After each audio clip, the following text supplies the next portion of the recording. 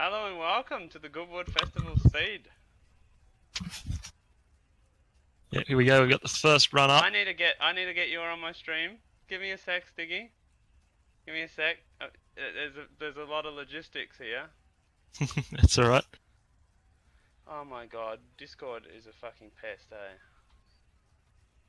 What's it done? Where's it taken the stream to? Oh, come on, Stanny, you wobbler! Come on, fuck! Yeah. We're all waiting here. Yeah, This is the biggest event of the motorsport calendar right here. It is, and why is that like that? There we go. Alright, I've got it. Morning, Jess. Morning, everyone. Have I got sound on your Welcome stream? to Goodwood. All right, let's go. Welcome to First Goodwood. run here. So I've got the first run here. It's the 1906 Renault AK Grand Prix car. Is the first car to ever win a Grand Prix. The 1906 French Grand Prix. Driver was Ferenc Szesz, the Hungarian driver. And here we go. This is a big. Oh, he's having a big dip here. Right, he's right out sideways. Right out sideways. The priceless Grand Prix car. That is one way to start Goodwood. Yeah. This is classic Goodwood, this. Classic So Grand there's full Prix car. commitment on this run. Fuck, this thing's slow. You're fucking Yeah, slow, not the fastest car in the world, we have to say. Grand Prix racing has progressed quite a long way in the past 117 years. That it certainly has. Oh, that is committed. There's commitment on this run. There's a lot of sideways action.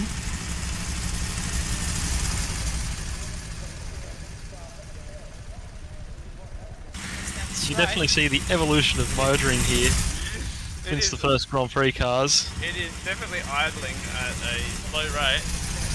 And the brake on this car is hand operated as well.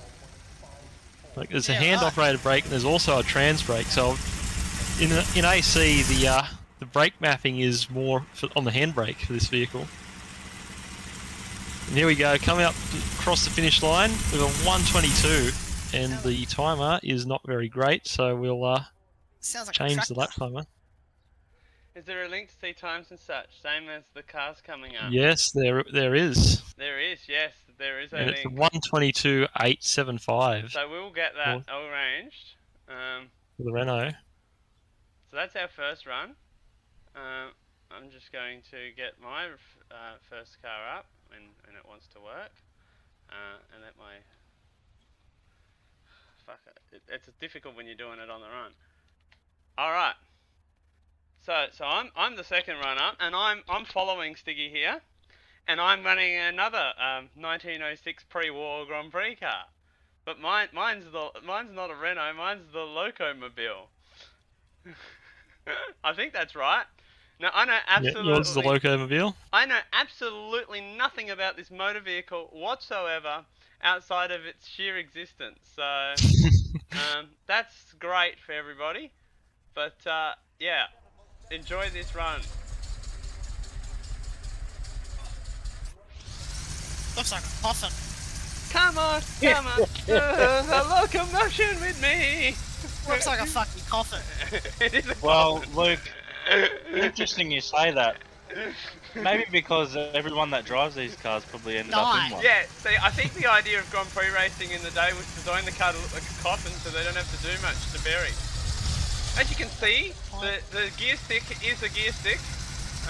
Oh my god, up on the wheel! Jesus. Just pure commitment here.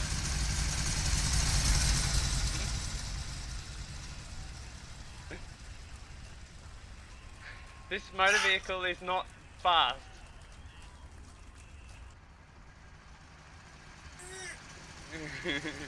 Yeah, it's going at a pedestrian. It's faster than the Benz. Just remember that last year's. Oh, I've had a big moment. Just remember that last year in the Benz, I took 8 minutes 50 to get up Goodwood. So the Benz was so slow, I wasn't allowed to run it as my first vehicle at the Surely this is flat. protest of anyone. I think so.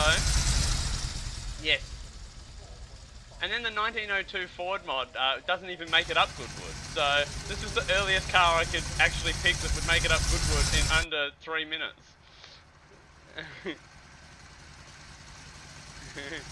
And Sounds crossing like the a line.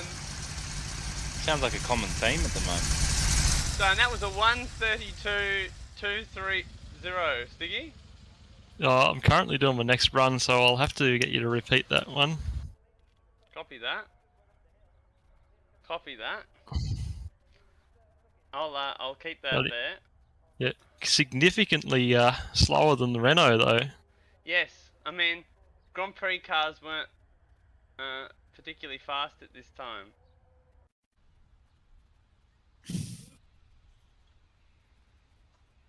Oh, we've got Cole up now, do we? Voila! Just give me a second. Here we go. I'll get you on my... I'll need to do some rearranging here. That's what I've got going on. So we get the third car up, Goodwood, in the night. So for everyone who is actually watching, we kind of haven't explained it. We've got 10 different batches tonight of cars. So we're obviously starting off with the pre-1960s cars, right? So starting off with pre-1960s cars. Then our next batch will be classic GT and touring cars up until 1990. Then we will have classic GT and classic open wheel and prototypes. Then modern touring cars and stock cars, modern GT, endurance and prototypes. Batch 6 is modern open wheelers. Then we've got supercars, hypercars and motorcycles. Batch 8 will be rally, hillclimb and drift cars. Then we've got miscellaneous, and then the last batch is reserved entirely for meme mobiles. So, just giving me a sec, Cole. I'm just getting you up on my my stream. Here we are. So we've got Cole here.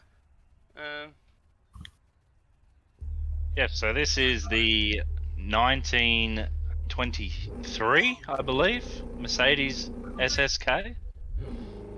It runs a 7.1 litre single overhead cam, inline 6 supercharged engine with a 4-speed synchro gearbox. And that's where the SSK comes from. Yes. As you can see on the back, it has a 500mm gurney flap. You know this thing's quick.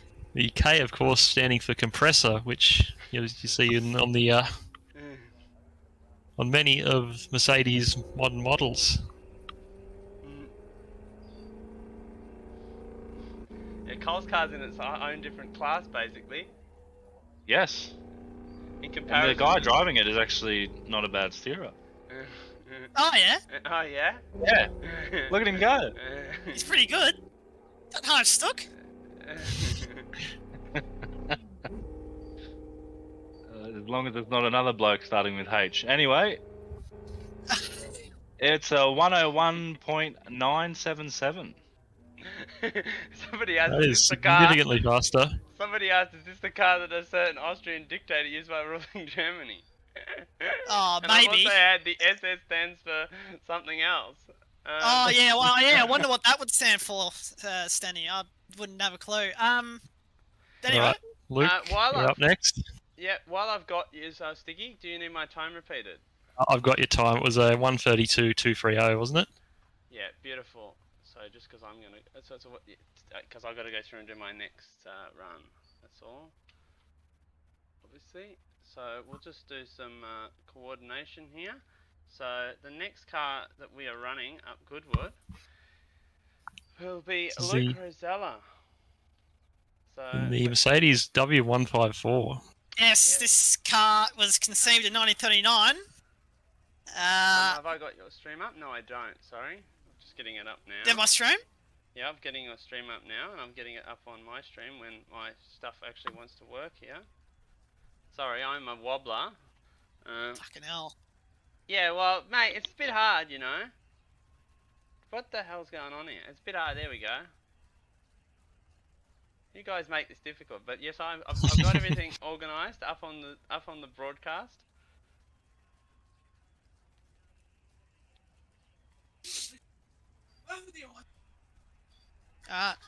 We ready? Yeah, we are ready, Luke. What are you waiting for? So this car was built in 1939, heavily financed by, well, a certain German government. That's all I know about this car, because I have no particular interest in cars probably before 1960. So yeah, I have no idea about the history of this car. Oh, I'm just not really interested, Stenny. What's that though? Oh, I don't know. Anyway, this thing requires a bit of commitment, as you can see by the driver. I think it's got a 12-cylinder, I think. Or a 16-cylinder, one of the two. Look at that fly through there, that's pretty committed. What's the fastest time so far? Fastest time is a 101.977 by the SSK, so I'd be very surprised if this is slower, considering it's the Grand Prix car. Oh, big sideways moment through there. It's pretty close. Getting close. 59.991. So there you go. The W154 is quicker. Okay, so we've got. I've realised the drama with our plan as well, because I can't do my run because of audio will cut over anything else. So, but that's okay. That's okay. Take short breaks in between. So, but yeah, I've got to change. Might as well over. do your runs as onboard then, Stenny. Yeah, I'm gonna have it's to do probably my better. runs as onboard. So Yeah, Stanley has the onboard camera for this motorsport event. I am the official broadcasting partner of the Goodwood So Festival. you can see how slow he is, folks. Right. Are we ready to go with the run for the Bugatti Type 35 here? We would be if I had actually changed my overlay over. So I'm just currently in the process of doing that. Copy. Fuck, the broadcasting partner is bad. But anyway. Fucking intern on the fucking broadcaster. What's going on here? Mate, it's better than Supercars, so at least it works. Yeah, that's a good point. So. Yeah, the prep work that went into this didn't quite extend to the broadcasting crew by the sounds of it. Hey, I spent many hours on many aspects of the broadcast, which we'll be seeing later on as well. Yeah, the last minute decisions didn't really go well so far. No, they haven't. They've been well planned, but that's okay. Right, let me know when we're ready to go We with are the ready, Bugatti. yeah, we're ready. Okay, so we've got the 1924 Bugatti Type 35 here. Now this is the classic. This is one of the. This is one of the iconic Grand Prix cars of the early 20s and 30s. It's one of the few 1920s Grand Prix cars that I actually know anything about. And this particular example was driven by the French female driver Hélène Nice. Very fascinating backstory with her. I got a few of those. You have definitely urged you all to look that her backstory up because it is quite interesting, and it also involves her being accused of being a Gestapo member by Louis Chiron, which is what eventually ended her motor racing career in 1949. Yeah. Okay, that's interesting. That's very interesting. I got a few hello nieces and nephews. I got great ones of those too. Oh, big moment there through the second to last corner. Nearly ended up in the hay. We've all managed to stay out of the hay so far, probably due to the fact of the motor vehicles in which we are driving. Here we go. We've got a 112.154 for the Bugatti Type 35. Nice. So that means I'm going to have to go live on Discord as well, aren't I? For my run here. Oh. And now we go from the Bugatti to the world's fastest lorry. World's fastest lorry? Yes, that's what Etoile Bugatti called the blower Bentleys. Oh, okay. See, you know more about this car than I do. So yes, I'm in the 9-litre V16 blow a Bentley from 1931. And this have to say, this is not the car I was expecting to see. Is it? I was What in the expecting to hell is see this one of thing? the original Grand Prix cars. This is a road car It's a road car, yes. This is a road with car. what looks like a racing seat in it, Yes. which is not period correct. It's retro. They've retrofitted it, They obviously. have retrofitted it. It's designed for Goodwood, you know. So I'm gonna drive this car up Goodwood, live, and we'll see how I go. We're live. You going live? On live, Radio Le Mans. Go on, Stiggy. You got to do it. I don't know how period correct the You're engine in this. coming up here in the Bentley. I don't know how period correct the engine in this motor vehicle is. Fucking But- hell, it's quick. It's got some ponies on it. I mean, it does have a V16 in it.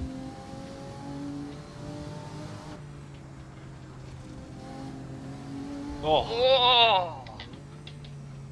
That is committed. I've hit that the is A commitment. in commitment.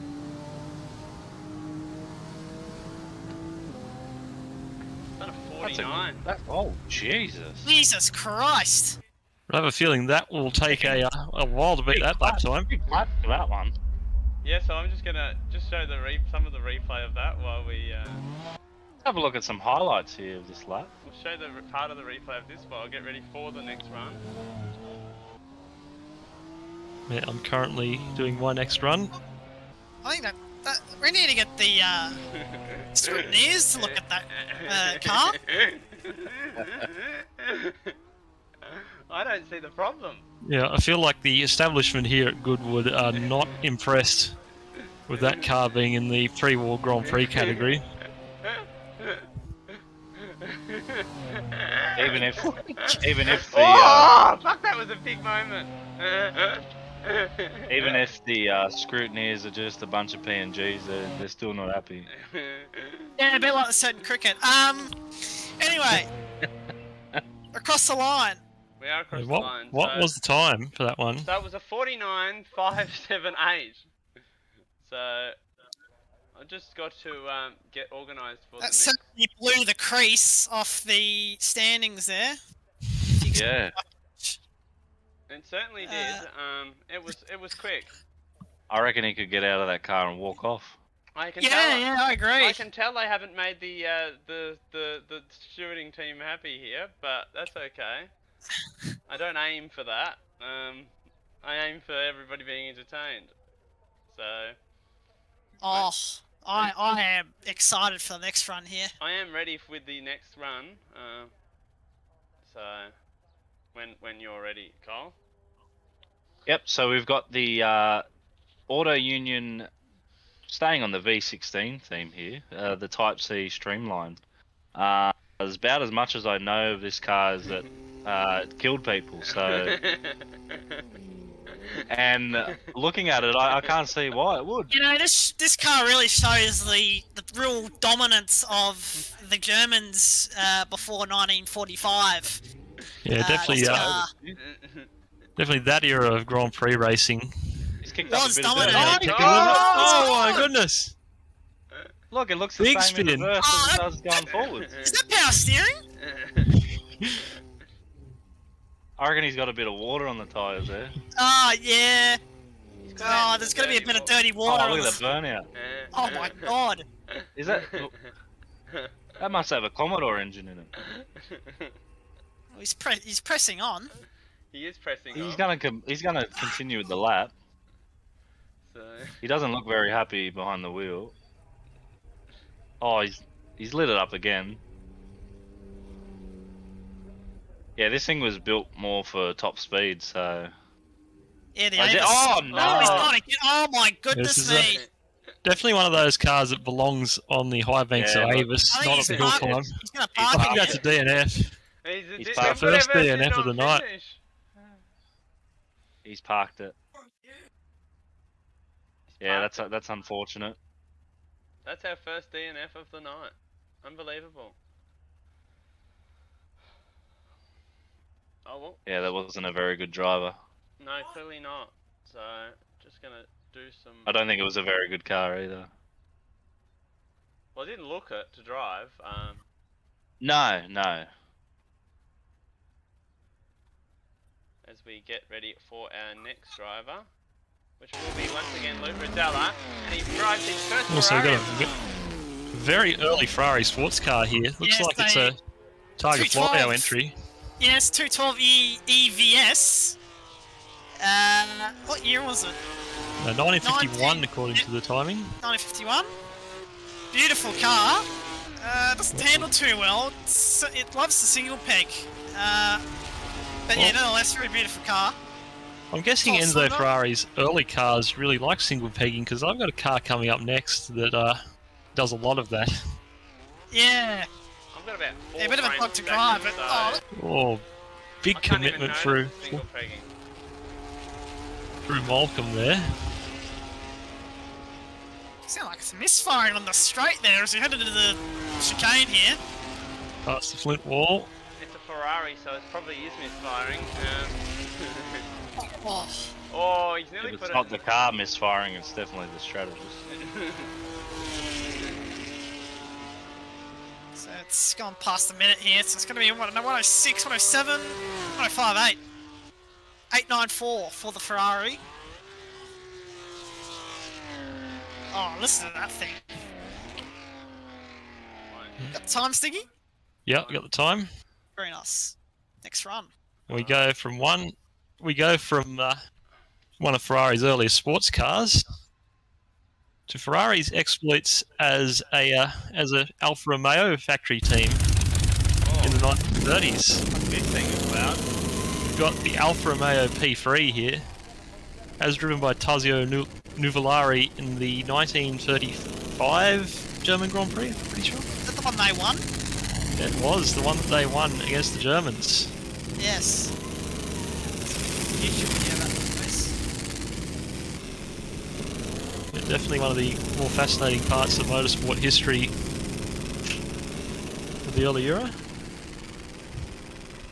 And as you can see here, this car does love to spin a single rear tyre.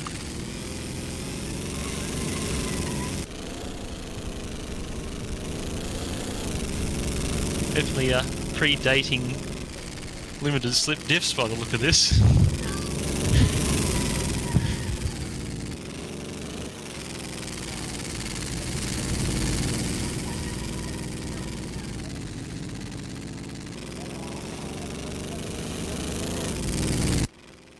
And here we go, up to the line in a big cloud of single peg tyre smoke with a 107.548. Nice. Well, now I get organised for my next run.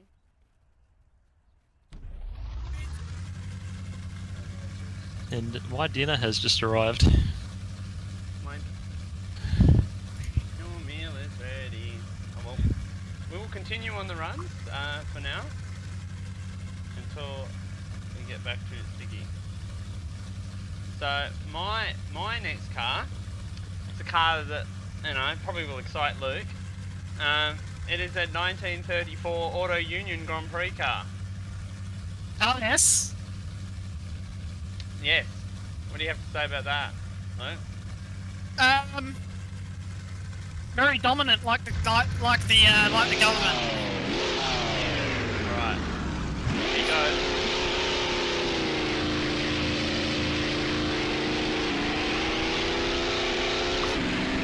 I know this thing's got not very good brakes from memory, and that's what I've just found out immediately. Oh no, I've stalled it. This has not gone well so far. So the political views of Luke Rosella do not represent those of the rest of the Goodwood Festival Spuds Association.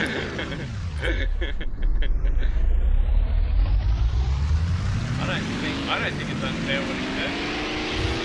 All he said was dominant. Yeah, I don't say anything else.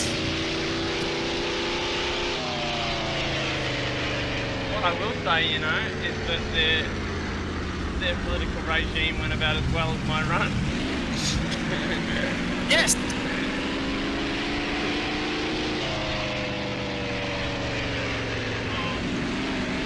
Hit about everything on the way up the hill.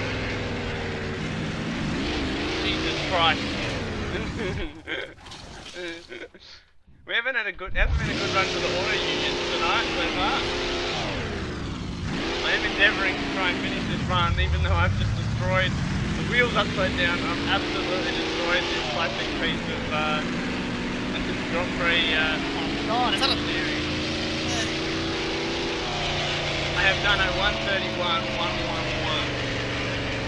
that's slow. Yeah, well, it was slow because I was backwards everywhere. Right, I'm going to have my dinner. Can you keep me up to date with the times? Or I was going to say can someone else edit the times, but I haven't set that up. Copy Oops. that. I will write the times down of the vehicles as they come from here on in. I just wanted to do a replay of the first spin of this motor vehicle that then contributed to all the rest of said spins.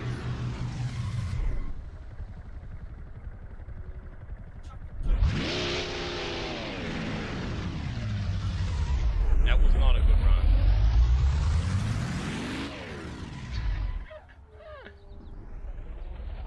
I forgot to go live in Discord. Yeah. Alright. Alright. Just give me 2 seconds as I get back up to speed with Cole's next car. Oh, wrong thing. Here we go. So, next motor vehicle for... Oh my God, what the fuck's this thing? Is this a taxi? No. Is this a London taxi? No, mate. Give me a sec. What is I it? need to change your the window I've got showing for this. It does look like a certain taxi used in the film industry online. Oh yeah. The fake sort. Yeah, you know the driver, John. Oh yeah. Uh huh. Yeah, it's not him though. It's not this vehicle. Okay. Does look similar though. No, what we have is a 1953 Holden FJ. Yep, complete with a I think it's a 132 cubic inch engine, grey motor, 2.2 litre. The old grey motor. I'm not surprised Luke can't recognise a pristine piece of engineering. Our first Holden of the evening. Oh, pristine. Oh, okay. Yeah. Our first Holden Yeah. of the evening, Luke. Just reading the brochure here. It they claim to make 60 brake horsepower, Right. and I'll tell you what, he is using all of it here. Look at it go up the hill. Now, like modern Holdens, did this use a overseas motor, or was this motor, Australian? Mate, I honestly couldn't tell you. Oh, right. Okay. It doesn't say it on the brochure, so Okay, I'm pretty sure it was done here in Australia. So was it a fucking Buick or a fucking Chevy engine? You have to look up where the whole No, grey no, motors no. were made. Not like those bloody VTs and all Ecotech, those that yeah. But yeah, that was a 121 428. Cracking time. Yep. So I'll just write Oh, that down. quick. Just for Sticky.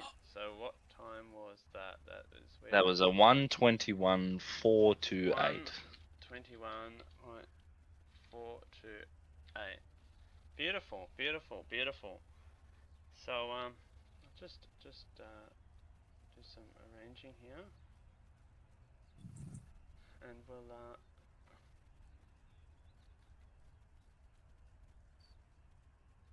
get back on the. We'll get back on the next car to go up Goodwood. Just need to edit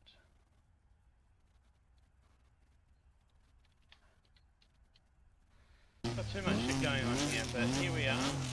We've got Luke Rosella. Alright, so this is the Maserati 250F, the 6-cylinder variant. 1956, I think. Once again, I have no knowledge of what this car achieved. I believe it won a few Grand Prix. May have won a championship. I have no idea. So let's just enjoy this. I think I might have. I think I might have the brochure laying somewhere around here. Oh yeah. Okay. I'll have a quick look.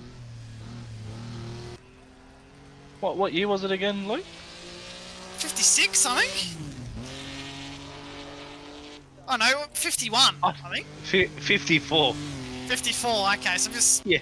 stabbing in the dark here. Yeah, I just grabbed the brochure. Yeah, 1954. Oh, he's in the wall. This is a 6-cylinder one. I believe you're also running the 12-cylinder variant of this car later on. Yes. Do you want to know an interesting fact? What's that?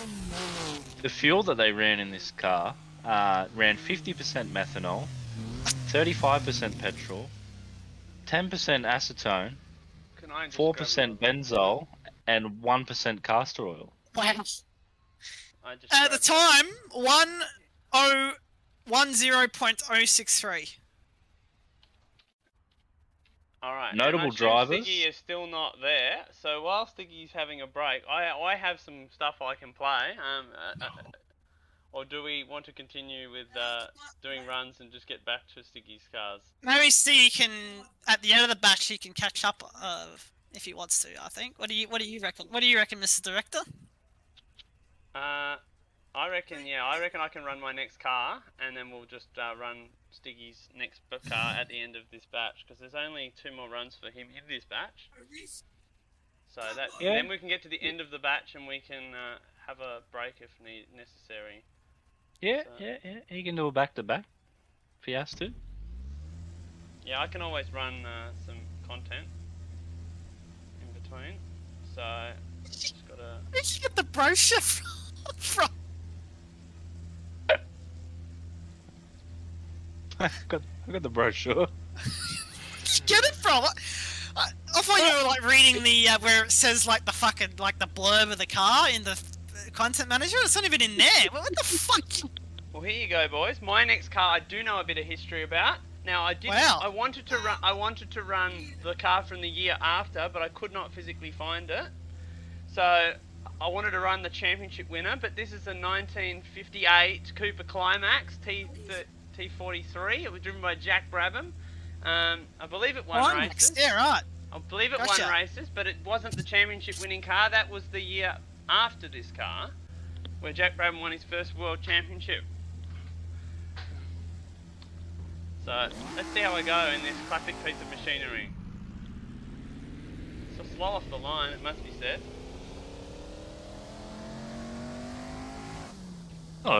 Not a particularly bad sounding automobile. Would you agree there, Luke? Yeah, I've almost climaxed by the sound of that engine. I think. Yeah, it's pretty good. Here's the fun. I'm taking it very easy. I do not want to break this motor vehicle. Doesn't seem to have a lot of torque, must be said.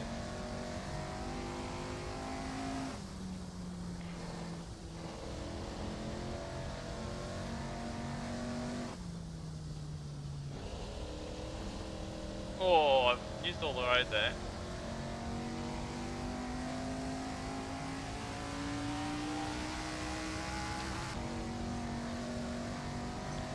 I've gone across the line in a 59. So I'll just give myself a couple of seconds to record the time in that of this run.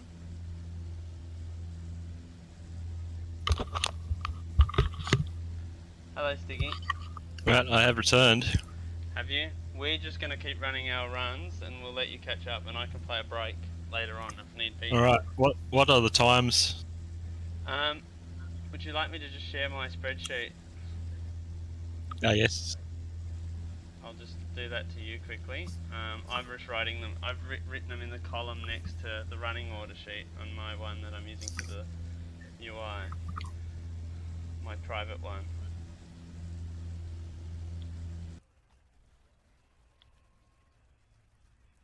So just give me a second and I'll get ready for the next car in the running order.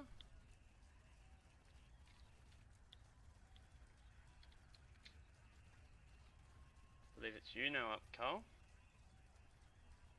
Yeah, just give me a sec. I need to give myself a sec too, so no stress. It's a hard job directing this Goodwood. I don't you guys taking the piss out of me, but it is more difficult than it looks. So, I've got you up on screen now. Oh, what a classic motor vehicle. Originally one I was going to run, but...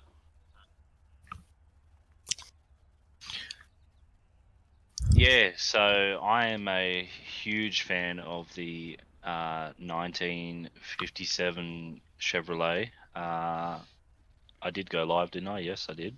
Yeah, So I've got it up. We'll continue with the run. I'm a big fan of them too, and so's every boomer at a car show. So... Yeah, you can't go to a car show without seeing a 57 Chev. What is this bucket of a thing? Mate. Well, it's sponsored by Smith's Radiators, so I guess you could say it's got a lot of water in it.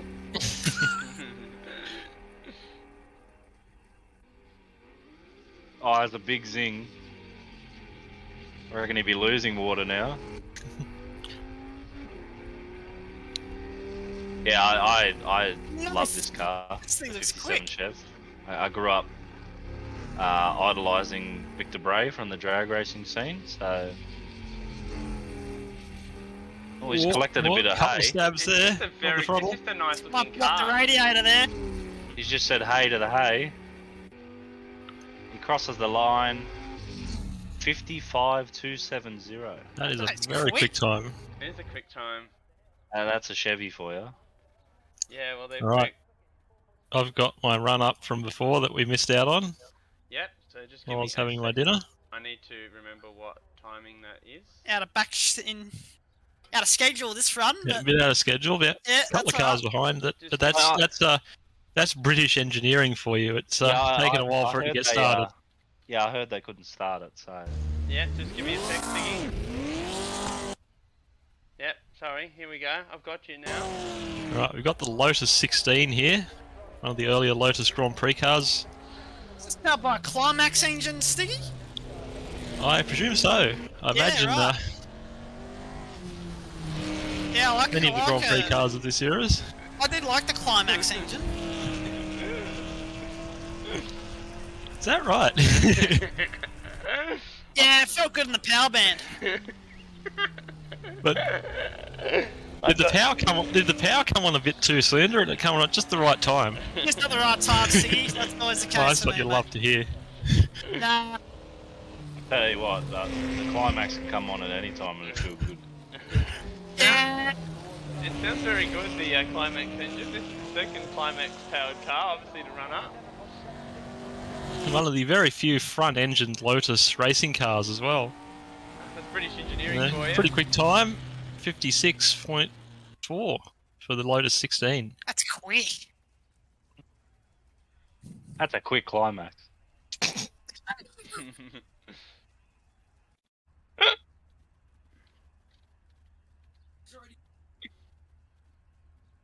Alright. Who have we got next? We've got Luke Rosella. Again. In another Yep, it's me again. Maserati. In an Italian car. 3 in a row. Name a more iconic duo. This is... Oh, on the limiter there. This is the 12-cylinder variant of the 250F. And, well, Kyle, do you have the brochure up for us for this one? I can get a brochure up. Just a sec. This thing looks a lot quicker than the last Maserati in which you drove up. Sorry, I'm having a drama with the brochure. Oh, The pages are stuck together, I think from the Climax earlier. quick and straight line this car. We're not very good in the corners. Yeah, this is the 12-cylinder variant. It's got Yes. 6 extra. 6 extra, so a bit of more weight, so you're not particularly good handling-wise, but... So- Imagine if it had Has 6 it helped? extra Climaxes. How's the help with Jeez. the straight line? How's the help with straight line handling though? Very good. Slide through, here we go. Thanks for that feedback. It's a 1 minute 0.917 for 250F, so that's pretty close to 6-cylinder cousin. It's like 3/10 off the 6-cylinder, so it just shows you what lucky. a bit of extra weight does. Lucky it wasn't a climax, because you wouldn't be wanting to climax with your cousin. No, Whoa. no. Right, and we've got another Maserati coming up next as well. Just give me a Wow. second. I'm getting ready for. Oh, you're not even live. I'm not live yet. I'm just about to go live Alive! once I get this Going replay live. set up. All right, Going live. going live. They're talking about climax engines. Is what you've come back to. Yes, the Coventry Climax, one of the great engines of the late 50s, early 60s Formula Another 1. fucking climax. But now we're looking at a Maserati. Yes, this is the Oh, Tipo right. 61 Birdcage, as driven by a Texan chicken farmer, No way. better known as Carroll Shelby. Tell you what, Luke, you're probably Probably the only person I know that would complain of a second climax. Yeah.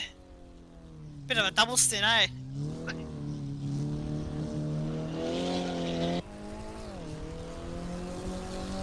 Of course, this was Shelby before he decided to found his own car company and build the Cobra.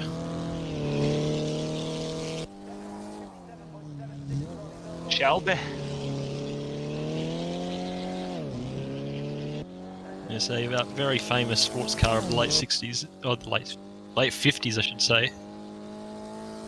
Does the hill climb in a 57.946. Pretty good time there. Pretty quick, almost as quick as the Bel Air. I'm just getting ready for my next run. So I'm running. My next run is running one of what I believe is one of the classic cars of not just British motor racing, of Australian motor racing. So I'll just go live. Get it up. Luke, what was the time for the 12-cylinder again? Now 1 this- minute 0.917. People might go, now, look at this and go, now, well, the Australian Touring Car Championship started in 1960. However, the first Australian Touring Car Championship was run by a car, obviously built the year previous, which was the Mark II Jag. So, I'm going to go out and I'm going to have a drive in my Jag and see how I go. Jag. I'm in my Jag. Iconic car, I had to pick this, rate this one. Jag. So, as you can see, it's got fitted out with a wood grain dash and everything. This one.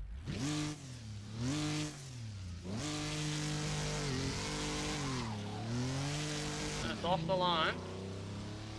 Is that a factory dash or? I'm not sure.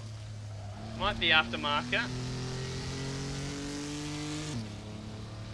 I know the roll cage is definitely aftermarket. Yeah, it is.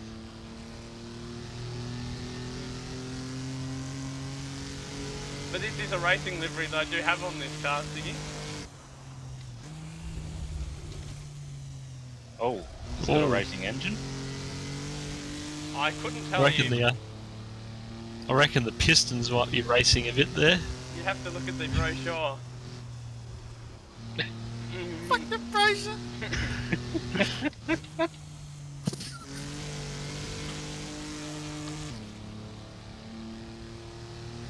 Nice car, the Jag. Yeah, they're a nice car. I was thinking about running any other Jag, but I couldn't go past the Mark II. So I've done that in a 59.208. Fucking hell, the touring cars are fucking quick. Quicker than the Grand Prix cars. The Grand Yeah. Prix cars are all old shitboxes though. So I'll just get ready for the next run.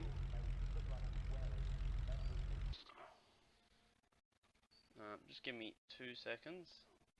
Gotta get Cole up. For people who don't understand, because Cole has 3 monitors, I've got to change to my ultra wide to be able to show him on stream, which is why it takes a while. Even though you All can't. part of the logistics of part this of the- motor racing event. It is part of the logistics of this motor racing event.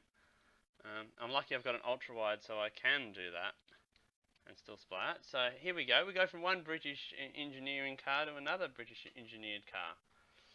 Yeah, so this is the 1959 Austin Healey 3000. Now, Luke, do you know why they call it 3000? Why is that? I'm asking you. No fucking clue. 'Cause Carl? I got no Three- idea either. The 3-litre engine, that's why. Oh my Well, I god! just checked the brochure. Oh, And it it's said- fucking pacey. 2.9 litre engine. It's a bit quicker than a fucking Austin Healey Sprite. I reckon that's about Luke's sized car, the Austin Healey Wouldn't mind Sprite. a Sprite. Yeah, Sprite would be good. These are the last cars in the pre-war batch. Is it me, or does it look like it's on warp speed, or is it just a wide fucking monitor? I think it's just the wide screen. Looks like it's fucking, like, hauling. Nah, I think it's just the Because it is driver hauling. Ah, yeah. coming up to the line. And across the line! Oh, It's a 52.604. Fucking Whoa, Jesus. quick time there. It was a quick time. So that's our second quickest car. See? Right, It was and definitely going at warp speed. we've got the final car in the batch coming up now. We do. So I just need to get that up on my stream. I just need to do with the logistics of moving to the TV back the stream before I go live and show it. So where are we? TV. Here we go. So we get a German car. Yes, another German car. This is the Porsche. It's a 356A 356A. Speedster. Was there a reason you picked so many German cars in your? I have no idea, Stenny. Let's just continue with the run. So this car was... I have no fucking clue this car. It's an early Porsche. It was widely successful. And yeah, here it is. So it's not particularly fast in a straight line, but once again, it's quite good in the corners, as with every Porsche. Is that right?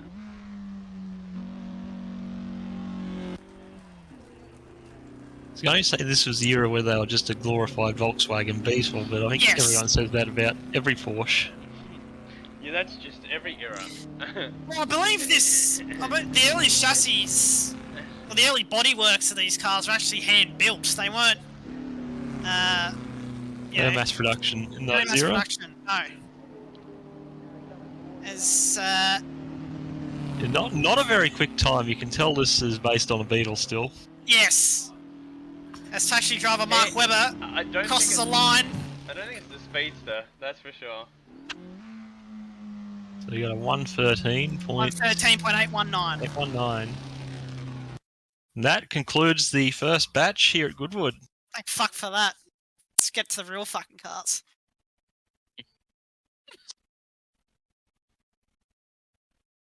You have a short break until we get to the next car. Yeah, is that right? Okay. Do we are we playing a break or are we just having a short break? Short break, because I haven't had dinner yet. Okay. Well, when we have we'll have a proper break when Luke has dinner. So It's a dedicated break for me. yeah, well, don't worry, I've got breaks scheduled in. I've got some content. Plus Just also, get in the dog water bowl. Plus also, people may have seen it in my intro. We have a special guest with us tonight that we'll be talking to soon, and I've got one of his cars coming up soon. So, 'cause Can't wait for that we've segment. we've got a as Goodwood does in real life. We've got a a significant person as part of our Goodwood Festival Speed festivities, and it's an absolute legend of motorcar sport. So it's a real pleasure to have him join us. We just see some glorious images here of the Motor racing facility. that is it. Motor racing facility. Well, actually, it's a motor racing establishment because this circuit is part of a wider facility, really. We've got the rally track, and we've also got the well-known road circuit, which is... I don't know how far it is from the Hillclimb. Never been there, but I thought the Goodwood Hillclimb was has just old mate's driveway. Yeah, it is. Lord March. That's it, Lord March.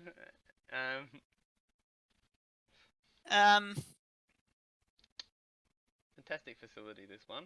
I will take Yes, us on a testing tour facility. of the facility later on in the evening as well. Why are you laughing, Luke? Nothing. There many hydration stations located at this facility? Well, I don't know. I haven't hydrated myself yet at any hydration facilities, so in this facility. But I reckon I will be finding my way towards them later on in the evening. Here.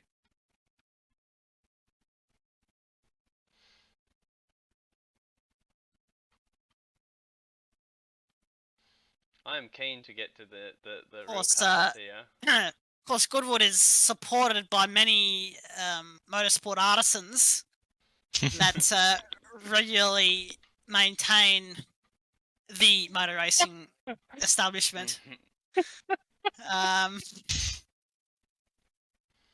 Okay, we've got the first car coming up in batch 2, which is Another British piece of shit. this is batch 2 classic GT and touring cars from 1960 to 1992. Fuck yeah. We start off with an iconic touring car of the early 60s, the Austin Cooper S. Also known as the lunchbox. This car was won. Henry Mikola, I believe, in Bathurst. The finish driver. That is indeed correct. Henry Mikola, and I think it was Bob Holden. Yes. Yeah, Bobby Holden.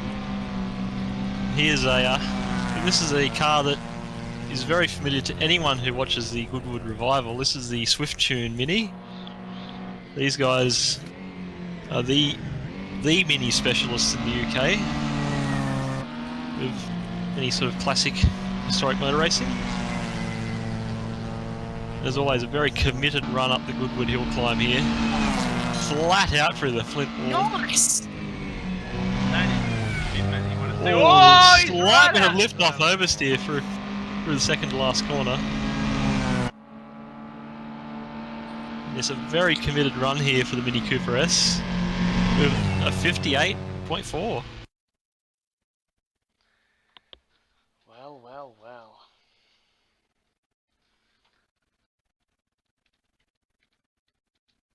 I bring to you the first. I said I had a classic Australian touring car already tonight, and I have. But I bring to you the first of the Bathurst spec Australian touring cars to be on Goodwood tonight. Now, this car is one of the most famous cars in Australian touring car history. It is the Phase 3 GTHO Falcon that Alan Moffat drove solely to the last victory, or the second last victory of the Hardy Ferodo 500 before it became the Bathurst 1000. So I'm going to take this for a run up Goodwood, and I'm going to let kind of speak to the original driver of this car, Alan Moffat, while doing so. What a Yes, great...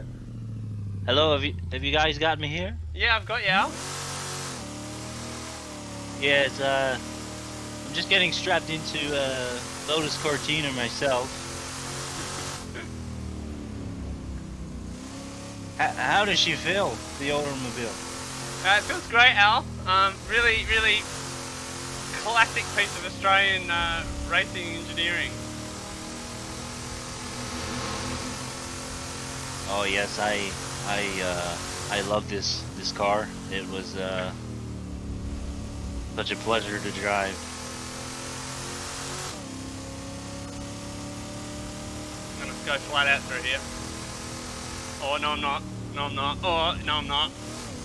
I have absolutely... Oh my god, you've written the thing off. I've written off your car, Al. Oh no.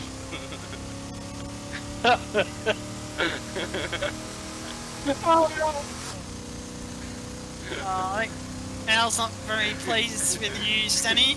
I don't think he is either, but I've done a 58.979 for the The XYGDHO. The old girl. The old girl.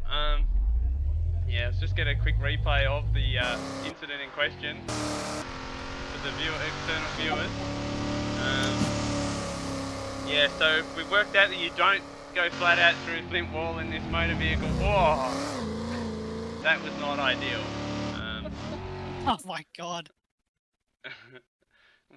So I'm just. We have to ask. Are you okay, Cole? Yeah, Cole's fine. I'm not sure about Alan though. I think he's going to have a little lay down after that. Well, I'm sure we could get him back later.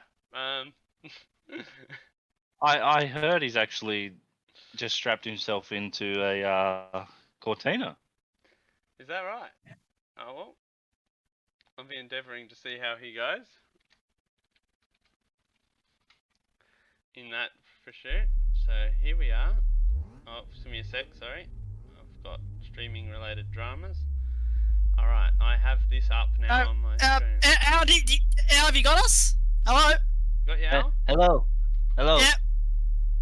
So, Al, talk us through this car while you take it up the historic Goodwood Hillclimb. Yes, I have fond memories of this car from 1966. I'll just try and get it off the line here. It's been quite a while.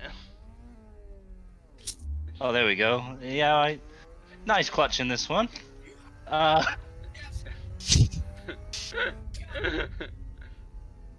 to drive and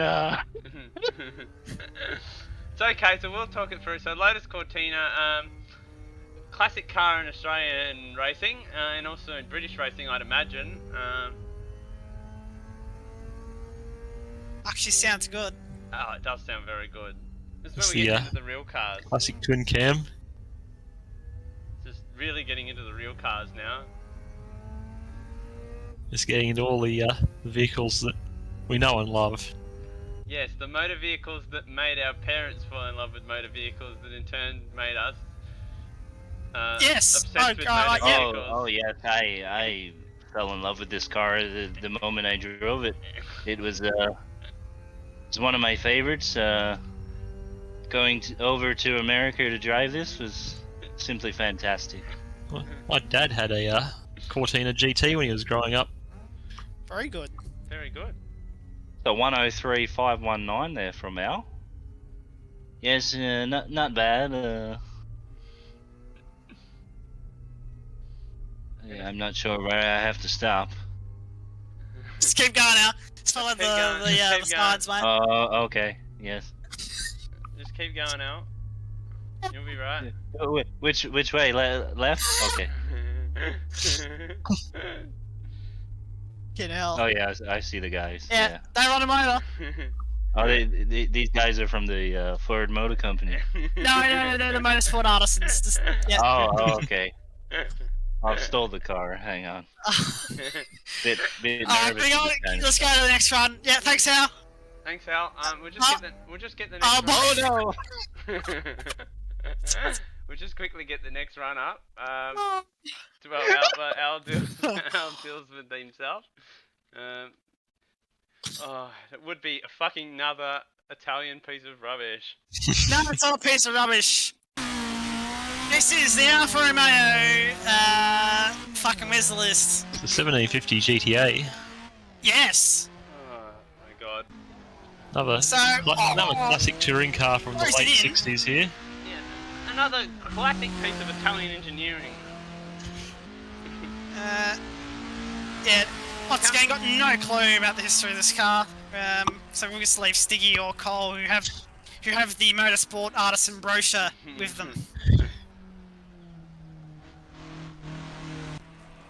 This is a car that was very competitive in its class at Bathurst in the early 60s.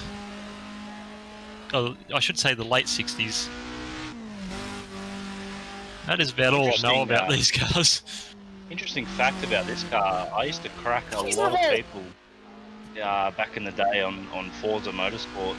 I used to use this car in the B class, and I won quite a lot of races on the Forza platform on the Xbox.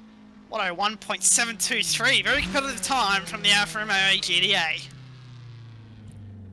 Right, and we've got some more Italian engineering coming up next. Is that right? Do we just? I've just. I got dinner, by the way. That's all good. After this next run, we will run a Yep. short. After these next couple of runs, we'll run a short break. I'll return. All right. So just give me a sec, Stiggy. I need to get into your stream. So here we are. So yes, this is a classic Italian piece of engineering. Yes, it's a classic Italian piece of engineering, and it's reliable because it has a Ford V8. This is how you improve the Italian sports car. Put American engine in it. Yep, that's it. And definitely some Ford Motor Company involvement here with Di Tommaso. Originally, I think these cars were meant to be branded as Fords. Is that right? Sold in Ford showrooms, but never ended up happening.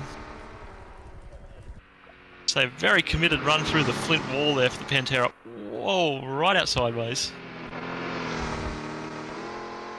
Kicks up a bit of dirt coming through the hay there.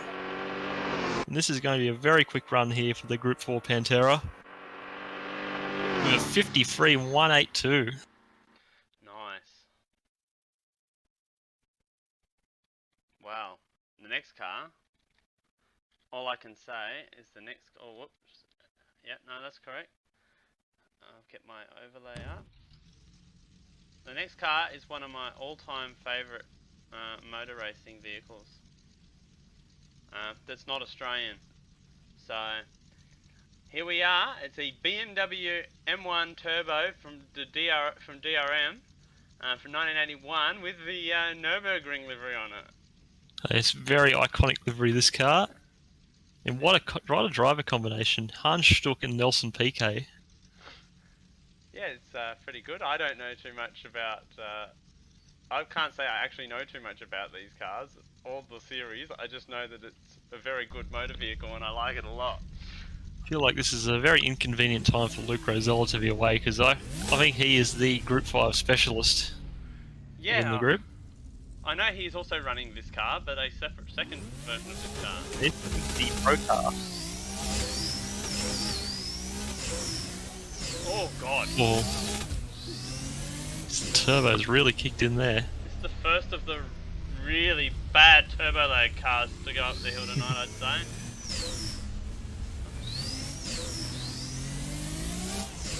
Oh my god!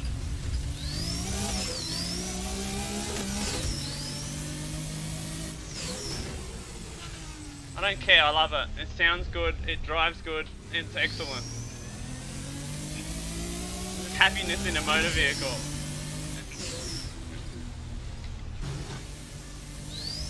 Oh, big moment through the flint wall there. Oh, it's understeering.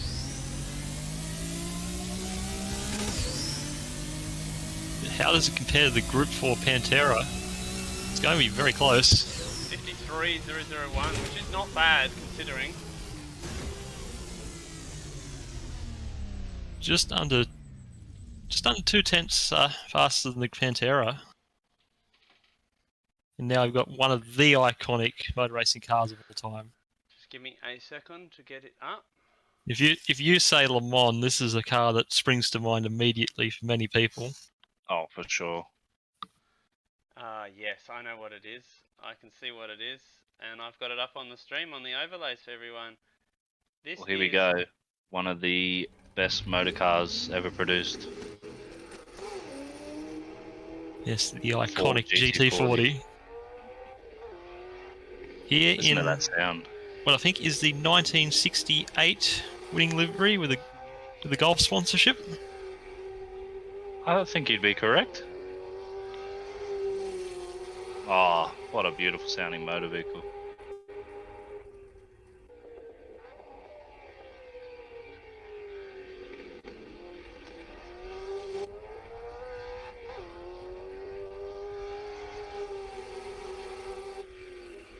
So we've all just gone quiet in the commentary booth just to appreciate the sound of this vehicle. Really pushing the car. This very committed running a Oh. priceless motor vehicle here.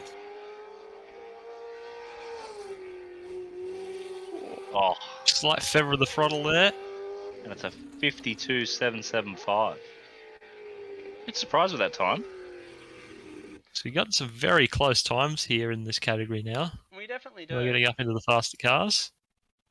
And now we're taking a short break. Yeah, we are. So I'm going to play some short break content. We're going to head over to the rally stage and check out some of the action, and also check out some other things happening around the Festival Speed Precinct. I hope everyone can enjoy that.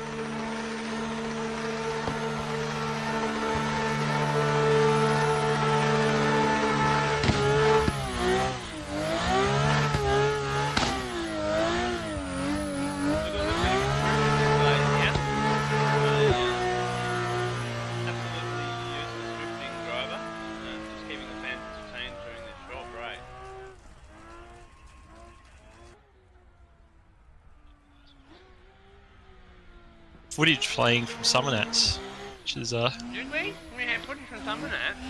When? yeah, with that technical difficulties that came up a bit earlier. That was blasphemy. Wires are crossed. I don't know how that ended up in a Goodwood highlights package, but Oh well, at least we found the correct. and the correct tape here to play. Green Sally up and Green Sally down. Last time sparks out of tails around. Green Sally up and Green Sally down. Last time sparks out of tails around. Green Sally up and Green Sally down. Last time sparks out of tails around.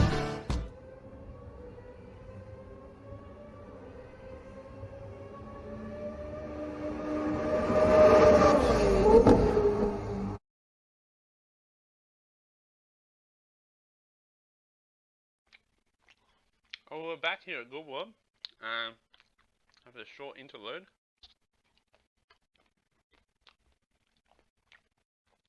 Does anyone just want to play their runs and we can fucking wait for that useless prick? Yeah, I've got my next run ready to go. Alright, I need to get everybody. I need to get the telecast ready to go.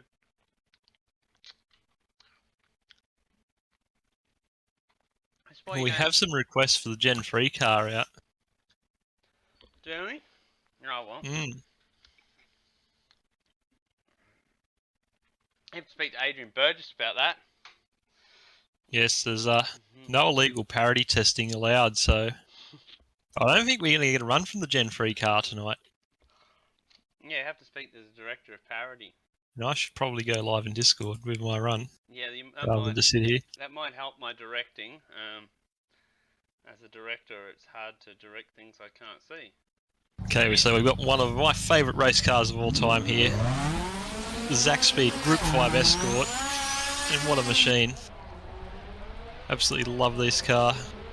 As driven by Hans Heyer, who is more infamously known for being the only driver to be to have both not qualified and been disqualified from the same Formula 1 race when he took to the grid in the 1977 German Grand Prix at Hockenheim. That is an interesting fact. And he DNQ'd, but decided to tag onto the back of the field anyway, starting from pit lane. As we see a big moment through the flint wall there. That is a big moment. Right onto the wall. These are nice looking cars. Yes, I do love these Group 5 cars. Big flare wheel lights. Whoa, big moment! He's into the hay! He's into the hay, but he's kept it pinned. And it's a 52.829 for the Zack Speed Escort. That's a good run there. Oh well, next car to go up Goodwood is one of the most iconic cars in Australian touring car history, in my opinion. You can just see it, and it says all it needs to say. It's actually not the 05, because it's the 20. I'm actually in the 25 liveried car, so I'm in the car that came second in the Classic 1-2 in 1984, the last of the big bangers, and I'll go live and play my run. Am I live in Discord? You are not live in Discord, I'm a useless prick, aren't I? so am I, so it doesn't matter. Anyway, so I'll go live in Discord. So, interesting facts about these cars, for those that do not know. These cars were built particularly for the Sandown and Bathurst Enduro, so these cars only ever did 2 races, of which they obviously won both of them. So, pretty fantastic statistics there. And the reason in which they were built was because Holden wanted to run the later model VK Commodores in those races, as that was the new car that they were selling at the time. I mean, it wouldn't be that Holden wanted to exploit the rules at all. Well, look, we won't go into that. As a Ford fan. The nice flared wheel arches on this car. It's just iconic. And always had a big moment there. It's just iconic. Whoa! He's kept it going though, that's the main thing. That's what we'd like to see. Crosses the line. So that was a 51.304, and I think that's probably our quickest time so far. That is our quickest time in this touring car category. It hasn't beaten me in the Yeah, illegal. the illegal Bentley. We also got a report that the playback was a bit stuttery through Discord. Yeah, I did hear that. Thank you for the feedback. I endeavour to do this broadcast. Is Cole actually living there? Cole is muted, so we'll have another short break while we wait for Cole and Luke to get back. No dramas. We can do that. So I've got my next run coming up. It's not ready to go yet. I will let you know when I'm ready. copy that, and I'll just keep looking at this scenery here. I'll get my next car ready as well. I've had to top up the two-stroke oil in this car. That's why it's taken so long. Is that right? Oh yes, my car is a car that's a favourite of mine coming up next.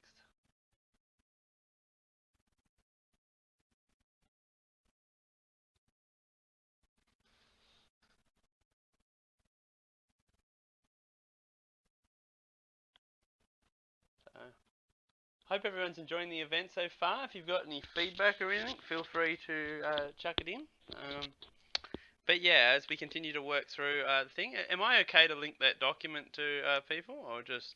Yes, you're okay hello? to link that. Oh, Luke is back.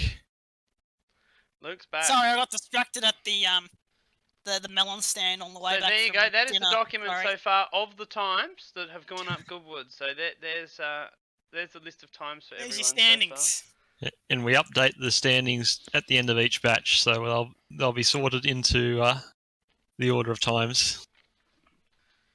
And that's Once So each where the batch fuck is are we up to? completed. What have I missed? Have I missed something? yeah. Or did you do You've that? missed one run. You have missed a couple of runs. You missed the Di Tommaso Pantera. You missed the BMW M1 Turbo DRM Ooh. from me. You missed the GT40 from Cole, and you missed the Escort RS Turbo DRM, and you missed the VK Big Banger. So I've got to do all my ones sequentially here. Yeah, so you Ones need to I've- run the M1 Pro car as your next car in your batch.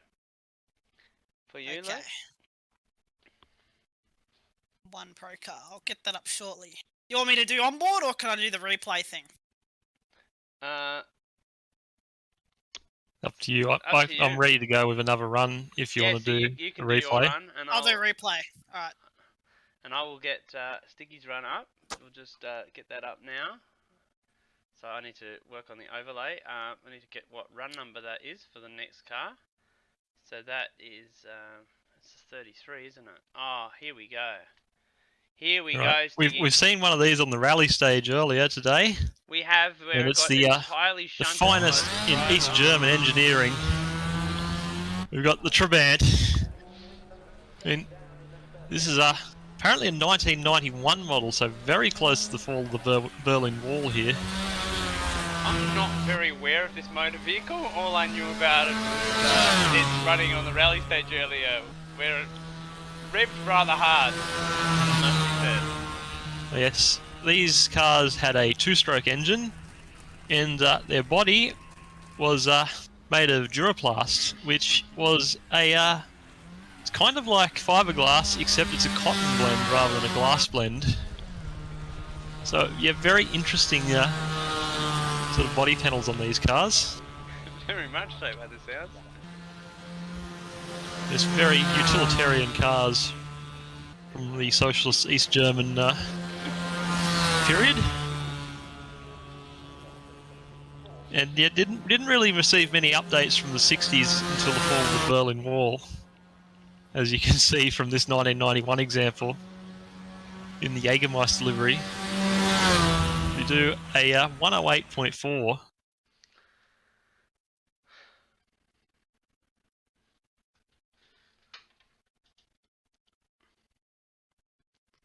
Luke, let me know when you are ready. Yep. Get your stream Give up. me a second. I need to get your stream up. It's not up yet. So we got a comment in the chat. Bentley in P1. Yes, the Bentley was not Still, a it's- period correct model. It's still being scrutineered at the moment. We will update you on the conformity of that car. Yeah, I'm not. I have pissed off the Goodwood organisers by running that car. Well, I'm ready. Yeah, Though. Here we I go, wasn't- folks. This is a serious motor racing machine. This is the BMW M1 Pro car. oh, what a glorious sound. That is very good. Now, this was a single make championship in the late 70s. This was the first BMW M car, actually, first ever constructed. So yeah, it was very successful in sports car races after 1979 and 80. So a very capable motor car. Yeah, as we Looks saw like earlier. it looks like a very capable driver as well here too. Very Yeah, Nelson committed. PK is actually behind the wheel of this car. He's having a bit of a big more go. committed than me. I drove the DRM model from 1981 of this car before, and I was not as committed huge as commitment this. for the Flint Wall. Yeah, oh, look at that. This is going to be a pretty quick time here by Nelson. Can we break into the beautiful 40s car. here? I think the 40s are possible. And it's a It's done. 48. Woo! 48.160. Time. First 48 of the evening. Have a listen to the fucking thing. Oh, it's very good, isn't it? Yeah, brilliant. So Cole's currently missing, so that means the next car is your Lancia, but I will go next with an onboard of the Volvo if that makes everyone happy. Yeah, that'll do. So next, I'm running a classic car. Well, in my opinion, I just need to get organised on my end. So I'm running one of my favourite cars, the first of the Group A cars, I think, going up tonight. Oh yes, we've got Group A cars all through this batch now. So this is the car that was driven by John Bow and Alfred Costanza, who is well known for his exploits. Oh, the WOG. Well known for his exploits in Formula 5000. And this is the Volvo dealer team livery from 1986, I believe. Yep, Australia's fastest WOG, Alfredo Costanzo. Very, very So- capable driver. So this is a 2.4 litre turbo, I believe, isn't it? I think. I don't know. It's a favourite car of mine. Everyone knows this car as the Brick, but it was a formidable car in Australian touring car racing. So I'm now going to do my run and let others talk.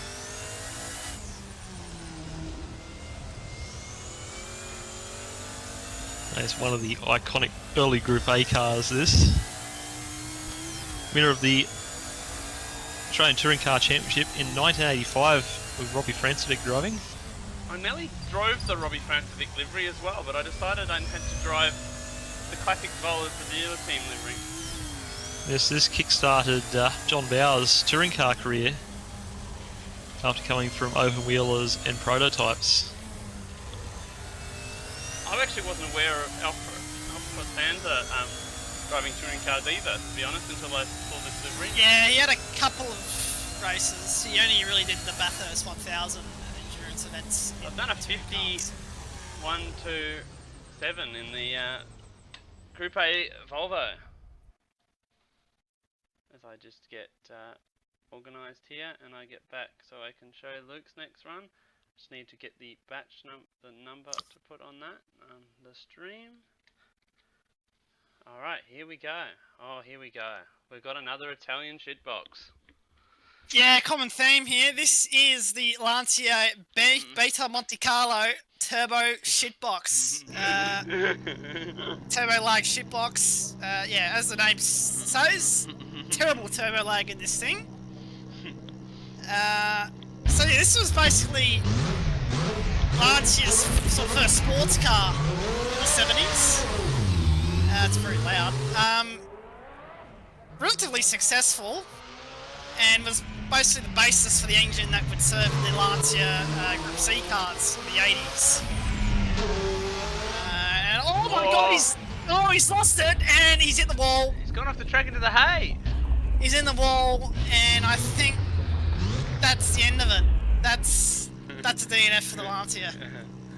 That's not gone well for the Lancia. No, it hasn't. No. Our first Lancia of the evening. Yeah, that's a DNF. Yeah, he's not returning. As we've seen, he's quickly left the venue because in our image there he's not visible. So it's, No.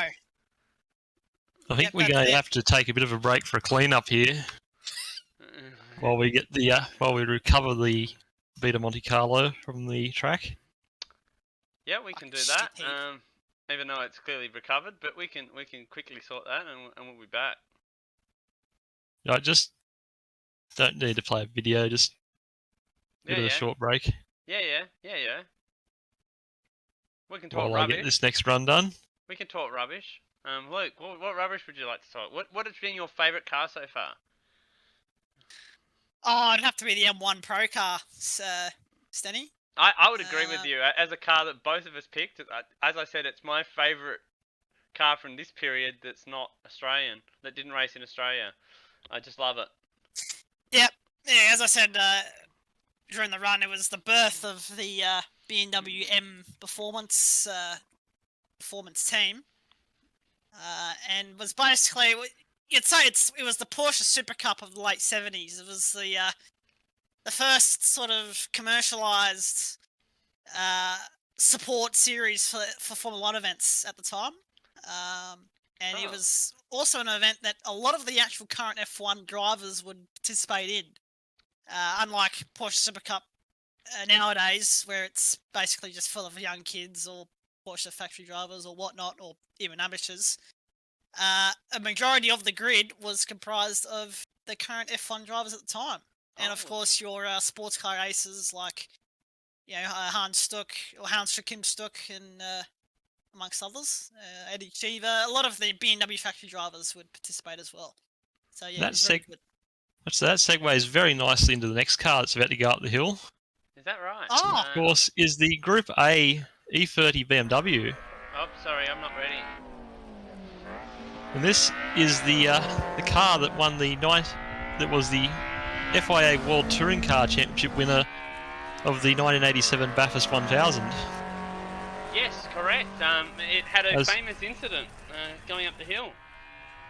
It's Johnny Cicotto in the car at the time, co-driving with Gianfranco Brancatelli. Oh, big moment there for Malcolm for the E30. And yes. Sorry, whoa, right outside base. It's rather funny because the next car that I'm going to run was involved in an incident 100 metres up the road from this car. Oh yes, the very wet end to the race in 1987. It's good to see the. There we go. That's a 52.7 for the E30. Well. It's my time to shine, and I bring you love. I think this is the first Toyota of the evening. Oh, what a feeling! Oh, Toyota what a report. feeling! Toyota Motor Company, and here it is. Here is the first Toyota of the evening. I just need to go live in various facets of going live. So here it is. It is the Toyota Corolla A86 Group A car from the 1987 James Hardy Bathurst 1000 that was famously involved in an incident with the sister car on the exit of the corner now known as Metal Grate, which your car drove past with the broken front end. That is indeed correct. I like how the gear set is the TRD dog box. So I'm good at thrashing Corollas, so this is my specialty.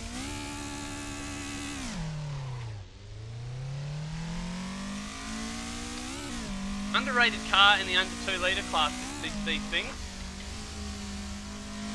Very dominant in that class at the period of time.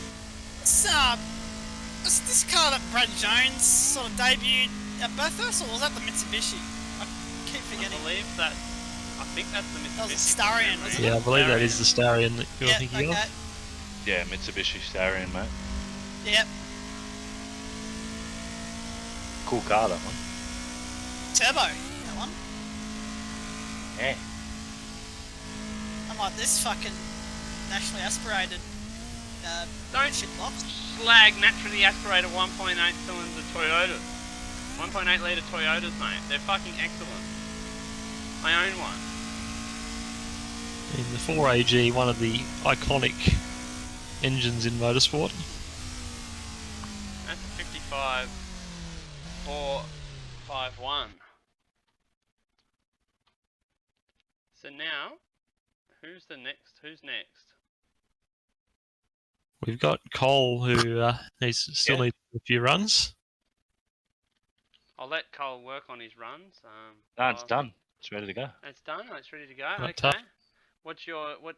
Give me a sec. I need to work it out. So Oh, that's so this is the Touring Car Masters SLR 5000, if Oh. I'm correct. Yes, it is. Give me a sec. I need to get this up on Now, my. Stiggy, does this conform? Does this need to be looked at by the scrutineers? Stiggy. I think you may be right there, Luke. This is this might not a need to have- period correct motor vehicle, but Nevertheless, we're nevertheless, it will still be interesting to see this car run up the hill. Yes. So here we are.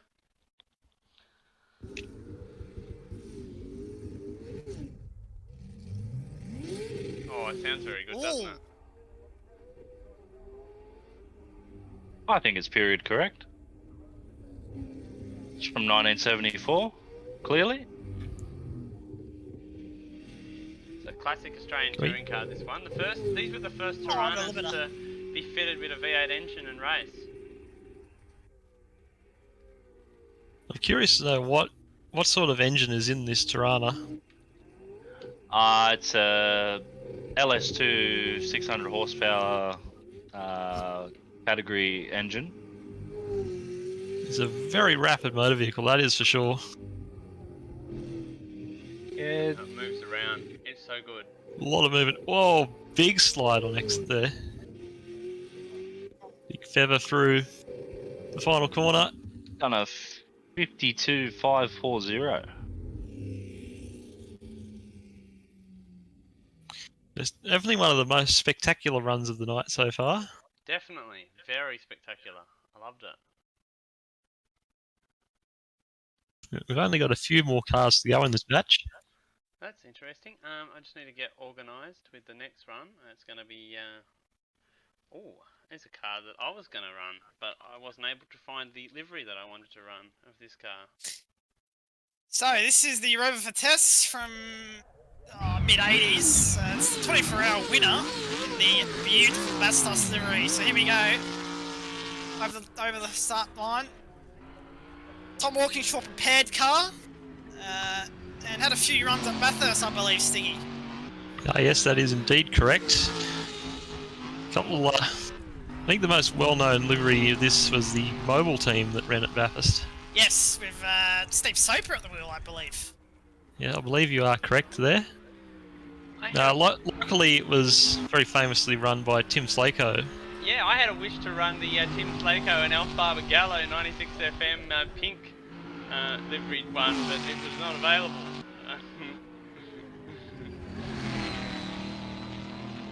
Tim Slako, of course, famous for his victory at Bathurst in, I can't remember the category, but I think he would be able to fill me in. I think that was the Nissan Pulsar Turbo Cup. Yeah, Unless correct. I'm very much mistaken. 2:01 for the Rover, so very quick time for the Group A. 201. 51.201. Ah, 2:01. That's a Bathurst. All right, that's a 201, crazy. I think Cole's up next again. Oh yeah. Oh, well, Might sorry. have to do a I think Al's up next. On board. I think Al's up next in the next one. Al. Yeah, I think Al's up next. I think Al's already been. No, we haven't got Alan Moffat up next. This is the Tirana L34 coming up next. Oh, is it? Alan Moffat is next car after this. Oh, sorry. Sorry. Bit of confusion there. We've got two Tiranas in a row. Yeah, sorry, I've got confused there. Here we are. I'll have to do an onboard for this one, so I wasn't ready to go next. But yeah, why not? Let's go for an onboard. Let's have a look around the Moss Brabham car. Oh, I just. Oh, this is the Oh No car. Give me a sec. Yeah, famous from the The start line incident. Oh no. What a great motor vehicle. So interesting see history of the drivers of Moss this sitting motor in there. vehicle. Moss So- is ready to go. Pretty historic motor vehicle to get Sterling Moss and Jack Brabham out to race the Bathurst 1000.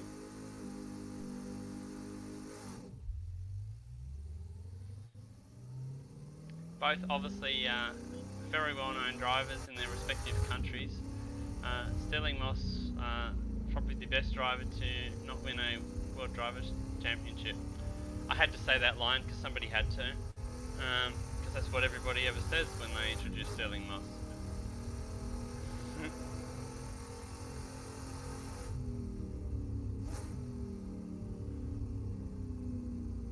So I believe they did repair this car after the incident and get it out to finish the race for the fanfare. I've seen this car in real life. Yes, Yeah, I the, actually. it's at the Bathurst got to stand International right Motor next to it. Museum. Well, last year for the Bathurst 1000, they got it out for I think it was the Repco thing. I got to stand right next to it and Correct. get right in and have a look inside of it. Yeah, likewise. Very good. I didn't. And that's actually done look a inside of it. 57,366. Good time for the old girl. Yeah, for the old gal. So Old gal. what are we doing next? Well, we've got the IMSA GTO Audi Quattro here, the Audi 90, Give me a sec. I just need to get that up. So that's 40. which Luke has mistakenly put down as an Audi 80, but we can forgive him for that. Can we? Can we forgive Luke for anything? No.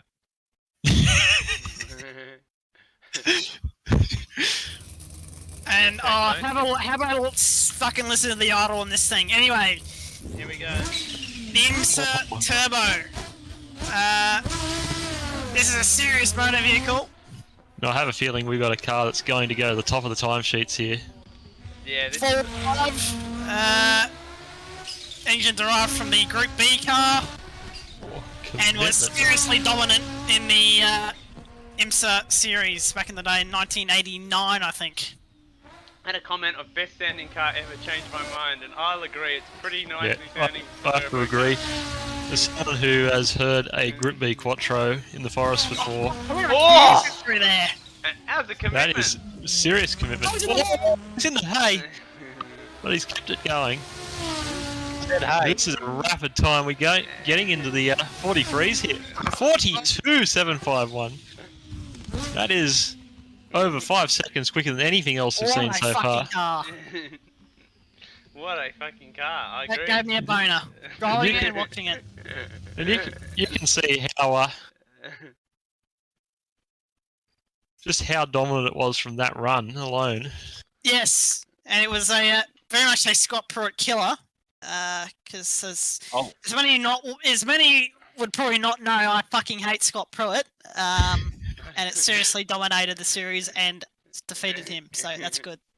And for our final run in the classic touring cars match, we've got Alan Moffat back with us. We do. We got him to run once again. I hope he's recovered from my run in the.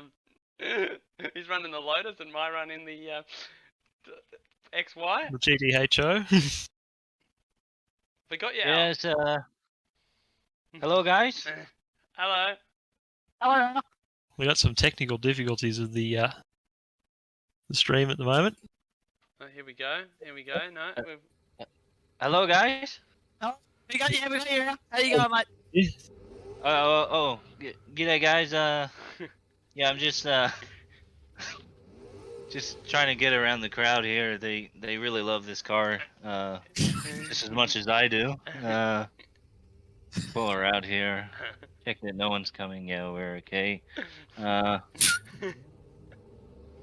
Roll up to the line here. It says tire warming, so might do a little of that.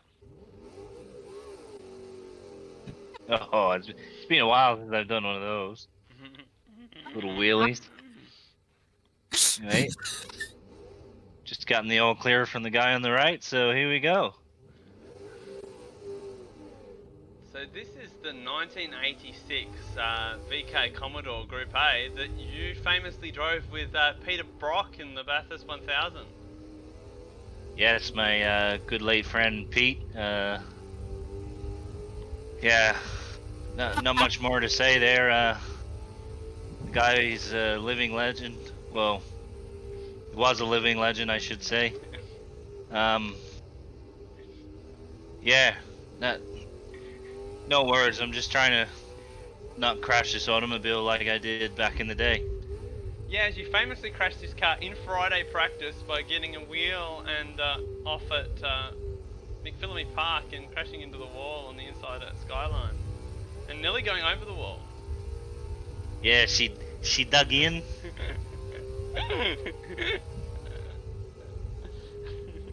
Yeah, 53.875. It's not too bad for an old timer like me. Just got to try and remember how I get off the circuit here. There we go. The Trying to go left. leaderboard times have been updated. Well, that's good. These are the guys I'm mistaken for Ford Motor Company guys because they're blue hats. So after the first two batches, we've got the Audi on top from the BMW Pro Car. Both Luke Rosella driven motor vehicles. Only three Indeed. cars in the 40s at the minute. I think But that's this a bit will change. change in the next batch. We've got classic prototypes NF1 from 1960 to 1992. Oh. That we do. I'll just get organised for the next run. So we'll just get what's going on here going on. We've got our first car up on the line. Yep, we're just getting organised for your first car. So here we are, Sticky. Take it We away. have the 1967 Russell Alexis Mark 14 Formula Ford. And of course, Formula Ford being the proving ground for many the legendary open wheel driver. Here we go, we've got a fairly early iteration of the Formula Ford formula here. Gets a wheel off into the grass there, but keeps it nice and planted. Of course, Formula Ford has stuck around for many years as the entry-level open wheel category. A bit less so now with Formula 4 coming through, but Australia in particular, Formula Ford is definitely one of the popular categories still around today. It's a big commitment there through the Flint That Wall. was good. Yep. Nice. It's a nice tidy little run here. Well, it's definitely not going to be the fastest run we're going to see in the open wheelers, but still entertaining nonetheless. Cross the line. Across the line with a 56.9. Very good. Alright, I'm getting ready for the first run of my cars in this batch. And I'm getting back into another Toyota. I'm going to get into Toyota's first Oh, another ever... fucking Toyota. Yep, I'm gonna Oh, get what a into... feeling! Oh, Toyota! what a feeling. Oh my god, Toyota. it's the Toyota 7. I'm getting into the first ever Toyota motor vehicle built for motor car racing. The car that participated in the 1968 Japanese Grand Prix. Here it is. This car is probably going to kill me. This is the sharp nose version of this car, not the flat nose version, which has got the more aero on the front. It's got the winglets.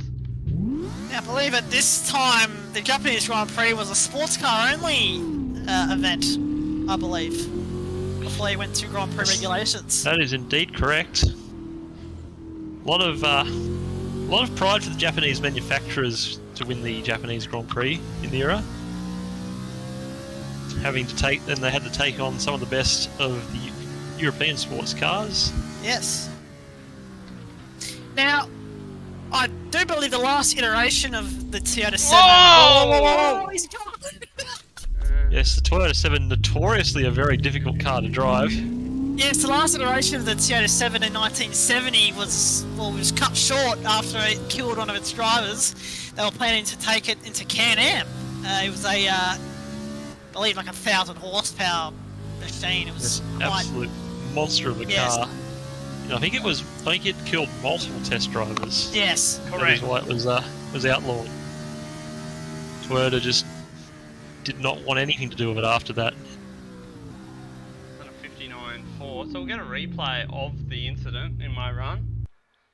Yeah, it's not ideal, is it? And we have another car from that same Japanese Grand Prix coming up a bit later on in this batch. Very good. So here we go. Just massive oversteer. Not much rear aero on this thing, and oh, that was hard. That's the fucking exhaust pipes on it. Holy fuck. Yeah, as you'll see when it takes off. How's the backfires on this thing? Very good. Excellent motor vehicle. V8 engine? I do believe so. Yes, engineered by Yamaha as well. Yeah, a bit like Very iconic partnership there between Yamaha and Toyota. Yeah, as someone that's a big fan of their work. I mean, most well known is probably the 2000 GT from the same era. So just getting organised for the next run. Sorry. Oh, yes. So we'll go to the next run now. This is tough as. This vehicle. Well, Luke's already expressed Climaxed. His climax. No, that was Climax. earlier in the night. We'll start a second one because this is a beautiful machine. Well, I'm ready. Take it away, Carl. This is the Ferrari 312T. The Niki Lauda variant. Boxer engine, 12-cylinder, with a quite revolutionary gearbox designed by Mauro Foggieri, which was a famous Ferrari designer back in the day, and very dominant racing car, this model. And of course was the model that was involved in the incident that Niki Lauda was nearly fatally burned. Of course, came back to win the championship in 1984. Very committed to run. That's a 48.278 there. Very nice. Very impressive motor It's vehicle. sad that Niki Lauda is no longer with us. I liked his approach at Formula One modern events. Agreed, I was a big fan. Very calculated driver, Niki Lauda. One of the first Very pay straight to the drivers point to as be well. Successful, it must be said. So just give me a second to get organised for your run. Alright, here we go. We have a Can-Am vehicle. Yes. This is the McLaren M8D, one of the most dominant cars of the Can-Am series, the Denny Hulme car. Astronomical amounts of downforce these cars produces. It nearly loses it there. Lots of power, lots of downforce, so you can imagine these things were serious machines. As he comes down through here, turns it in on the power. I believe this car was the car that fatally killed Bruce McLaren at Goodwood, actually, the circuit just up the road, in a fatal testing accident. So very sad about that, but nevertheless, here we go. Seriously quick run. 23.267. That's quick. Second quickest of the night. And very interesting that it is almost 5 seconds faster than a Formula One car for the same period. Yes. Says a lot about how quick Can-Am cars were. And here we go. This is another car from the 1968 Japanese Grand Prix. Just give me a second, Stiggy, as I get organised for that. And there we go, I'm ready. So this is a very different design philosophy from the Toyota 7 we saw earlier. It's definitely, Daihatsu here with the P5 definitely took the Colin Chapman approach to motor racing development. A lot. It's a very lightweight car.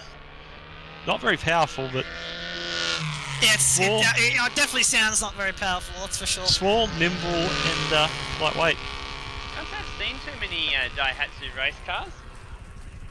Can't say I have either. I Yes, don't they- know why. I think as soon as they got bought out by Toyota in the early 1970s, that's when their racing activities seemed to cease, unsurprisingly enough. Oh, a bit wide there, and he's made the hay. It'll be very interesting to see how it compares to the Formula Ford of the same era. I think they'll be very close times. Crosses the line with a 57.3. You make the hay, you make the fence. I'm going to do a bit of mucking around Thanks, Scavey. for my next run, because I'm actually going to turn my webcam on the stream.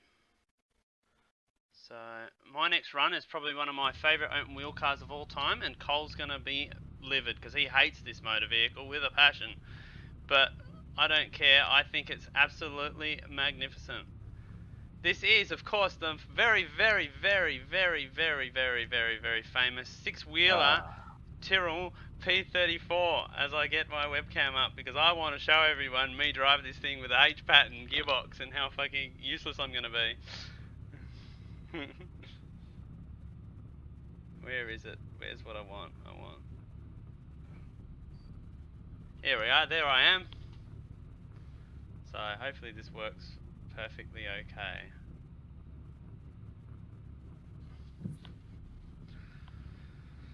What a motor vehicle. That's all can be said. I'll take it up the hill and I'll let everybody else talk.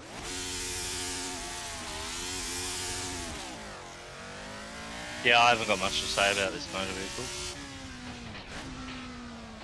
Now, this car was obviously quite revolutionary, but not a car that a lot of drivers liked. I believe Jody Scheckter certainly didn't like the understeer traits of this car, but Patrick Depailler, the French ace at the time, loved this car and performed very successfully in it, as Stanny is showing how much of a wobbler he is in this car. It's difficult. How much of a wobbler the car is. I like the car, it's just difficult to get used to driving an open wheeler with an H-pattern. This car was, well, it was ruined in 1977 after Goodyear refused to make the necessary smaller tyres, so it effectively ran on 77 rear tyres and 76 front tyres, so the car was basically ruined and then didn't go back to it in 1978. Such a great car though, have a look at it. It is. Despite, Now, What was the lap time on that one? it was, give me a sec, Stiggy. I'll just get that for Stiggy. Powered by Cosworth It was a DFC engine. 46.650 was the lap time. now, we got some sad news for the next car up. Oh no. Oh no. It won't start. Oh, it's Italian. It's Italian reliability for again. fuck's sake. It yeah. You push the button, you flick the switches, and Of course, it's a fucking no fire. LC2. It's an LC2, of course it would start. no fire. So Yeah. We got a DNS recorded for the Lancia LC2 then. Fucking shitbox. That's very unfortunate. But Oh, well. we have a different Martini liveried prototype coming up. I'll get arranged for Group 6, Porsche 936 the here. next six. one now. So just give me a second to get Group arranged. 6, Group 5, one of the two. Group 6, Yes. probably one of them 935. Porsches, in my opinion.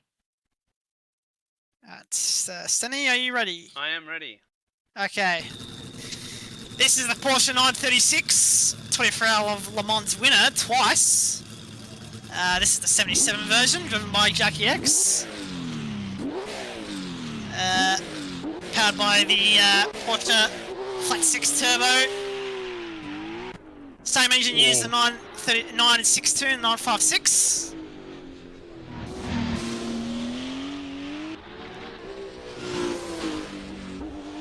Very committed by this driver.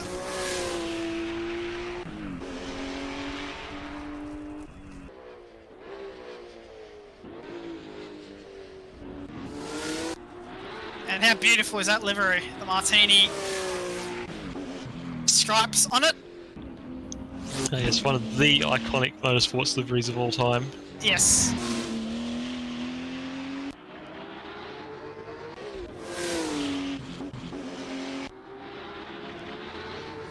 Across the line to 45.001. Well, up next we have yet another Can-Am car. Oh, here we go. Here we go. I'll get, And this, get it up for Can-Am the, Gold. the this viewers. is another one of the Oh, very innovative cars from the era. 2J. It's the Chaparral 2J Oh, with the fan car that was powered by the Snowmobile. snowmobile engine. So yes, 2 engines on board this. Honking great, I believe it's a Chevy V8 with the snowmobile engine powering the fans. Yes, well, basically the concept of this car was basically unlimited downforce. And unfortunately we never got to see the true potential of this car. Was littered with reliability issues and was effectively banned by Can-Am due to, well, apparently stones being kicked out of the back of it onto other competitors. You can just see how well it sticks to the track here with all that Yes, downforce. this is going to be a quick big time run here. through there. Oh! And it's a 42.1. That's the fastest time we have tonight so far. that is a very quick time from that car. Very quick. Oh well. I am going out next. I'll get organised. I'm the most disorganised person in Goodwood, you can tell Fuck your that. shit. Fuck off, Luke. No one gives a fuck.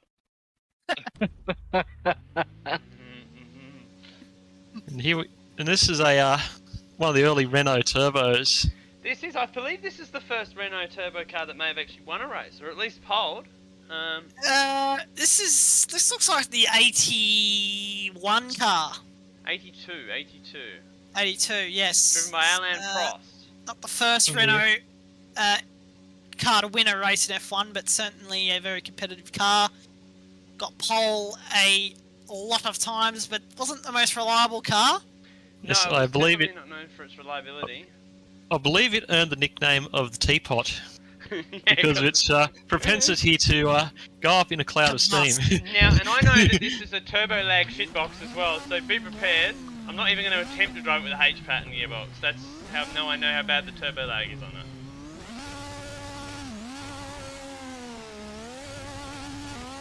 Oh god. Okay, now Stenny's gonna die. He's already dead. Look, Stenny, your adaptability is fucking terrible. I don't know how more people didn't die driving these cars. Of course, this car's a ground effects car. One of the last breed of the ground effects car in 82. They went to flat bottoms in 83.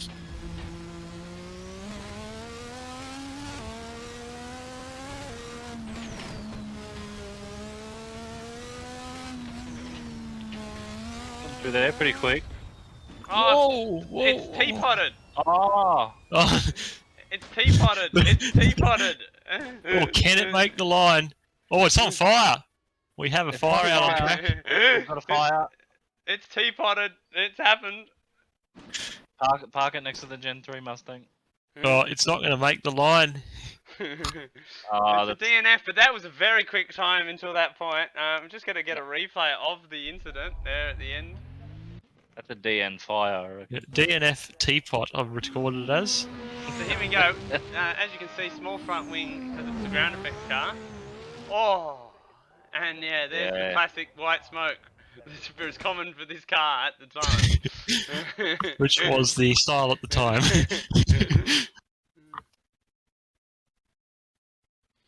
Well, I reckon that was on for the top time, even with the couple of mistakes. Agreed.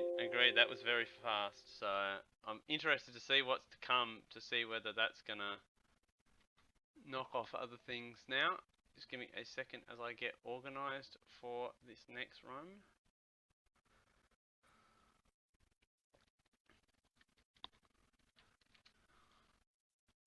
So here we go. I'm just getting organised and we're away. We're ready. Well, this is an iconic prototype. Yeah, so next up we got the R89C LM. First of the Very cool car. Group C prototypes of tonight, I believe. This is in the Le Mans configuration, as you can see by the very flat rear wing and the covered rear tyres. Very much the early days of Nissan's sort of entries into Le Mans, not very successful. They were very known for being very fast at qualifying, but unreliable in the race. Oh my goodness me! He sent Bales flying everywhere. Knocked a big hole in the wall. That's the end. That's over. As we can see, these cars of this era were quite deadly. As they've. We're just gonna get a drone cam to check that he's okay. You okay there, mate? Yeah, we're gonna have to send a crew out, guys. Yeah, as was the style of the time, we've got to make sure that we show him in the car on the broadcast as well. We have a DNF hay for that one. You okay, mate? You alright? Oh, He looks intact. Yeah. Yeah, I think he'll be okay. Hope so. Because we need to get back in our helicopter. We need to get the track cleaned up. My God. Helicopter! Helicopter! Alright, now we get organised for the next car in this run. Oh, what an iconic car this is coming up. Whoop. This is the Lotus 79 from 1978. The Mario Andretti entry. The championship winning car. He's struggling to get it started. Here we go, he's got it. Collinsworth DFV power. Let's get ready for this run. This is one of the first ground effects cars of Formula 1. Very dominant in 1978. As you can see, look at the cornering speeds this thing can generate. Unbelievable.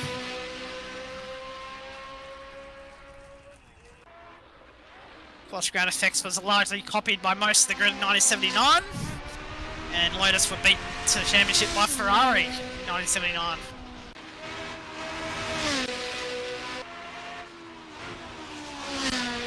Beautiful car. Oh, yeah. Very beautiful car. Beautiful livery. Very famous and well known. The John Player Special Cigarettes livery. Yes, 42.250 for the Lotus 79. Very good time. We're beginning to see a lot quicker cars coming out now as we get towards the pointy end of this classic F1 and prototype batch. Mic You'll on. have to give me 3 seconds as I go and fix the... 2 secs, Ted. 2 seconds, Ted. Stop waffling garbage. So you just fix up the car before the next... Oh, he's doing... John Player driver is doing a burnout. Very good. So just give me a second and I will change the overlay. And we're away. Oh, here we go. Okay, so we have, coming up, we have the 1991 Minardi M191. Probably their most successful car, given that they, Pierluigi Martini finished 4th place in both the Brazilian Grand Prix, I think, and the Portuguese Grand Prix. This car was largely assisted by the Pirelli tyres of that year. They were very grippy tyre. So they... We've got the qualifying compounder tyre on here, so this is going to be a very rapid run.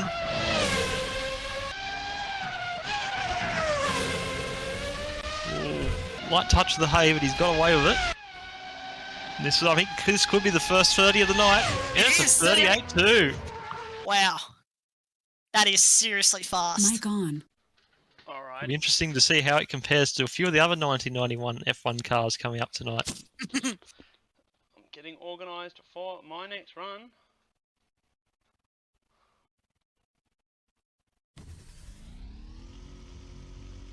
So I bring out yet another Toyota. So I would have Fuck's sake. These fucking Toyotas, man. Toyotas are great. Oh! 88. Is this the 88C? It is the 88 CV. Oh, yes. And this is not the Le Mans edition. I've picked the this Japanese sports car championship. Japanese? So I'll just make sure that I have the correct type. I think we're done in Japanese, really think so. So, has the 24-hour Le Mans on the sticker, but it's not the Le Mans version. So check. Now, this was one of the last Toyota sports cars to be designed in that era by Dome. The following chassis, the 89 version, was developed by Toyota in-house. There you go, I didn't know that. That's a bit of a, yeah, it's a bit of a autistic fact, Stenny, for you. Thanks for that. You learn something new every day. No, I was not aware of that either. Yep. We're an educational bunch, aren't we? Yeah, it's good. Indeed we are. Managed to keep it out of all the hay. Fuck, I'm surprised. It's a 42.943 for the Toyota. So I'll show a quick outside shot as I get ready to arrange myself for the next run. Just give me a second. Wait.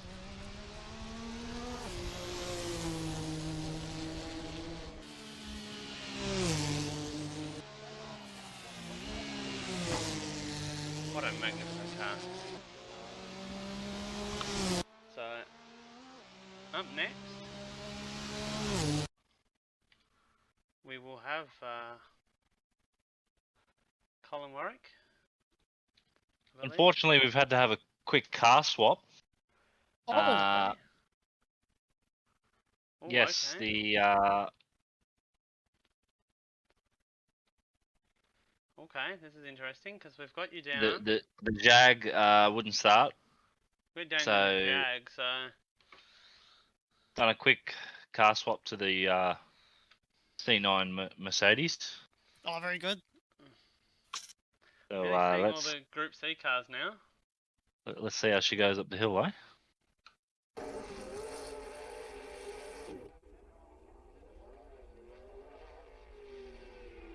Now, Quite this- a scary car to drive, this one. Yes, the engine in this was basically the basis for the McLaren SLS GT3 of the late 2000s, the twin turbo unit. And yeah, this car very successful, very dominant. Oh, And he's had a bit of a moment there. He's pressing on. yeah, the 100% on the turbo was a bit of a sketch. Yeah, it's got the quality map on it. I believe this is one of the cars that kickstarted the career of a certain Michael Schumacher. Incorrect, Stiggy. C11. This is the Oh. C9. A few years too early. 48.264. Bit slow, but that's because of the accident. I enjoy that we're here actively correcting each The- other the, on our misinformation.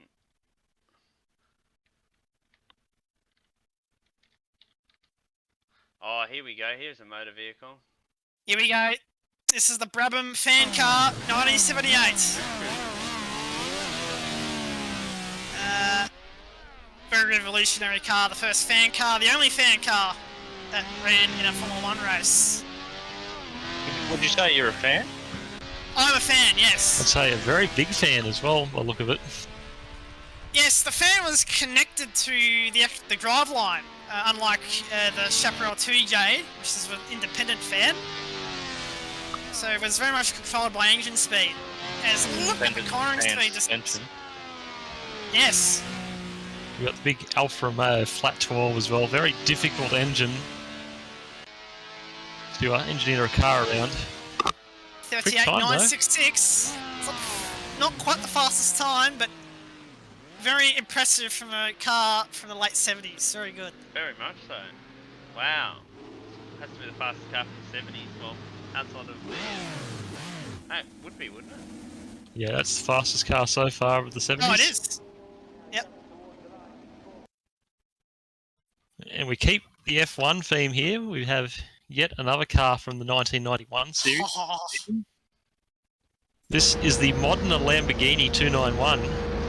which is The Lambo is officially written on the entry list back in the day. indeed it is. Very attractive looking car, and possibly the inspiration for Mercedes' current side pod design by the look of it. I would say so, yes. Eric Van der Pol behind the wheel, as you can see with the helmet. Not a very competitive car back in the day. It was driven by Nicola Larini as he does a bit of an off-road excursion. Only qualified, I believe, 4 times during the 1991 season. So yeah, not very competitive, but certainly a beautiful car, beautiful sounding car. Now, driver definitely has their eye in here. This is a very quick time, 37.2. So he's beaten the Minardi by almost a second. Wow. Not an EA result I expected there, to be honest. Well, keeping the theme of cars coming from this era, I go into a 1992 to one of the most infamous cars in motor racing, and I know that there's going to be 2 people here that are going to know a lot more about this car than me, but I am driving the 1992 Andrea Motor, and I'm driving the one driven by Perry McCarthy, who is probably more well known as the Stig in Top Gear, the one, the original Stig, the black Stig. Indeed, that is correct. So I'll let you guys talk about this car as I complete my run in it. I'll leave Stiggy the honour. Well, the very infamous car, this one. Team boss was Andrea Sassetti, the very shady Italian shoe magnate. And, of course, Perry McCarthy was the 4th driver signed by this team. And let's just say they hired him for a few races, and they didn't want him to be part of the team anymore. So they tried to go to the FIA for dispensation to change out another driver, but they had already used up their maximum number of driver changes for the year. So they were stuck with Perry McCarthy, and they intentionally sabotaged his car multiple times during the series. They sent him out at Silverstone with wet tyres on a slick track, on a dry track during pre-qualifying. And the final nail in the coffin for the team was the 1992 Belgian Grand Prix, where they knowingly sent Perry McCarthy out onto the daunting Spa circuit with broken suspension, which of course went very well at the fearsome Eau Rouge Radion complex. I also know about this car that it did actually participate in a Formula 1 race. It participated it qualified for a Monaco Grand Prix. So you get back to footage of the next car. What was the time? Because I spent all of that rambling on about Andrea Motor, and I could have gone on for hours. It was a 36.655. You could have gone on for hours. So far, What? the Nick Worth design was good after all. Alright. I'm ready when Cole is. Is this an Aston Martin? It is? Yeah, it's the AMR1. Very good. Beautiful car. Powered by tick-fed V8. Funnily enough, this thing. Hope it doesn't catch fire then. No. Not a very. Listen to it. Yeah, it sounds good, but not a very competitive car. Was pretty much a shitbox in Group C terms. Did last long too. I think it lasted about a couple of years before they canned the project. So yeah. But yeah, Carl, sounds beautiful. Oh, it's very nice. Oh, how's that on the down change there? Driven back in the day by Brian Redman. He was a very good classic driver. That's a 45.640. Fuck me, Gold Coast are winning. Just seen the score. Oh well, that's yes, your problem for supporting a shit team.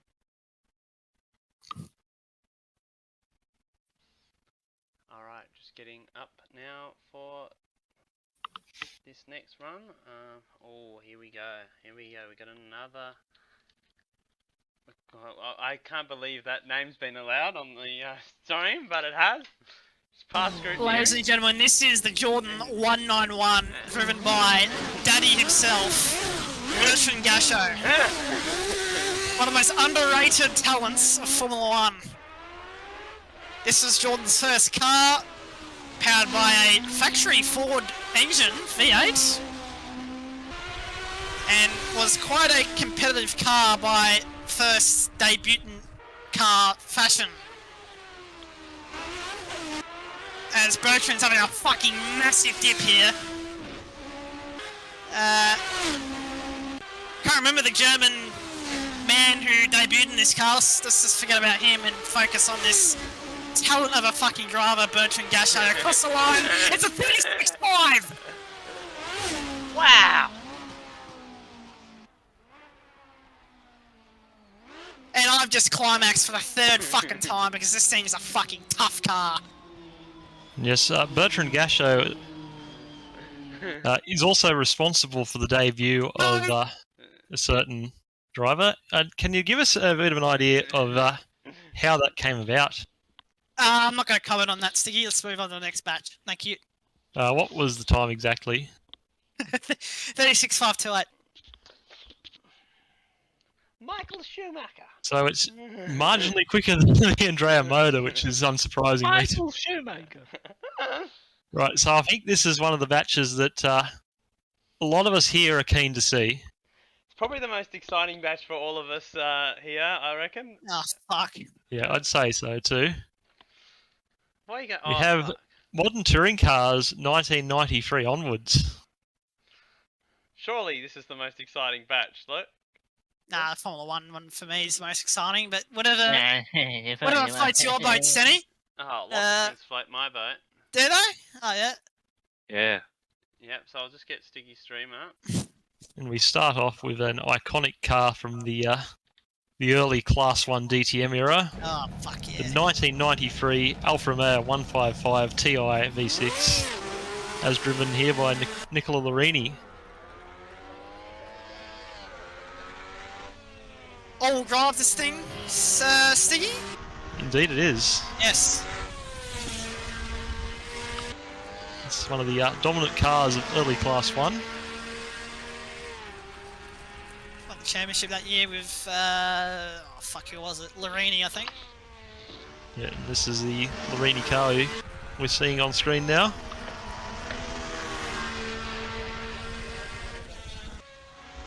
Of course, this is the first car after the Group A era ended. Yes. Of course, this is where the touring car series of the world sort of diverged a fair bit in their design philosophies.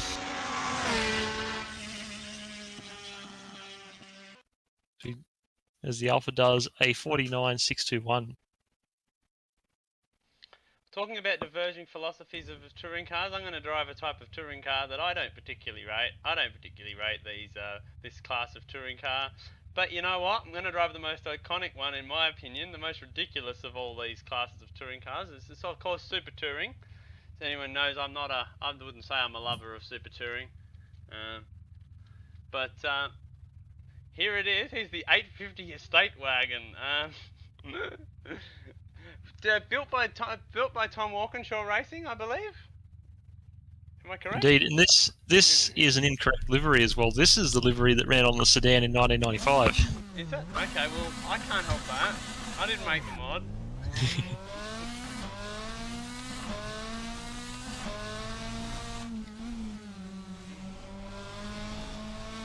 Not very good. Yes, the 850 wagon, not very successful in the 1994 championship. Though its successor, the sedan, instantly successful, winning the 1995 British Touring Car Championship in the capable hands of Ricard Rydell. What's the driver who famously won Bathurst? Yes, that was in the S40, which I believe we're also seeing later on tonight. Jan Lammers drove this car as well with Rydell that year. Dutch driver.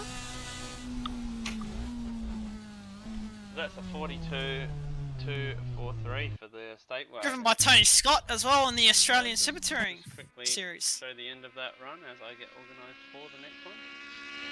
Luke, if you want to go next, please. Yeah, I can, Cole. I can do that. Thank you. No, Luke. Oh no, well, No, I think Stenny's next. Oh no, you Stenny's are- already finished. What am I fucking talking? You're Yep. next. Yeah, Stanley just went. Right. You fucking. Where are you? I don't know. Sometimes. Fucking Wogland. Oh, here we go. Here we go. Here we go. This is the Opel Calibra ITCC 96 Class 1 car, the championship winning car by Manuel Reuter. Class 1 and 90s, probably one of my favourite touring car regulations. Very, very advanced cars. Use a whole range of driver aids. This one has TC, ABS. It had variable weight distribution. And variable aerodynamic aids such as the front radiator inlets. They would retract under braking and then retract again under acceleration. So very advanced car, very tough car in my views.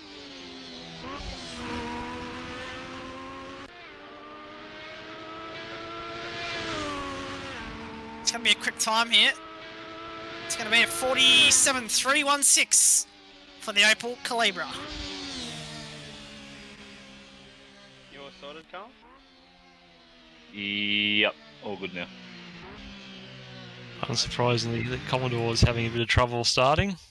Fucking fuck off, you We're wob. actually having crazy wind outside, so I was just checking that shit was alright. Alright. But yeah, I'm ready to go. Sec, I just need to get your number up. So here we go. Just getting it Get up. this. Larry Perkins. Here we are. Off racing. Perkins by the country mile. Sorry, I just had to say that. So this is an iconic touring car. Yes, iconic touring car. Unfortunately, absolutely ridiculed by the Soda Mods Australian touring car mod. It's a fucking. Anyway, I'll leave that for another day. But anyway, Cole, very historic car. Yes, the 1997 Bathurst 1000 winner. Quite iconic car for me.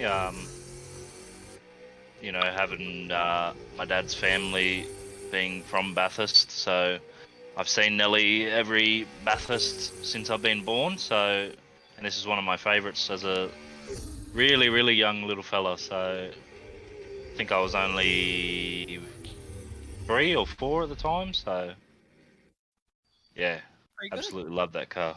Love the fact that it went from last to first as well. And what was the time? It was a 48.376. I agree, that'd be a good retro round livery for Thomas Randall's car, but I doubt they'd do it. Now, Carl, this- what livery are you running that Falcon after in your next run? By the way. Jason Bright livery, isn't it? Yes. Copy. And here we have yet another Super Touring car up to the line. This is probably my favourite of the 90s touring car rule sets. Alright, here we go, I'm organised. It's driven by one of the absolute icons of modern day touring car racing, Gabriele Tarquini. Tarquini! Who of course has been around touring cars for about 30 years, I'd have to say now. This is he's only just retired a few years ago. And this is his 1999 British touring car entry, the Honda Accord. Was this car Touring prepared car. by Jazz Motorsport, or was that after the British Touring Car Championship? I think that may have been after. Not entirely sure. Although this might have been the first of the Jazz Motorsport Yes. paired cars. This was the new shape Accord for 99. Yep. Sorry, folks. I just went into full autism mode there. Forgive me That's for alright. that. And it's a 50.335 for the Super Touring Accord. Wow, up next we've got another Commodore. So this is my favourite of the touring car rule sets of the 90s, it must be said. So I get organised because I'm useless. So this is the 1997 V8 Supercar Bottle Magic livery. I'm going to get my webcam up because I'm going to drive her in H pattern. Here we are. So you get the correct tyre compound. This car famously rolled at the Chase in '97. Thomas Mazzura, obviously well-known driver in Australian touring car racing. John Trimble was a well-known privateer.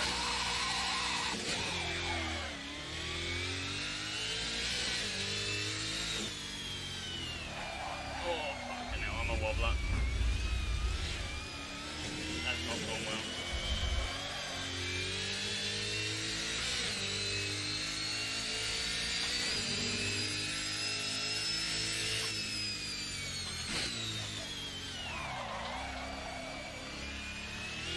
Must be said that V8 Supercars aren't the easiest things to drive when you've been driving Formula cars. Yes, the Oh, they're fucking boats. definitely a very different driving style required between the two cars.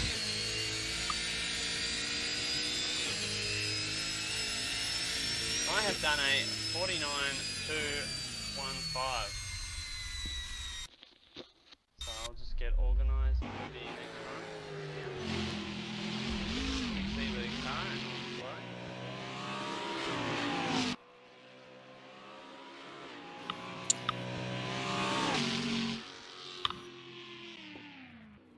Just give me a second, Cole. I'll get organised. Just need to turn that off. Whoops. Oops, wrong screen. Why am I showing my TV? There we are, and I just need to get... I'm not the world's greatest director. No. Fuck off, Luke. Here we are. This is the 1998 Bathurst winner.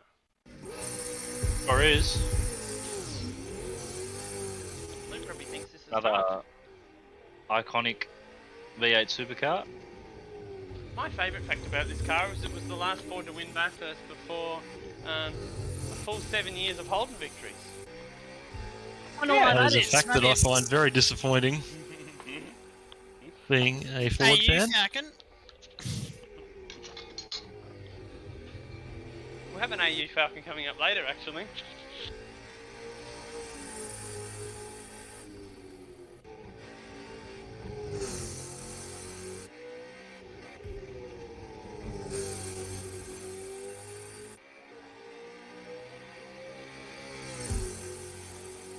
Just getting a beer. And that's a 48.166. Tasty. I need a beer. Good time there from the old girl. I need beer for the fucking runs that are to come soon. Can feel it. Yes.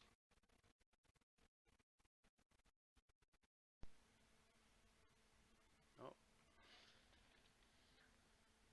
Just getting organised. Oh, you got John Dow, L Helix, Give me a EJR, EL. Yes. Oh, yeah, a bit of a wobble there. Sideways run off the line for Bowie. Yep, this is the John Bow DJR Falcon. I'm sure other people can have some autistic facts on this car. As he goes down the straight. And, oh, a bit deep into... Oh, no! He's in the Oh, oh no, he's crashed the car that John sounds like a Bow. BMW Z4 GT3. Oh no. What a shame he's crashed such a beautifully constructed mod. Oh no. That's a That's DNF, a unfortunately. DNF hay for that one. Yeah.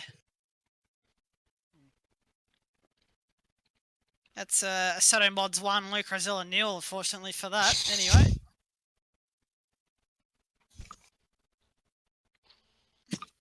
All right, give me a sec. Yeah, it wasn't very good driving, was it? No, My no, it beer wasn't. has Very good, was it? my beer has exploded. So give me a sec. Yeah. The safety You're car pretty is fucking exploded. good, are you, Stenny? Lumps of beer going everywhere. Lumps of beer on the wall. Oh, we're up to car number 69 on our run. Oh, Nice. Nice. And here it is. It's an A4 R9 DTM Audi. Oh, yes, 2004 DTM champion Matthias Ekstrom, who I consider to be one of the best modern touring car drivers and just best modern race drivers in general. Very adaptable driver. Also scored points driving for Skoda in the World Rally Championship in the same era, about 2006. There's also a multiple-time World Rallycross champion with his own XRS team. Of course, Audi stalwart here, multiple DTM champion. this is the Audi Apt Team car of that year. I have to say, car I always really like the look of. I love these mid-2000s DTM cars. I agree. And crosses the line with a 48, 45, 834 I should say. Well, my next car is yet another Toyota. Which Luke will love. I what a feeling, Stenny in a Toyota. And I've actually written the wrong year for this one. I've written 2008, but it's actually 2006. So once we get this up on the stream, people will see what this motor vehicle is. Now this is a 2008 Toyota Corolla Sportivo World Touring Car Championship car. I famously own one of these cars, so I rate that fact. I'm just got to check what transmission it uses. It is H-pattern, okay. So it is what I'm used to when I drive on the road, except it's on the wrong side I'm sitting.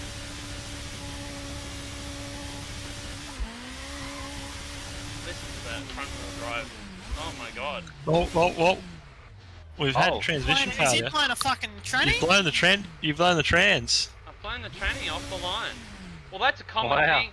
That's a common thing with these Toyotas, is to blow second gear.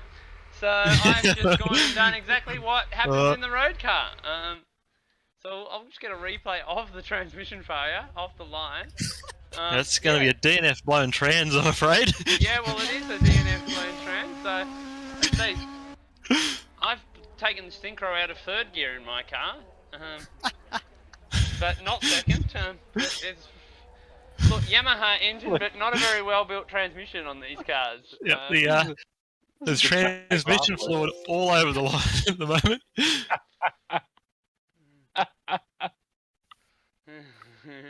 Yeah, I just had to have a confirmation that I blew the transmission, not a tranny. For those watching outside of Australia, that is correct.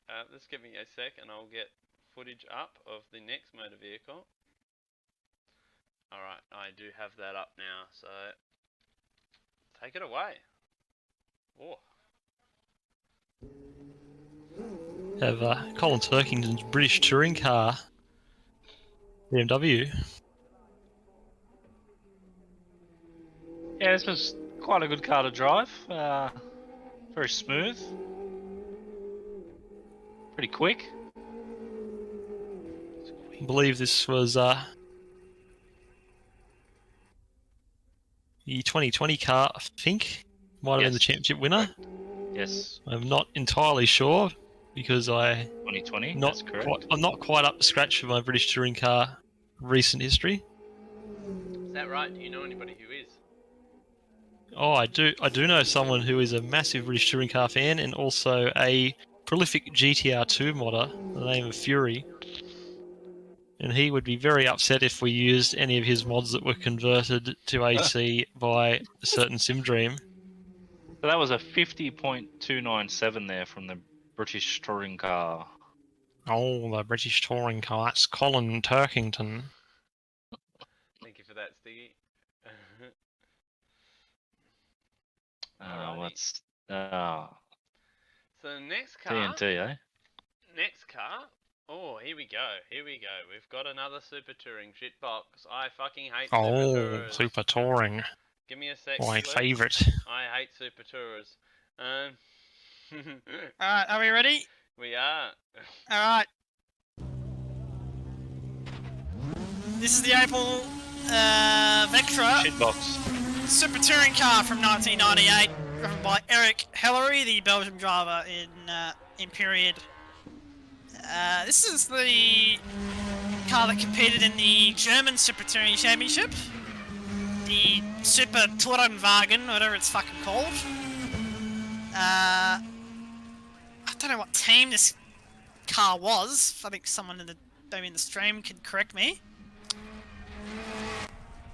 But nonetheless, very nostalgic livery for me. I remember seeing this livery in the Toka Touring car game back Yes, in. there's also where I recognise livery from. Very iconic Yep. livery. Great looking car. Oh, big sideways moment there. And looks even better with the aero disc on the rear wheels. And he crosses the line. It's a 50.034.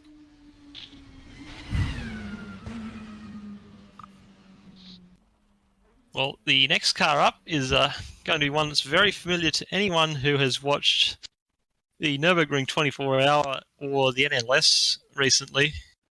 Oh no. Oh my fucking god! It's dead. This car is dead in real life now. We've resurrected it tonight for Goodwood. Yes. It's the legendary Dacia Logan. Oh my Yeah. fucking god. Great news. The car feared by GT3 drivers everywhere. Lauren Heinrich. The rolling chicane. Yep.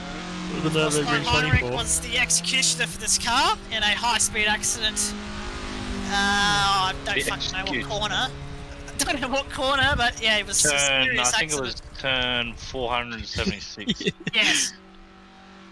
Yeah, unfortunately, this team won't be returning with another Dacia Logan. They will be coming back with a Renault Megane, which is a infinitely less interesting car to be taking to that event than this. Yeah. We don't care about the Renault We don't Megane. care All we about want the is the Dacia Logan. It's quick. It's not very fucking fast, is it? Nah, it's No. I think we're going to struggle to break the minute barrier here. yeah. By a long way as well. Minute It's a 5. 104. Wow. The slowest car for quite a while tonight. Yeah, we're getting into Trabant sort of territory there with that speed. Wow. I bring us not a touring car. I bring us the first stock car of the evening. Oh, Next run. Yeah. Yeah. It's Jimmy Johnson, the 48. I am in the Chevy SS NASCAR from, I think, 2003 I've got written down. So, Gen 6 NASCARs. So, it's a common occurrence to see a NASCAR at Goodwood. So I'm going to run this up the hill. People can talk about Jimmy Johnson or whatever. I think this variant of cars is a little bit later than 2003. 2013 I mean. That's what I mean. Oh, yep. Thought so. I'm dyslexic with numbers. If anyone doesn't know. Seems it's got some super speedway gearing in it. Very poorly geared. And it's got, it's definitely got super Whoa. speedway brakes. So it's got Arca brakes on it.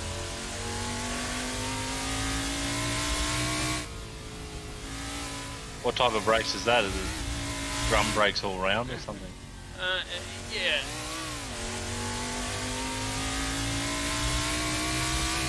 I get this thing up the hill. Still not a bad time considering. 51.069. It wasn't too slow considering.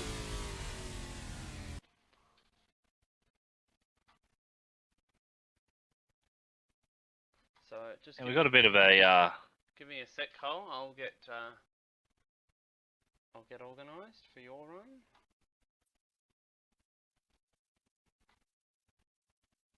Oh, what's this car? Oh, here we go. I know what this car is. Got a bit of a special treat for everyone. Yeah. This is the 2022 Bathurst winner of Shane Van Gisbergen. Everyone knows that I'm a huge SVG fan, so I definitely had to take this car up. Yep. And if you listen closely, it might sound a little different to what we're used to in Assetto Corsa. I've sat in this car. So have I. Adelaide. I sat in Shane. it at Wanneroo. Yep. Shane very nicely gave me the opportunity to sit in it. In the garage. I sat in it about 2 hours before it won its 600th race for Holden. Right, let's have a listen to this car. Oh. Turn it up.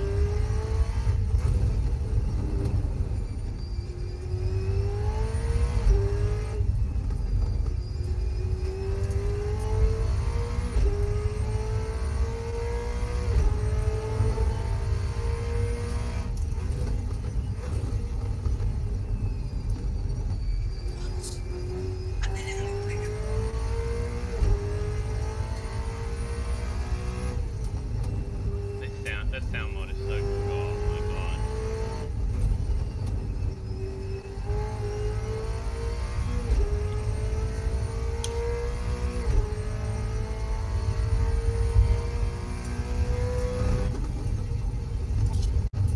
Very, very, very nice.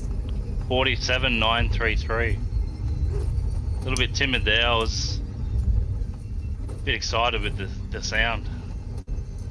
Sound is very good. Still sounds very good.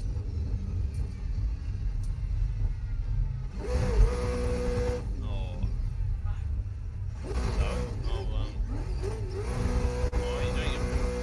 Shane Van Gisbergen's here. Doing a burnout. So we'll get on to the next car. That was a nice special treat for us. Everyone's wanted Gen 3, but they haven't got the best part of the evening. Which was that sound? Oh, and I've turned on the wrong thing. Those poor people are dead now, we've had as a comment, which is probably accurate. Alright. So now, we've got... We've got the 1998 British Touring Car Championship winning car here. It is. Are you ready, Steve? Yeah, I'm ready, I'm ready. Yep. This is the anyone- Volvo S40. Anyone who played Toka 2 back in the day will be very familiar with this car. TWR prepared and developed car. Very successful. Indeed, also, same model won the Bathurst 1000 that year as well. Correct. With Ricard Rydell and Jim Richards. Ooh, some big commitment going to Malcolm. What a few cars to really stay in competition after the death of super touring in the British scene at the end of 1999. This won Swedish and European championships. This is going to be a very quick time. 49.078 for the Volvo. That's probably the quickest super touring car so far. Yeah, by about a second, I believe, as well. Really shows the competitiveness of this chassis in the day. Very good. And we go from a Volvo touring car to a TCR car driven by a Volvo stalwart here. Yep. You have Robert Dahlgren's Swedish touring car, Oh, fuck. Cupra, from 2022. Of course, about Supercar fans will be very familiar with Robert Dahlgren from his 2014 season in the Volvo, where he didn't do very well. TCR regulations, the future of Australian Premier Touring Car regulations. Oh, absolutely, the 14 car grids are just proving to be Yeah, they're the very future of yeah. Australian motorsport. I just want to say that I was at Hidden Valley when Robert Dahlgren self-shunted a Volvo touring car.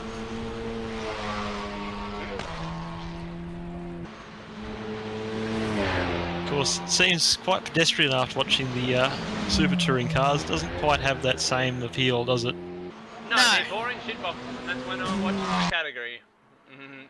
Sorry, Siggy. I just had to bring up a TCR car just to get roasted. We did a 50.913, which is almost 2 seconds slower than the S40. So that's progression for you Well, in 2-litre touring cars. all I can say is my next car is a special treat for one of the members here, because here we go. I get to bring the first sim racing livery of the night up. Mine is not a real what's life this car one? at all. So I Oh get to my look Frozen. Ford Oh Mustang. my fucking god! I have a Ford Mustang This is- supercar. Here he is, the man, the myth, the legend, the midget, Luke Rosella, Fuck me dead. the grid filler himself, complete with his I original guess I- Automobilista Supercars Championship livery from 2020. I guess I have to talk about this Yeah, car. you do. You tell us all about the car and the livery Okay. as I drive it up the hill.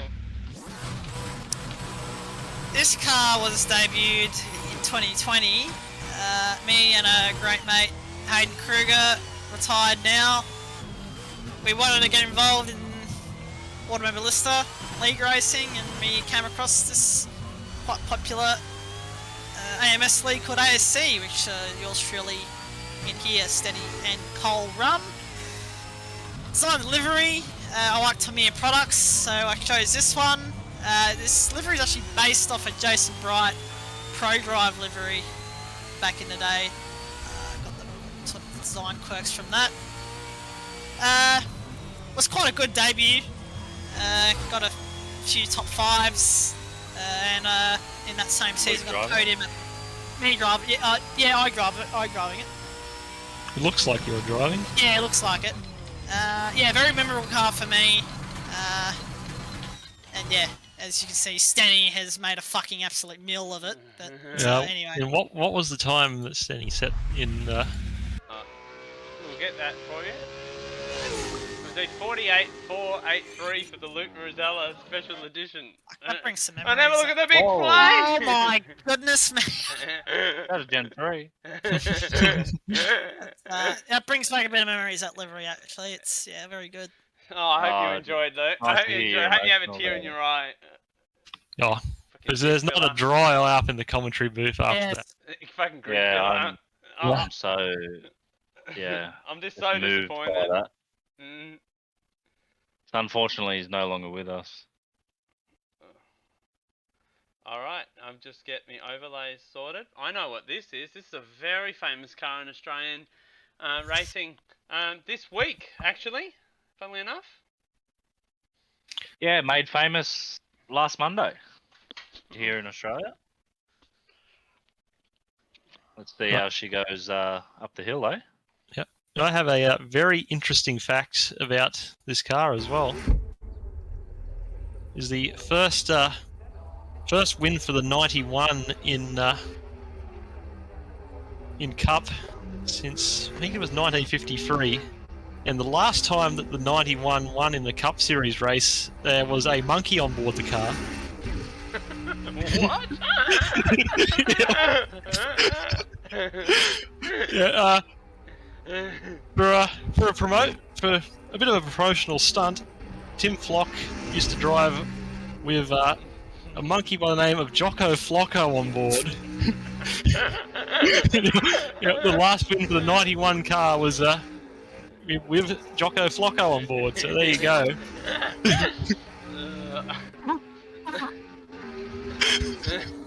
That's a 48.423 for the Shane Van Gisbergen NASCAR. I'm done. We'll pack it up. We're going home. No, we're going to beat that. I told you I had a good fact the other night. You did, and you weren't lying. Jesus Christ. Speaking of shitboxes, Here we go. how is It's this? the Lincoln Co. Fucking, I don't fucking know what the model number is. Lincoln Co. 03. How is this past scrutineering the broadcast name? It's described on the overlay a fucking ugly Yeah. Honestly, as- bucket. Is how it's Just right? waiting for this car to go. I think the driver was refusing to fucking go. I don't blame him. Hello? Are we going? Yep. Oh, okay. Alright, bit of a broadcast error there. Alright, Yeah, here we good go. job, mate. Oh, good Yeah, job, good. Luke. You fucking useless Fucking prick.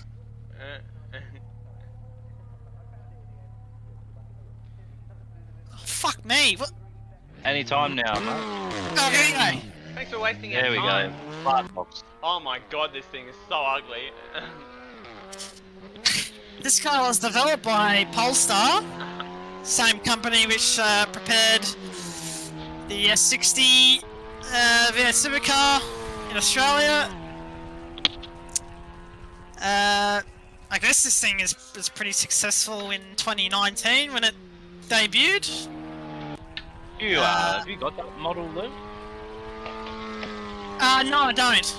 Oh, okay. As we go through Flint Wall. I believe the reason that Cyan Racing run the Lincoln Co is because Volvo once said that they would never enter TCR competition after protests about the Swedish Touring Car Championship going to Right. TCR regs. Don't blame them. As it's a 49.881, a scintillating lap. And if I'm not mistaken, that concludes our. Yeah, that's modern the end of the touring car. batch. That's the end of the batch. So we'll sort the times out because I forgot to sort the times out at the end of the last run. Yep, we'll sort the times out, and I will post the spreadsheet now in the chat again for anybody else who missed it earlier, so they can check out, and we get ready for the next batches of runs. Which I believe, let me just have a look at the thing. It is What? Modern GT from 1993 onwards. Modern GT, Endurance, and Prototypes. And we start off with a car that's probably very related to Luke's last vehicle name on the stream title. Just give me a sec, Stiggy, as I get We've got the everything. 1995 McLaren F1 GTR that won Le Mans with the very interesting sponsor. Yeah. I believe that Luke Rosella knows a fair bit about this sponsor. Thank you, Steve. Yes, Uena Clinics was a male reproductive organ plastic surgery establishment, which unfortunately sponsored a very iconic car that won Le Mans in 1996, the McLaren F1 GTR. I have to correct you there, it was 95. Apologies. Yeah, this car was up against the prototypes and won. Was very much more reliable, not as quick as the prototypes that year, but very much more reliable, therefore won the race. So, yeah, it's very, very successful and iconic car, this one, Stiggy. Guess you that could very- say it's like it's sponsored. Yes. It rose to the occasion.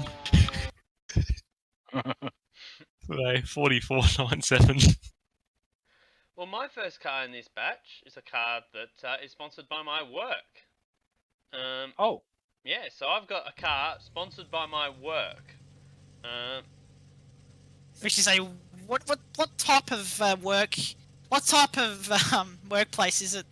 I work Steady? at an automobile parts establishment. Right. Okay. Yeah, where we sell parts for European cars to the trade industry, and this was driven by Dylan O'Keefe and Ash Samadhi, I believe. This car, if I'm correct, I think. Yep. Hope. I don't know. it says on the Okay, yeah, I'm correct. The Yeah, pillar? well, this is sponsored by my work. This livery, so I'm gonna take it up the hill. People can talk about Audis or whatever they want. you a fan of the Audi guys? I don't mind it. Not my favourite car. I mean, I did famously crash one of these at Nürburgring in the 2020 race, where Hindy made comments on the stream about how the virtual Chris Rinke would not be happy with us for wheeling this out of customer sport racing with the damage which it had on the motor vehicle. Mostly caused by me hitting the wall. Thankfully, it hasn't hit the wall yet in this run. No, I've got to protect the sponsorship. Oh yes, yeah, you can't destroy the sponsor's car. Exactly right, they're sponsoring me. That's a 47. Good time too. 6-1, so I'll just get a short replay of that as we get ready for the next run. 47.61? 661 for the HSY Auto Parts Hybrid Audi.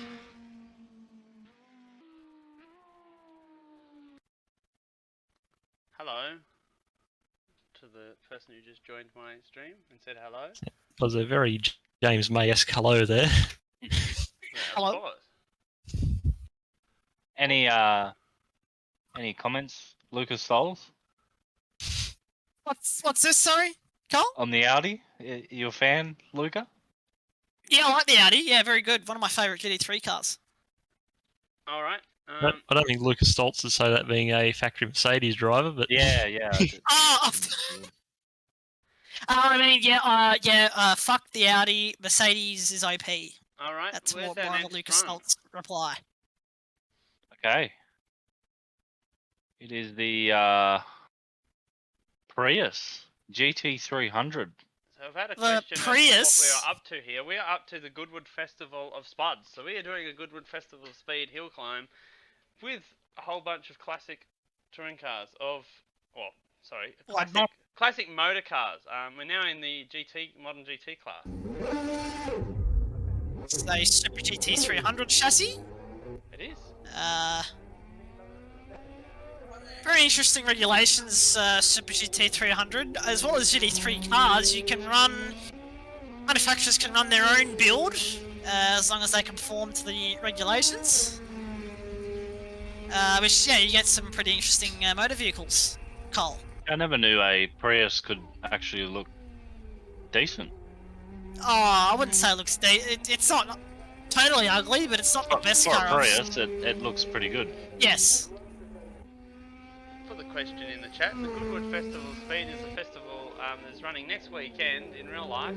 It is a classic festival of motor racing, basically, that celebrates motor racing, and we are replicating it. Sounds good. Run at the... That's a 52.678 for the Prius. Yes. Pretty Okay. harsh. I'll just get organised for the next run. So yeah, the Goodwood Festival Speed, it's run every year at Goodwood Circuit, which is a well-known circuit in the United Kingdom. Whoop. Alright. Are we ready? Yep, we are ready. Alright, this is the Peugeot 905 Evo. One of the last breed of the Group C cars. this is after Go Bernie ahead. Eccleston tried to kill off Group C, wasn't it? Yes.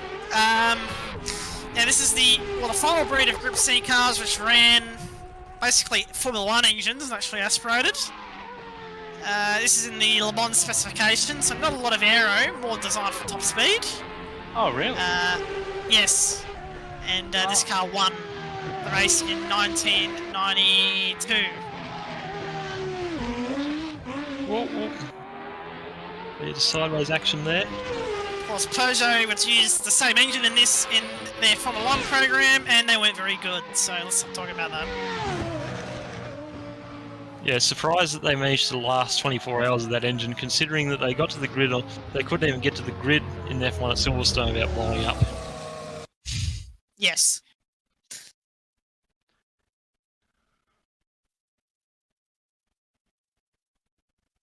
Yes. Yes. Okay, we've got a We are driving these cars, yes, in this run, and we are announcing it as we are doing it.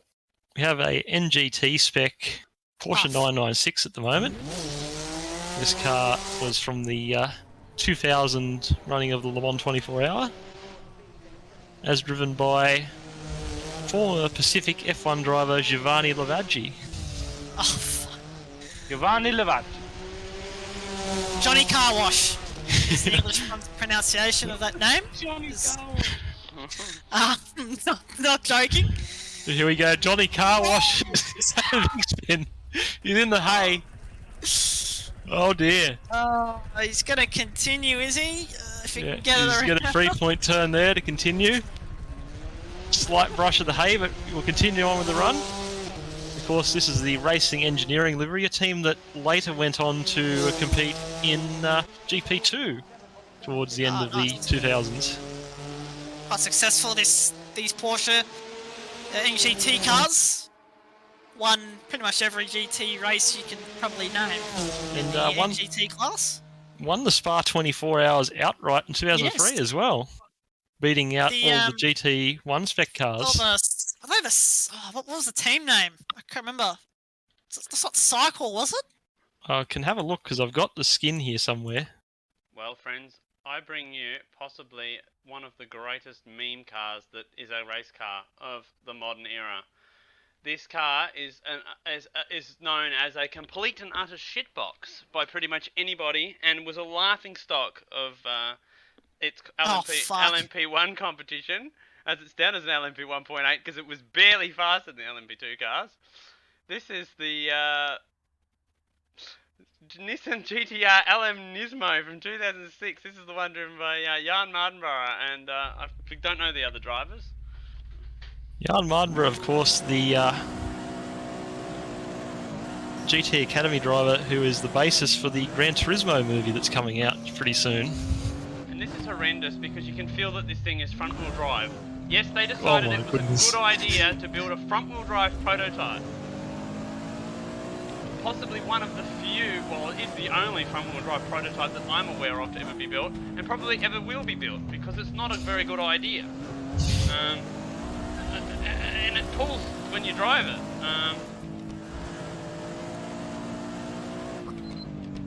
And it's got downshift protection. Oh my god.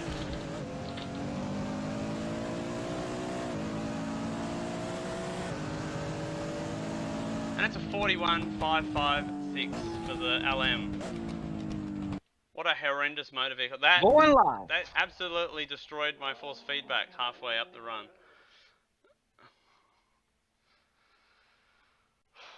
Sounds pretty quiet. Yeah, it doesn't have any external sounds by the looks. I mean, it had an electric motor for the rear wheels, I believe, but I don't think they ever got that working. If I'm correct of my knowledge of that motor vehicle. Yeah, that was one of the reasons it was not very successful at Le Mans. Yeah, so I'll just get up on the next run here. So, take it away, Kyle. Yeah, the next one is a beast of a car. The 919 Hybrid Evo. Oh, very good.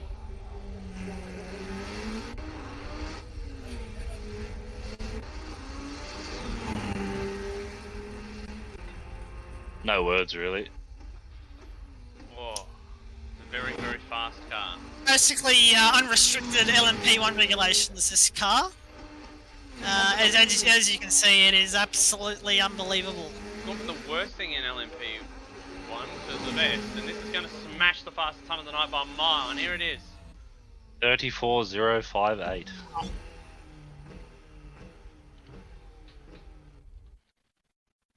Unbelievable. That was a quick. fun run. That was very quick. Alrighty. It's over 2 seconds quicker than anything else so far tonight. Wow. Unbelievable.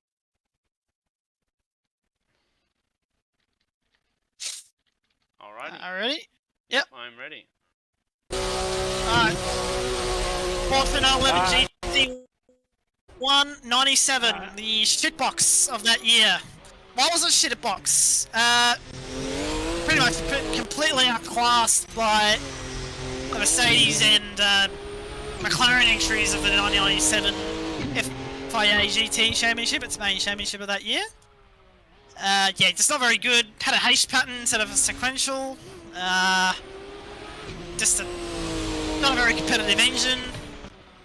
And aerodynamics, of course, as well, weren't very good. So, one of Porsche's weakest prototypes in their history. Anyway, let's see what Tyler can do. 23.973 for the Porsche. Cool car. Cool looking car, yes, Carl, but yeah, not very competitive, unfortunately. It's the famous Luke Rosella talking for the person who asked that question. You Supercars E-Series grid filler. We go from one era of GT1 to the next era of GT1 with the Lister Storm car that's sort of hung very around good. racing for many years in the late 90s and early Are 2000s. you running the livery? What livery? Running the 2003 FIA GT Championship livery. Fucking sound. Yeah. The big Now- Jet V12 as well. Yes. Amazing Few car. famous drivers in this car. John Dennis Delatraz. And Mark Scaife. Not this particular car, but he drove the... Marcus Scaife. Mark Scaife did drive this car, yes. He drove the sort of GT1, sort of late 90s regulation car of this car in that Le Mans, the Newcastle United delivered car. This is a slightly toned down version of the later GT1 era. Still a very quick car. And one of the last of the more obscure manufacturers in GT racing. Yes. A 45008 on that run. Well, I don't have a treat for you. I have yet another Toyota. Oh, fuck, what a surprise. Yes. Yes, you can't tell that there's a Toyota fan in the chat. What do you mean? I think every second car in the last few runs has been a Toyota. Because they're good. Steady. They're good, but I've got their LMP1. So from I think this is the 2017 one. Yes, this is famously the car that actually had fucking competition in the LMP1 era after Porsche left. And oh, what a surprise, he was beaten.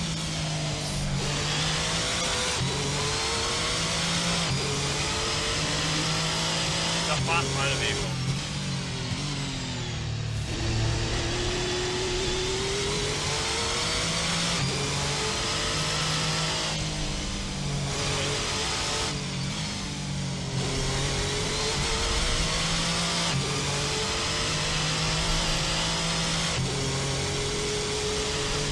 .38.337, pretty big time there from the Toyota TS 050 hybrid.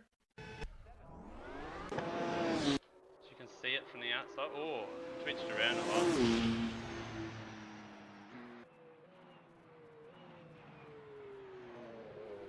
So next car out.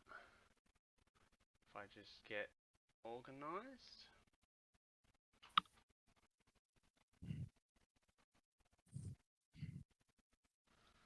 Alright, I am organised. Oh, it's the Bentley Yeah, the Continental. next car out is the 2020 Bathurst 12-hour winner. Probably the most popular Bathurst 12-hour victory Yeah, from this car. a win for It's the loved Bentley by boys. everyone. What a cool sound. M Sport team fielded this car. Successful team. Of course, very well known for their exploits in the World Rally Championship with Ford. Fuck, what a Till their sound. first foray into circuit racing. Oh, With the close to Bentley the program? wall.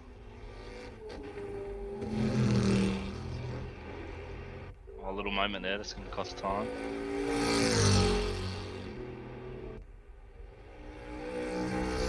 That's a 47.113. Cool car, man. Very cool car. Yeah, probably my favourite GT3 ever. I would agree.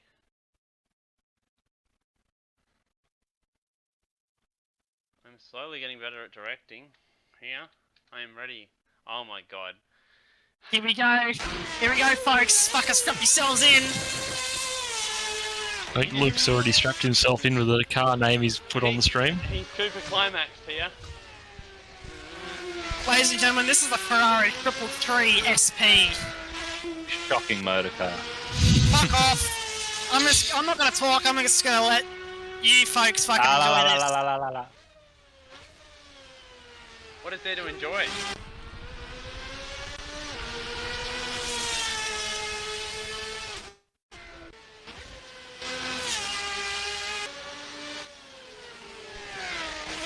Whoa. Big squirrely moment through there. And across the line! Had another question about whether Gen 3 is running Goodwood. It's a popular request at this time. Might just have to stick around. You never know. Yeah, that's it. If you stick around, you'll never know. Alright, we have Sorry folks, I'm gonna clean up a mess like a spade. I'll be back. Well, yeah. we have another shocking prototype from car. the late 90s, early 2000s, and very unusual car, this one, the Panos Roadster. Panos Roadster. The one of the very few front-engined LMP prototypes of the era. It's got a Elan powered V8. Very monstrous sounding fucking thing. Very good.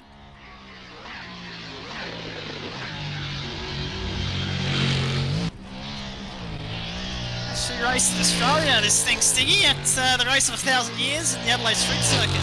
It did, and I believe Greg Murphy was one of the drivers. Yes, So- and Jason Bright. Jason Bright, yeah. So definitely, yeah, big Australian connection with this car, and David Brabham driving this specific example as well at Le Mans with a 42.040, which of course is faster than the that Ferrari heap of shit that just went up before. Oh, fuck off. Well, boys. I've Proving that American V8 power beats Ferrari any day of the yeah. week. I have yet yet again. another car sponsored by my work. So I've got yet another motor vehicle that's sponsored by my work to go up. The 59 Racing McLaren 720S, sponsored by Boost Mobile, but also by HSY Auto Parts. With Fraser Ross was one of the drivers in this car, whom my work, I believe, personally sponsor. So I'm going to take this one up the hill. I need to actually change the overlay, that would help. So this car competed in the Bathurst 12 hour in 2020. It was running I've seen around this in car race. third most of the day.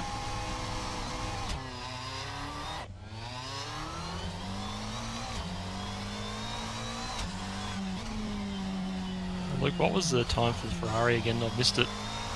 On my run, hang on.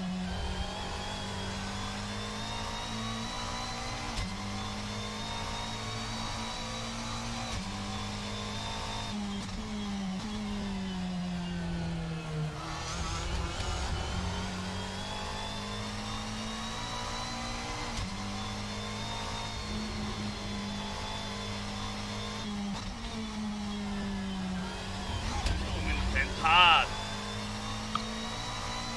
You know, your sponsor's not going to be happy without that. No, they're not. Good time though. Press the line, 45037. Very good time.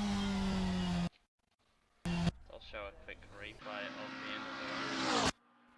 Oh, I did damage the car. See the damage to the side of the car. I don't know what I've done there, but it's damaged it. No, you've got the seatbelt issue. Is that right? Yeah. Okay, well, I'll get organised for your next I'll- one. I'll- Cole. Fix that for you after the event. That's fine. Okay. Next up, we got the new generation 992 Cup car. Personally, one of my favourite race cars ever. Here we go. Yep. Oh.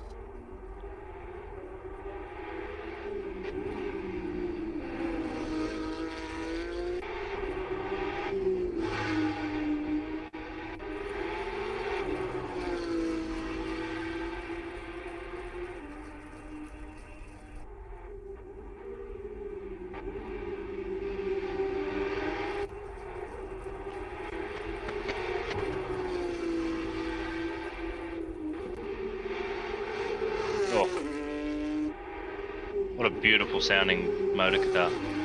Yep. Flat 6 powered. It's a pretty good time for a cup car. Crosses the line, 46.451.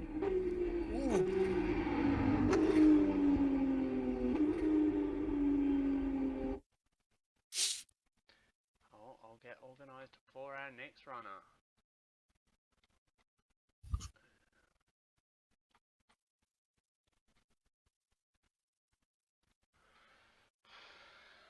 Alright, Luke, Alright, take it away. here we go. This is the Alright.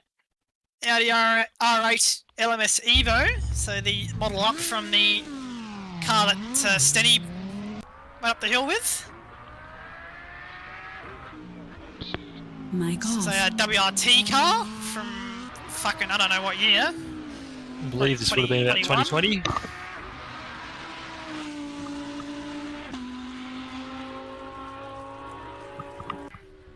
This is not the latest iteration of the car.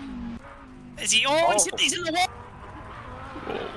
Oh, he can continue, but that's going to cost him a lot of time. Still having a go though. Oh, Mic they're off. really struggling there. Mic off. I believe this is the car driven by Charles Mic Vitz. off. It's a 48.050. Link established. Mic off. Oh, that sounds good. Yeah, very nice. Mic on. 48050.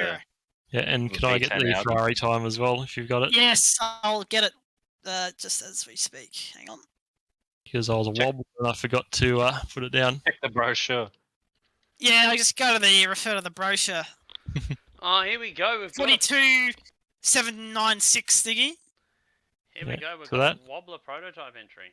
Oh yes, we have the car that kept prototype racing together Oh no! during Oh, the late 2010s. Fuck. If it wasn't for bike collars, there would have been no competition for Toyota at all. I mean, there might as well have been no competition, but they were there as a privateer entry, and they stuck around. Of course, now continuing on into Hypercar with the Van Wall brand.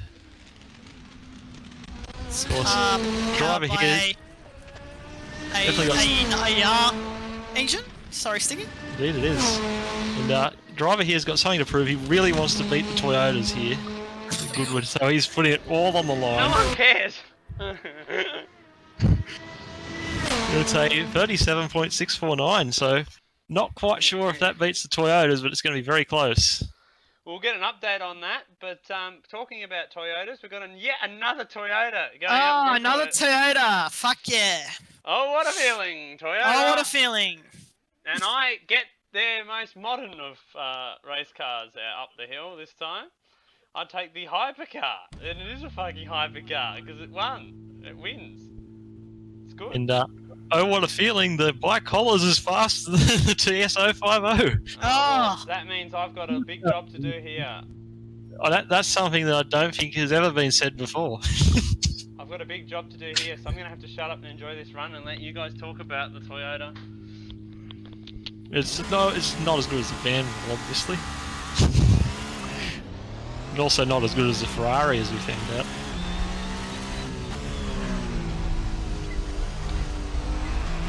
Oh, Oh, no. oh, it's gone. That's over and out. No, it still runs. And it's over and out for the Van Wall competition. Oh my god, I can't believe I've let Toyota down. You've let bike collars beat Toyota. I've let Toyota down here. If I get back on the track. Toyota Motor Company. Finish the run. But now that I've crashed, I can say this car won the last year. I win this year. Got beaten by an inferior. Oh my god! As I've shunted it completely and now actually killed it. He got defeated by an inferior Japanese. Sorry, inferior Italian product. Did the Japanese product? I'll work Thanks, out what I'm BOP. saying. I'll work Of out. Is that right, Cole? I've put that down as Thanks, a... BOP. Could Yeah, you agree, Tony? I would agree. Would you put that down as? I put that down as a DNF wobbler. No, you should put that down as hashtag thanks BOP. Yeah. Anyway, let's just move subject here. What's this? Tell us about this car, Cole. Okay. Well, this car is a personal favourite of mine. That's Mine just too come out as well. recently. Yep. I think it needs a bit of balance of water. Oh, to get really? competitive, Yeah, right. Yeah, I've heard it's got the most superior bop in the field at the moment, as of Monza 6 Hour. Cole. Well. Anyway, let's see how it goes Yeah. Let's go. up the Goodwood Hill. So, as the V8 now fires up, Oh, sounds Oh, very what a good. sound.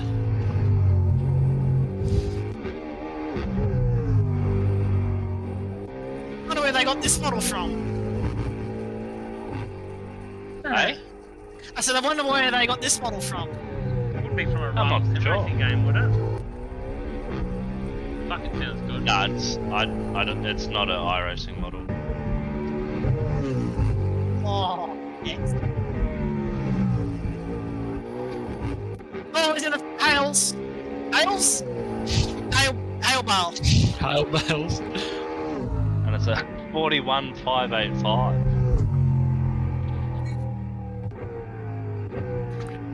Well, we've got one final car in this batch to come up. That we do. So I'll just get This means we're at the halfway point of the night. which is not ideal considering that we've been going for 3 hours and 22 minutes, but I reckon we could move a few of these next batches around though, if you want. it's up to everybody else. We're Yeah, I don't mind. Alright, I'm are you ready? I'm ready and organised. Alright, this is the Rebellion fucking R13, I think it's called. It's interesting history about this car. It's basically based off a Orica 07 LMP2 chassis. Is it? Yes, it was brought in as basically a competition for Toyota in the last days of LMP1. Yep. Rebellion stepping up from the LMP2 category. Yep. Powered by a Gibson tuned up version of the LMP2 engine as well. And very, very good looking livery in my opinion, this one as well. Let's see what time it can do. Can it beat the bike collars? Oh, And it does. 36.9. 36.9. Very quick time.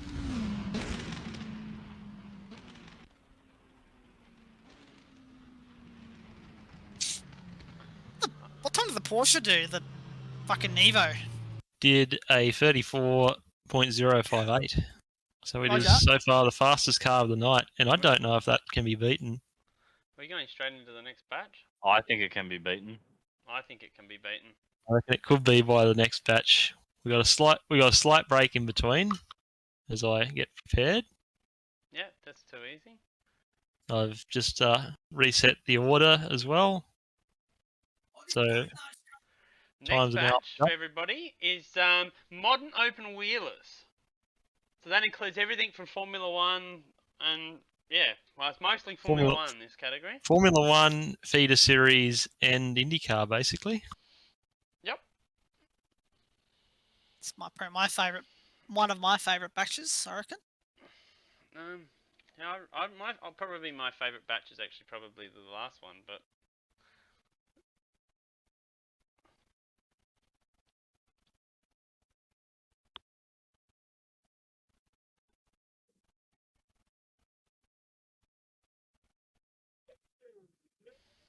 we just look around the Goodwood precinct. Hope everyone's been enjoying. If anyone's got any questions, feel free to post in the chat. I will actually post the time link again in the chat now for everyone. Now it's been updated after the last batch.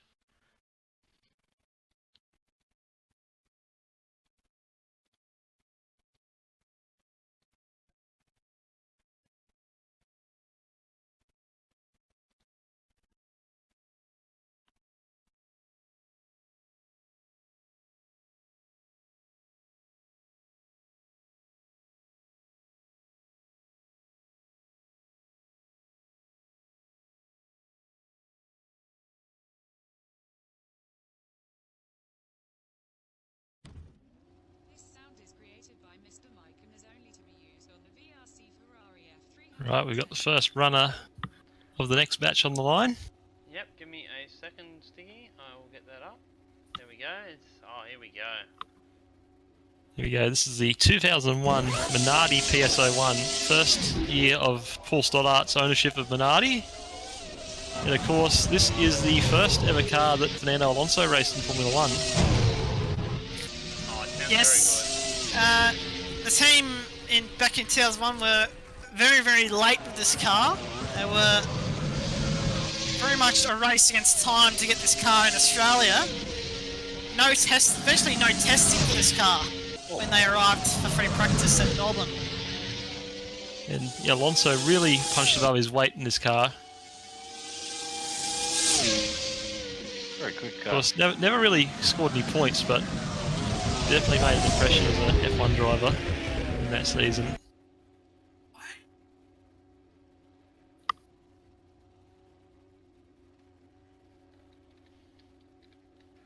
Alrighty. Here I go. My first car of this batch. So I've got a 1998 Ferrari, but I'm running it with the Lola MasterCard livery, which I'll let other people talk about. I believe someone shouted this out in chat. They wanted to see the Lola MasterCard Well, here at it the very is. start of the night, and here it is. But it's not really the Lola MasterCard. No, it's just a livery on a Ferrari. Okay, so Lola initially wanted to enter the Formula One Championship in the 1998 season. The sponsor MasterCard pushed them to start a year early. So they turned up in Melbourne with what was a very unfinished car, with Ricardo Rosset and Vincenzo Sospiri behind the wheel. And they were around 11 seconds off the pace in qualifying.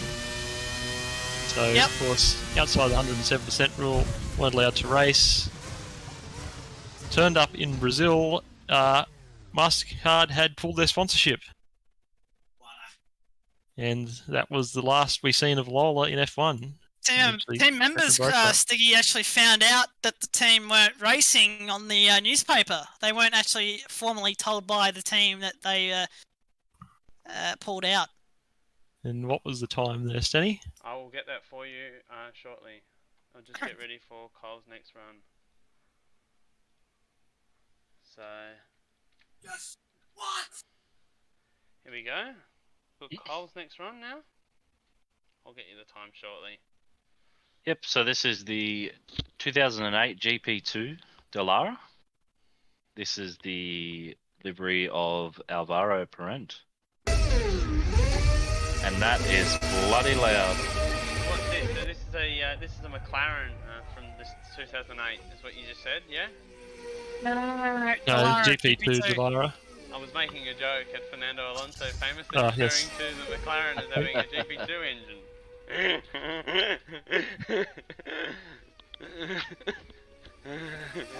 This chassis was famously tested by Michael Schumacher, actually, in 2008. Very beautiful sounding car. Yep, I don't know what manufacturer engine it is. Can't remember.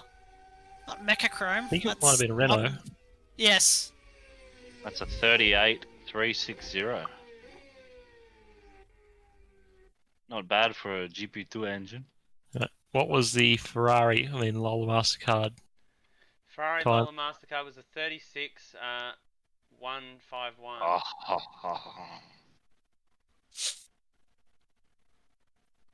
So we'll get organised. Oh, I think we've all had the same reaction to seeing that for the next car. Alright.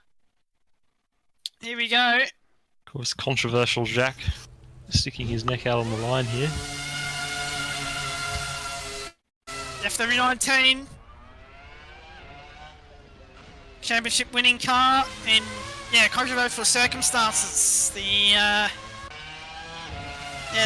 infamous shunt at the hairpin at Jerez against Michael Schumacher. And Jacques having a big go here. This could threaten the Porsche. As he goes through, he's lost it. Oh, he's had a massive shunt. He's ridden off a Oh, that's the classic. end of it. That looked very quick, but unfortunately he's damaged the car and he cannot continue. That is a shame. And such a historic car is now damaged. It's not a good sight to see. It's damaged When that beyond happens. repair. Yes. Luke's a fucking wobbler. Yeah. But it's not surprising. All the best. Alright. Stiggy. I've been a bit unprepared. I'm just at the end of my run now. Yeah, well, we didn't expect Luke to fuck it. Did we? Is that another DNF wobbler? Yes. Yes. We're starting to get towards the cars that I'm really fond of. Okay, so here we go. We've got the 2007 Penoz DPO1 that ran in the fucking final lovely. Here we final go. full season of the Champ Car World Series. Why the fuck does it have a V6 turbo engine? Yeah, I know it's not the best of mods, but still wanted to run this car. And of course, driven by Robert Doornbos, who was the original Dutch Red Bull Racing F1 driver, and has an interesting post F1 career. I mean, Luke knows all about it. Yes, Robert now produces and manufactures sex toys. Yes, he runs a sex toy manufacturer facility in.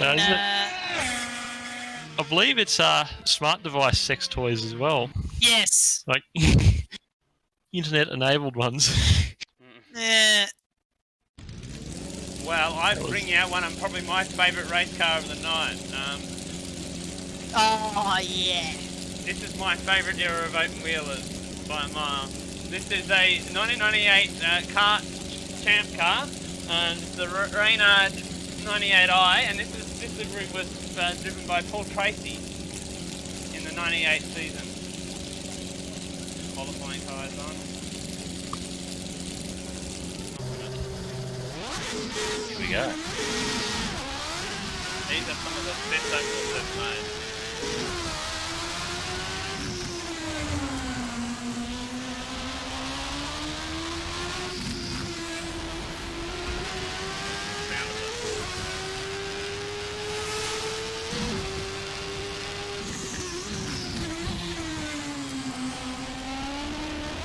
These cars were 8 patterns, sure. Sequential. Sequential were they at this point? Okay. This era, yes. PTs into the hay. Yes. And a 40-078. I know they were 8 patterns, not long before that point. 94, they went to sequential.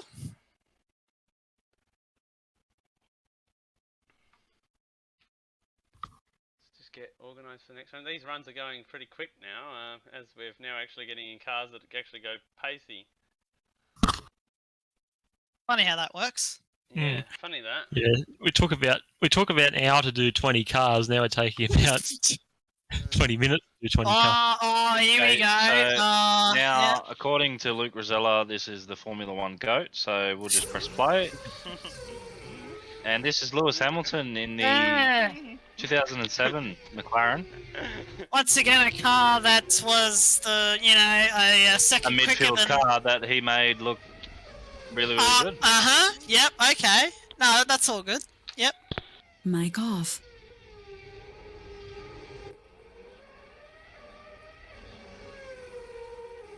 Yeah, apparently, Cole, the 2008 season is actually getting investigated by Felipe Massa's legal team. So, this championship win could get taken off him. Yeah. Here's what it is. I mean, he didn't do anything wrong. He just drove I'm not saying that. championship, I'm not saying that. I'm just saying that he could lose it. 37-125. Yeah, that'd be a shame. 'cause, Mic I mean, on. all these years later, and you just do something silly like that. But anyway, Blame Nelson Piquet. Blame Renault. Alright, I'm just getting organised for this next run. Oh my god. What is this? Here we go, folks. Strap yourselves in. Oh, the sound. How good is that? Very good. V10 F1. First year of Red Bull racing in Formula 1 as well, the RB1 in 2005. I believe this is their first ever F1 podium from Monaco with the Star Wars livery.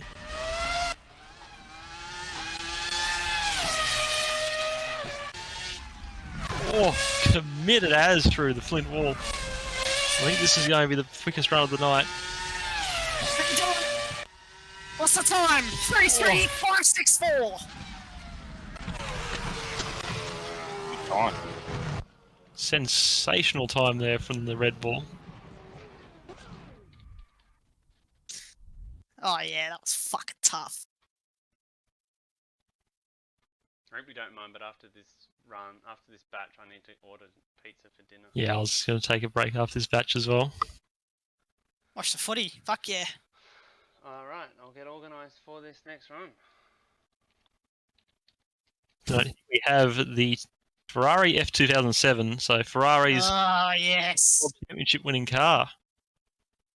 Of course, in the hands of Kimi Raikkonen. We've already seen this competitor go up the hill, but can the Ferrari beat McLaren again?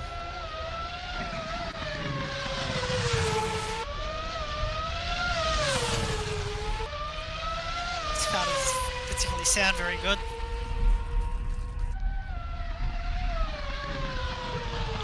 Oh, he's a bit wide. Oh no! Into the hay. Oh, he's gonna press on.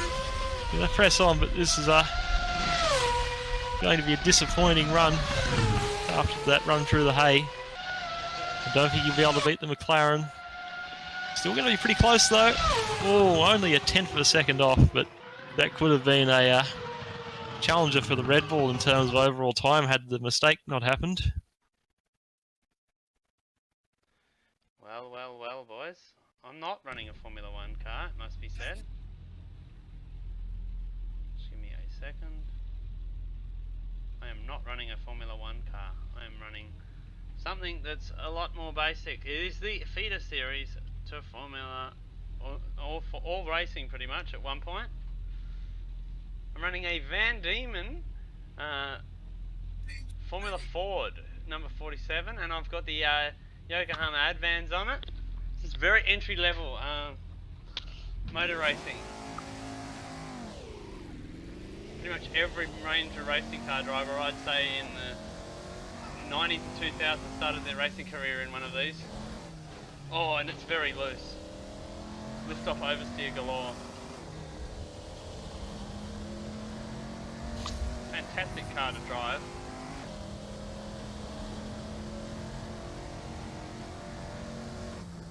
Disappointed that we've seen so many wings and slicks open wheelers dominate lower categories instead of a car like this one.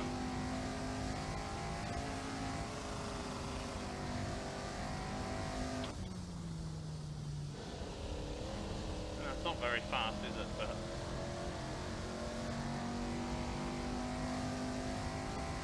Oh no.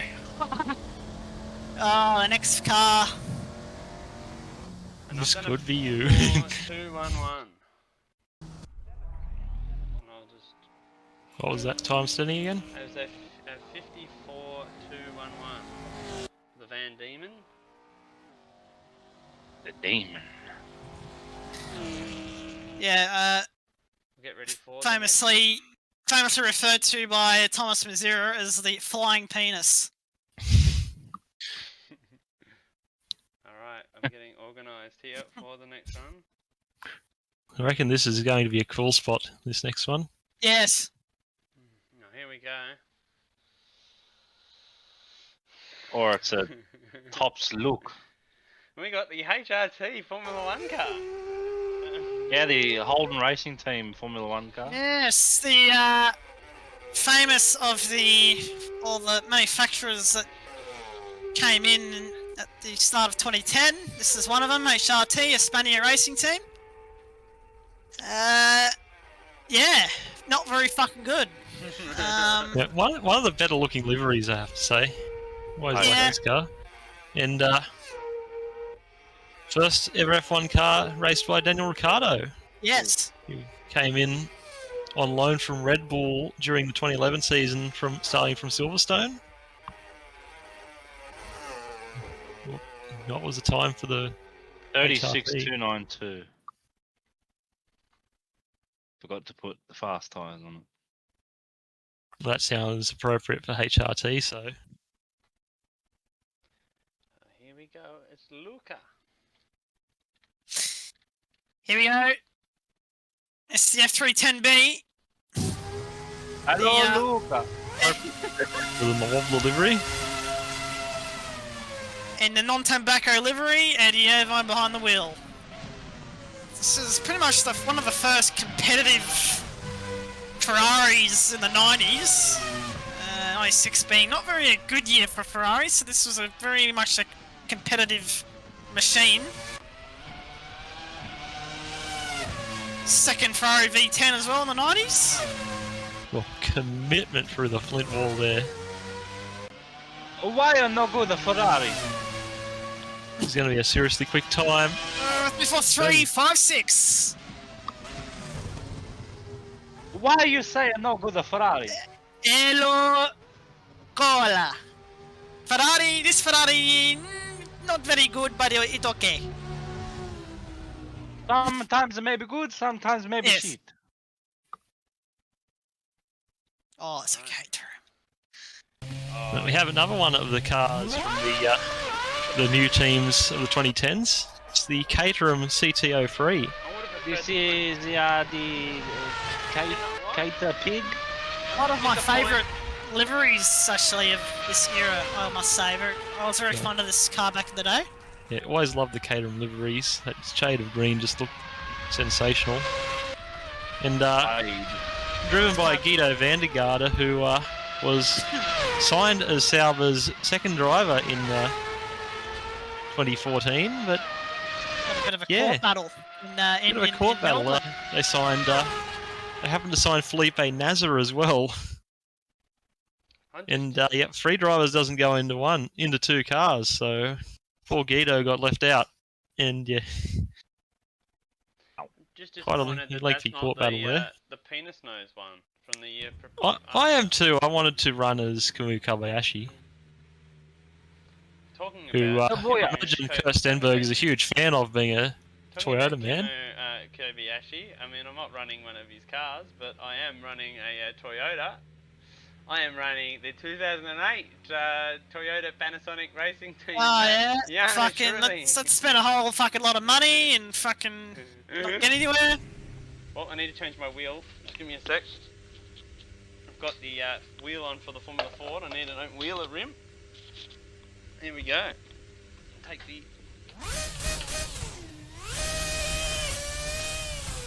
If only they race after they stop racing.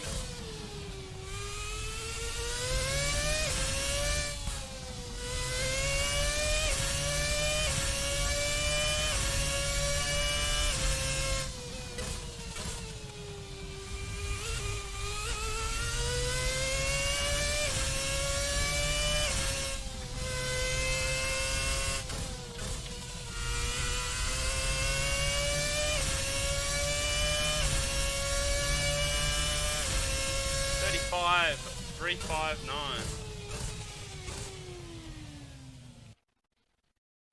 I'll have to get you to repeat that once I've finished this next run. Copy that. Excellent motor vehicle there. I'll leave my shit open. Alright, next driver.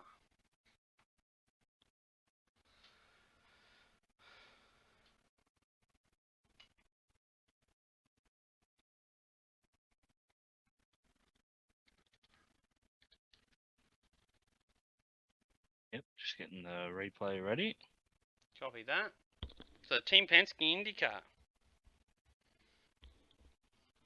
Team Penske.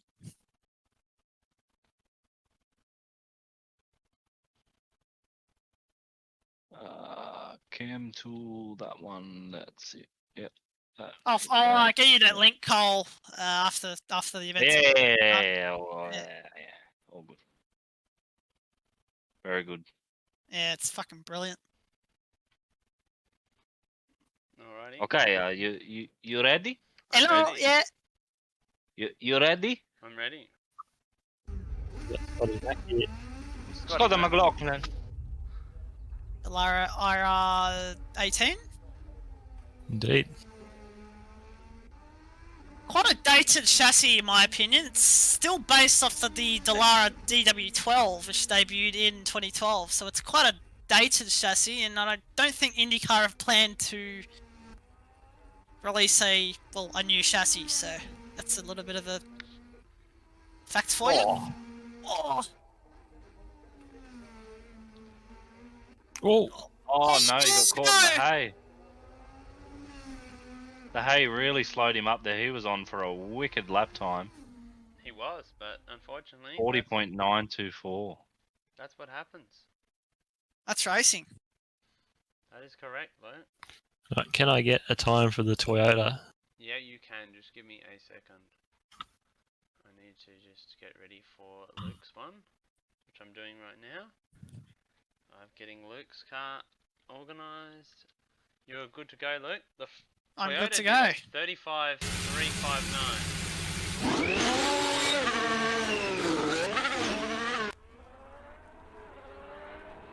The Alfa Romeo C42. Oh, Oh. Oh, shit, my screen it's gonna cost him time. Yeah, I think your net cut out for a bit there, Stenny. Alpha's first car of the new regulations last year. Did you get my time, though? I got 35 something. Very nice looking car. 359. Yes. 9 point what? 359. 359. Oh, he's caught the hay too. It's gonna cost him time again. Not as What's bad. it gonna be? 36,198. Yeah, didn't get as badly caught as the IndyCar.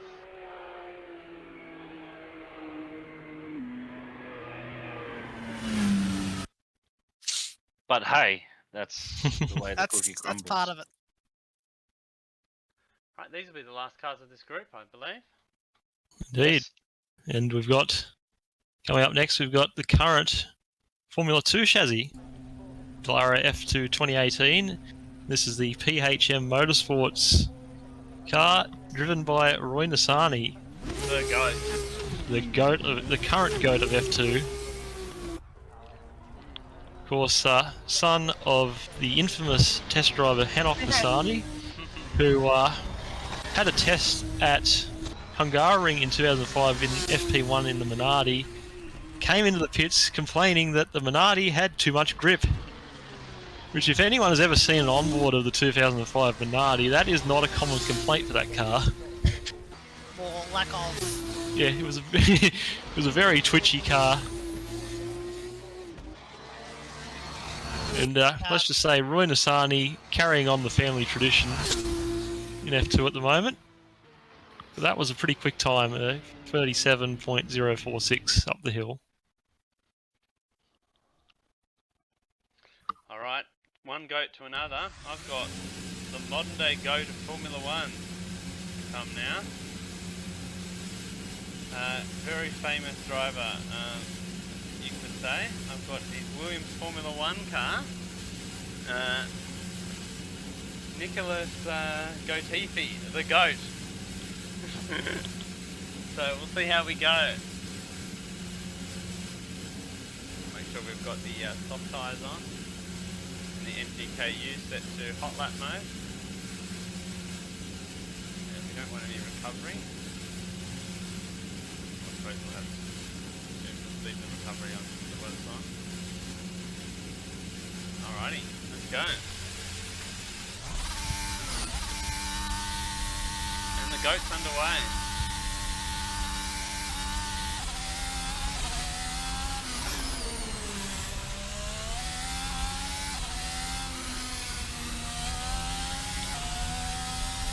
Anything to say about the evening? Now, what else is there to say? I think you already covered it by just calling him the GOAT. it was.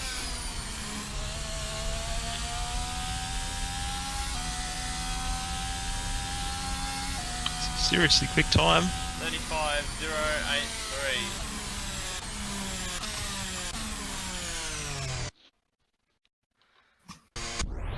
See some of the goats. The goat go. What an impressive F1 career. Unfortunately, it's over. We can only remember the good times.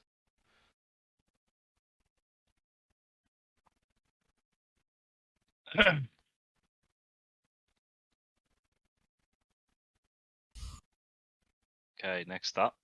I believe we have another F2 car. Yeah, it's the number 8 of Yuri Vips. I believe this is the high-tech team. I'm organised, I'm ready. Bit of raindrops on the camera there.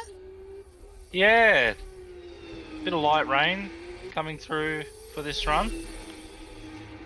Not much could do.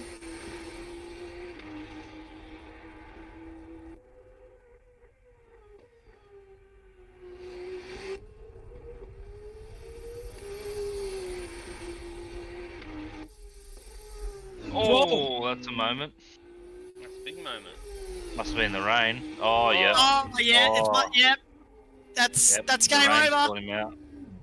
Oh, it's over for Yuri Vips. Broken suspension. Yeah, the rain caught him out. What a shame. It's Hope not the rain- first thing that's caught him out. Anyway, I hope the rain. DNF stays wet off. is the reason. Hope the rain stays off. It's our final car of the batch. It is, and I'll just get it up on the stream. ladies and gentlemen, this is the W14, Backmarker. the third quickest car of last year's season. Third quickest car. This year's season.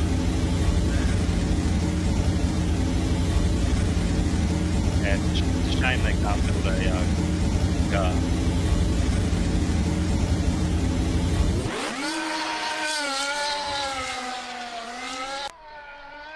Yeah, third quickest car from the back of the field. I believe this is on the entry list as the midfield car. It is on the entry list as the midfield car, yes.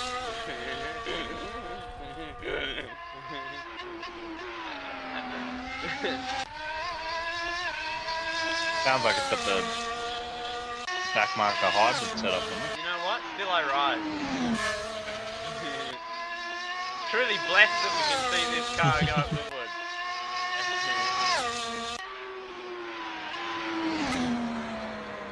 And he's been beaten by Gotifi. Yep. It really is a midfield car. Further cements my But comment. you got beaten by a fucking Williams, so.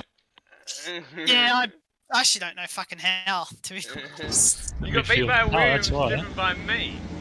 I had fucking hot lap. I had hot lap mode and stuff, so I don't fucking get it. You got beaten by a Williams driven by me. Anyway, Well, Well, that concludes the run. that does conclude that batch, yes? We are heading towards a break now.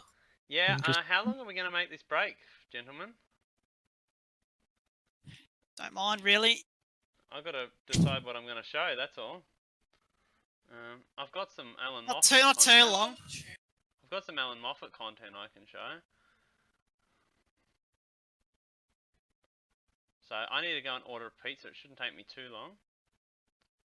Yeah, I need to go for a splash and dash as well. Do we care if we just show the rally again? 7 minutes? I'm from Port. Or do we want to see some Alan Moffat content? What do we reckon? I believe we need to put some Alan Moffat content on. Okay. Alan Marvin. I'm just adding it in now. Sorry, just give me a sec. I wasn't 100% prepared with this. So where is it? Here it is. I'm going to play. Think 1970s. So enjoy and enjoy the break. I'll just be back shortly. Think 1970s. Think Bathurst. Australians were glued to our television sets, absorbed in the long-running duels between Peter Brock and his great rival, Alan Moffat. The two were friends, but to the fans they were legendary opponents. Moffat and Brock were the only drivers to win Bathurst in both its formats, 500 miles and 1,000 kilometres. Moffat, who triumphed at Bathurst in 1970, 71, 73 and 77, was a famous name in one of motor racing's most competitive eras. Magnificent professionalism at its best with Alan Moffat. Born in Canada, Alan became a regular in the Australian Touring Car Championships, driving a Ford Mustang, which he described as the definitive race car of his life. Associated with Ford for the bulk of his career, he won the Touring Car Championship 4 times, the Sandown Endurance Race 6 times, and 4 Bathursts. Alan's impact went well beyond the winner's podium. He brought a new level of business professionalism to motor racing, pioneering the use of sponsorship in a way that changed the sport forever. After his retirement from racing, Alan continued to be heavily involved as a team owner, manager and administrator. He was inducted into the V8 Supercars Hall of Fame and as an inaugural member of the Australian Motorsport Hall of Fame. Alan Moffat, OBE, is inducted into the Sport Australia Hall of Fame as an athlete member for the sport of motor racing.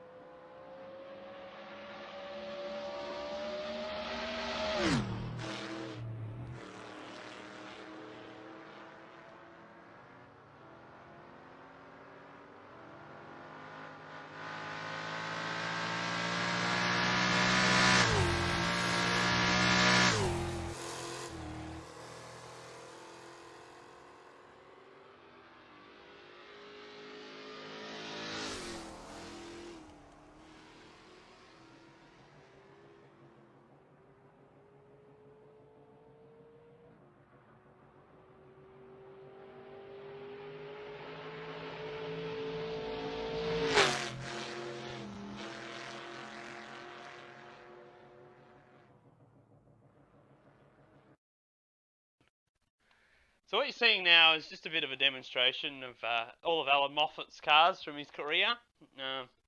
Just enjoying the serenity, some of the famous cars which he drove. They have once been the V8 icons of the 70s. Peter Brock and Alan Moffat joined forces in a Works Commodore in '86. This Mount Panorama partnership was touring cars' dream team, but only produced nightmares for ex-Falcon hero Alan Moffat.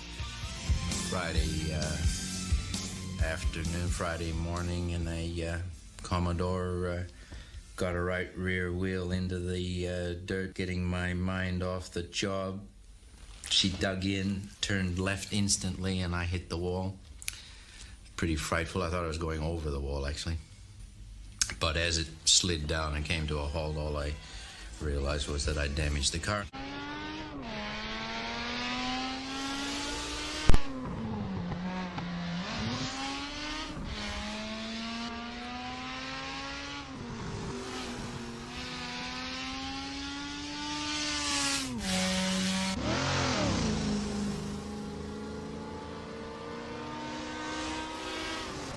Full advantage of...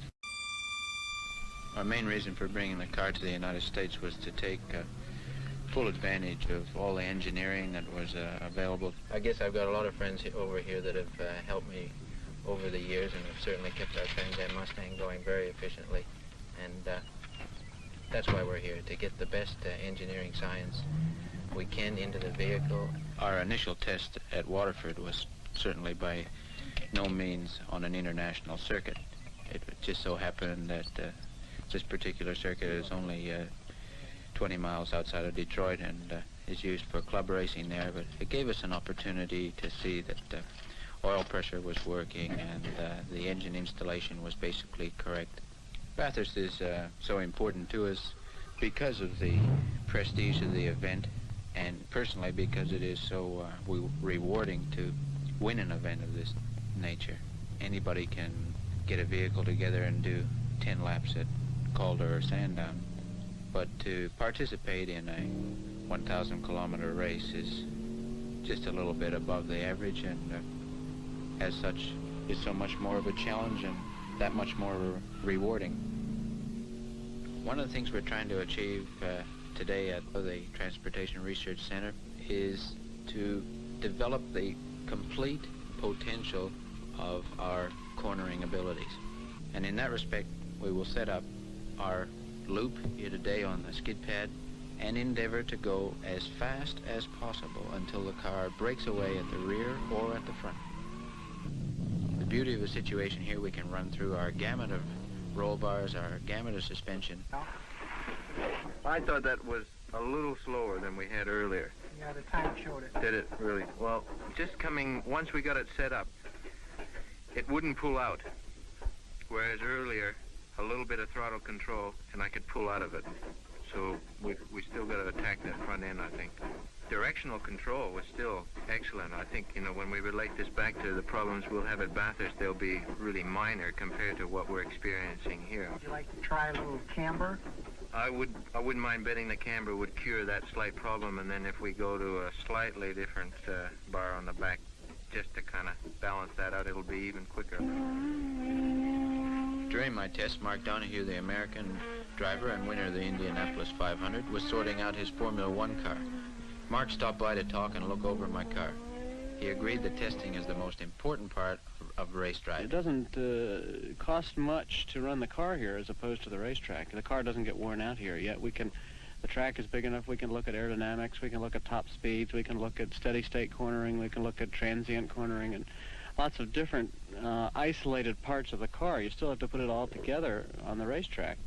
But if you have some understanding of what the car responds to in its isolated stages, why then it's easier to understand what's going wrong when you get to the racetrack.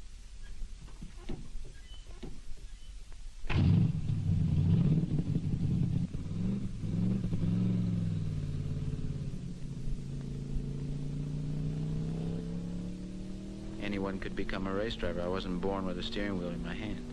But I don't know how many people would be prepared to give up everything that is necessary to do what we have done. A lot of people have this imaginary view that race cars fall down out of the sky about 10 minutes before the race, and off they go. Have no comprehension of the effort that goes into this. Any success we achieve on October the 6th will be the cumulative effect of all the people that I have come in contact with over the last 10 years. After years of building cars for other teams, Eric Broadley finally enters a fully fledged Grand Prix team. Italian Vincenzo Sospiri is upbeat. I think we will have some small problem. I hope as small as possible. Ex-Arrows driver Ricardo Rosset partners him in the team. Cross team. They're looking to do big things.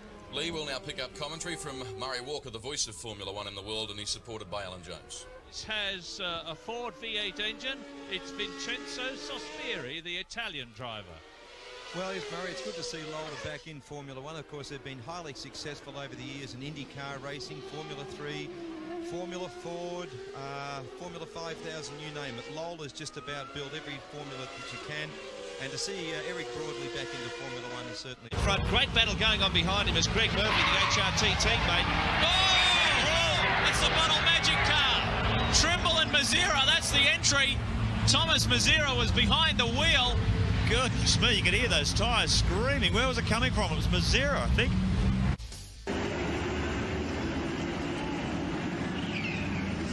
Oh no! And on the grid, Jack Brabham has been rammed in the tail. The driver of the Dolomite seems to have hurt his neck.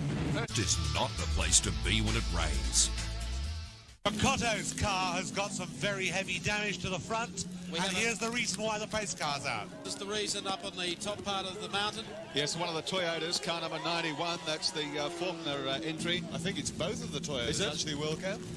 Yeah, he's got one wheel that's virtually right off. That's the 24 car, the Bajan Bauquet car in the background, the 91 Toyota, and there's another car here about to get collected. Oh, that's the Brabham Fangio car. Yeah. That's going to stop it completely. Even the pace car won't. Oh, yes, it will. There's room for it to get through. So long as there's room, the pace car will stay out. That's why the pace car's here. So a race can still continue, albeit under controlled conditions. Still can't identify the car on the right-hand side of the circuit. The third of the cars involved in the major part of this incident. The Fangio car you saw also was involved there on the way through, but it's still moving, pushing the Bauquet car off the infield now. Chicotto wending his way slowly. Look at the front left wheel. The flags are out, the pace car is out. And not only that, Klaus Ludwig, who's just leaving the pits now, is going to be held at the pit exit, and he's going to lose a lap on the lead car. Now we've got some replays coming up for you that will help to explain the sequence of events here. Let's have a look. Oh, what a feeling, Toyota replay. That's the first of the Toyotas. Looks like 91. Bang, there's the next one, straight in it. Car Pull 90. the wheel off. Next one, Bauquet. Bauquet, maybe oil on the road up there. He's trying to steer the thing. The wheel has run off the other Toyota, and Bauquet at this stage gets the shimmies on and props at the top of the hill. Another Toyota replay for you as they come up over the top of West End Bend. Boom! That was the Chicotto car. That was Johnny Chicotto. The pace car is now on the racetrack. The wreckers are already on the spot to try and clean up the mess of the two Toyotas. Here's another replay. This, of course, was the other BM trying to squeeze through. Wait for this. Akihito Nakaya was trying to get through. Brakes on. Oh, what a feeling. And it doesn't seem right that that's the Toyota replay, because they were doing so brilliantly in their class.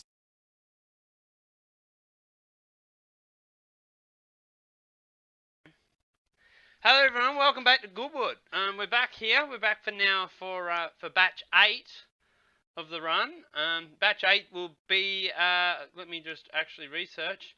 It is Supercars, Hypercars, First Glance, Vaporware and Motorcycles. That's batch 7, Stenny, not 8. You wobbler. wobbler. Batch 7, oh well, whatever. Whatever, Luke. No one cares what you think. We're back here now for batch 7. So we're getting into the end of the night, I would say. We're getting towards the more meme cars, but we've still got some real cars to come. So some road car classics in this one, you would say. All right, and I'll go live with the first entry into this category. Organised on my own end. We'll just have to go without Cole for now. So, All right, we have the Ferrari FXX Evoluzione from 2008. I'm just not 100% sorted yet. So I'm wobbling. Sorry, I'm wobbling. There we go. I'm wobbling. I'm unwobbled.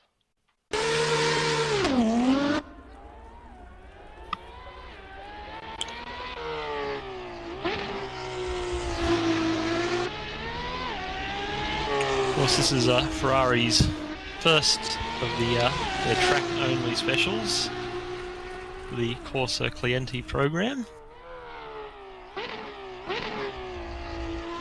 Basically, Ferrari have a bunch of rich clients. They take all of these cars to the track. Oh, and yeah, there you go. We've got the rich dentist wobbling in this one at the moment. He's in the fence quite hard. This is the program that Ferrari has. That Ferrari takes all the cars to track for rich dentists to go and drive. Rich dentists. Put it very bluntly. Here we go. It's a 45.864. Well, I finally am going to run an Italian car now. I'm going to run my first Italian car of the night. That's one of my favourite cars of all time, it must be said. Ooh. The Lamborghini Countach. To me, when I think of a supercar, I think of this. I would happily own one. I think of 1980s, that's all it makes me think. It's very good. What is the Pirelli Sintra tyres? So I'm just going to run the semi-slicks. In this car, as the scissor door closes on me. And I need to change the overlay, just quickly, sorry. Getting ahead of myself. There we go.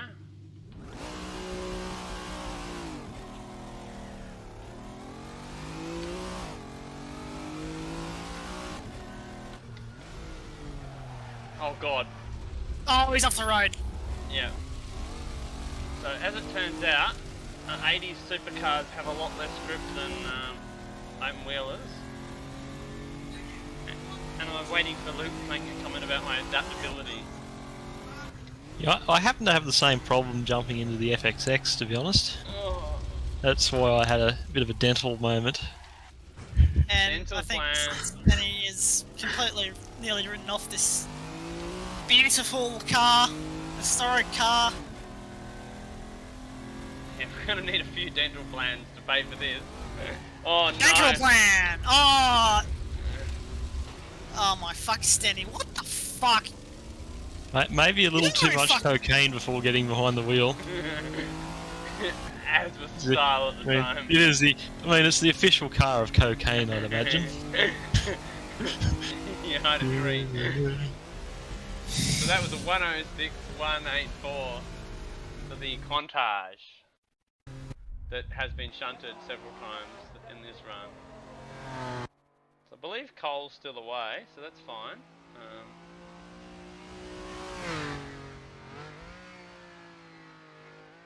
We'll get Luke up in his next run.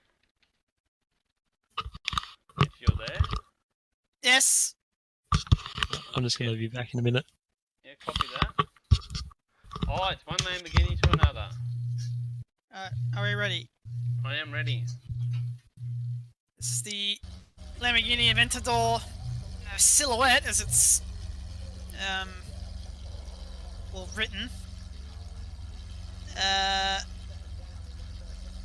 Yeah, I don't know too much about this car. It's got a V12 engine, I guess. It's got a turbo as well in the setup menu, apparently. And it's not as good as the last one that I drove. The last. No, and oh my god, got it turned in. He kept it on the road. Oh, no, he hasn't. No, he has not. They do have that look about them, though, don't they? These ones. Yes. Oh, he's off the road! Oh, And, he's into the hay. and that's game over. I don't think he's continuing after that. That's I don't another think so DNF. either, so we'll wait for the Stiggy to get back as the patron of Goodwood. It appears that many drivers are struggling with the road cars. They are. It's totally not related to just some of the pretty poor mods out there that seem to be largely road cars in OC. But anyway, we'll ignore that. Well, I'm gonna go with my next run. So, and I'm gonna not run a road car. It's gonna be a bit of a change of pace here. So, oh my goodness, it's a fucking motorbike. I have the first motorbike of the night. Now, I know nothing about this other than a 750, I presume, two-stroke Honda motorcycle. So, it's what people have been waiting to see. This is the beginning of the meme shit. People, strap yourselves in. Strap yourselves in. Listen to it. Oh, Scream. That's a bit like a Cooper Climax.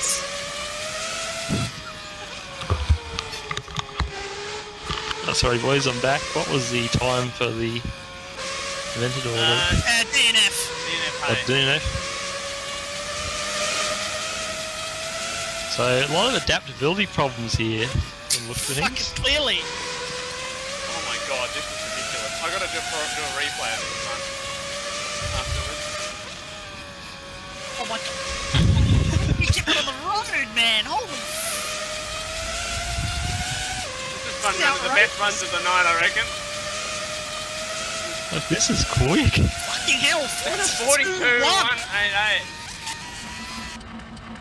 I'm playing the motor. Hell. I'm gonna do a full replay of that run for everybody.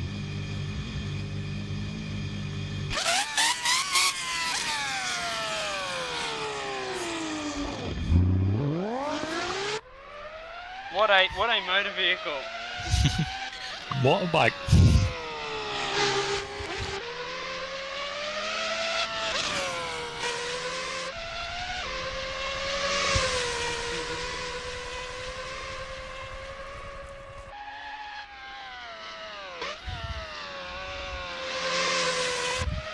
So it's a lot more stable than I was expecting.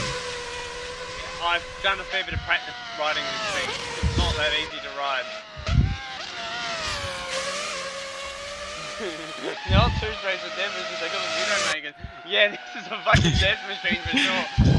Especially in that AC, but there you go. It made it up there. And I'll be honest, I had a lot of practice with that one before running it. So Right, so we go from 2 wheels now to 3 wheels. Yeah. Oh, here we with go. the Morgan three-wheeler. Here we go. Also a motorcycle engine with a V-twin.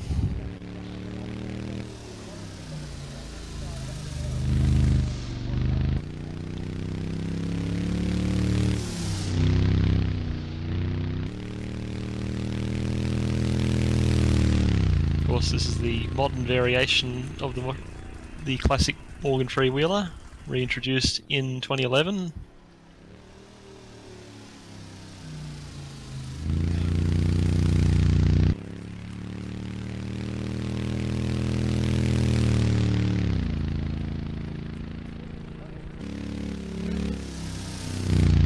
Oh, and he's up on 2 wheels through the flint wall. Commitment through there. Or dips it into the hay, but doesn't slow him down. That's a 101.7 for the Morgan three-wheeler. Alrighty, who we got up next? I think Cole's still away.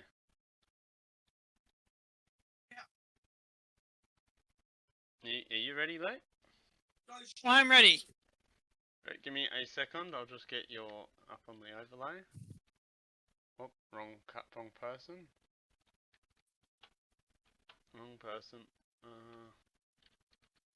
Here we go, I'm ready. Oh, no, I'm Okay, not. so this is the Here we go. Porsche 918 Spider. Engine in this is pretty much the 919 hybrid engine. The 8-cylinder or 4-cylinder? I keep forgetting. It's 8-cylinder, yes, Steve? I think so. Yes. Bit of a hybrid system, of course.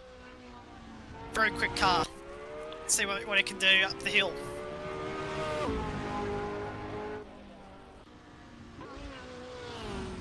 Oh! Hit the hail there. Hail, I've said the fucking that thing again. Hail, it's not hail, it's hay. You're a wobbler. Oh, In the hay he's again. in the fence. 27.327 for the Porsche 918. Just give me a few minutes. I'm doing my run at the moment.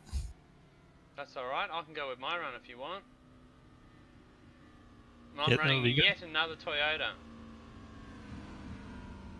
Yet another Toyota for me. Another fucking Toyota. And this is the hypercar of hypercars.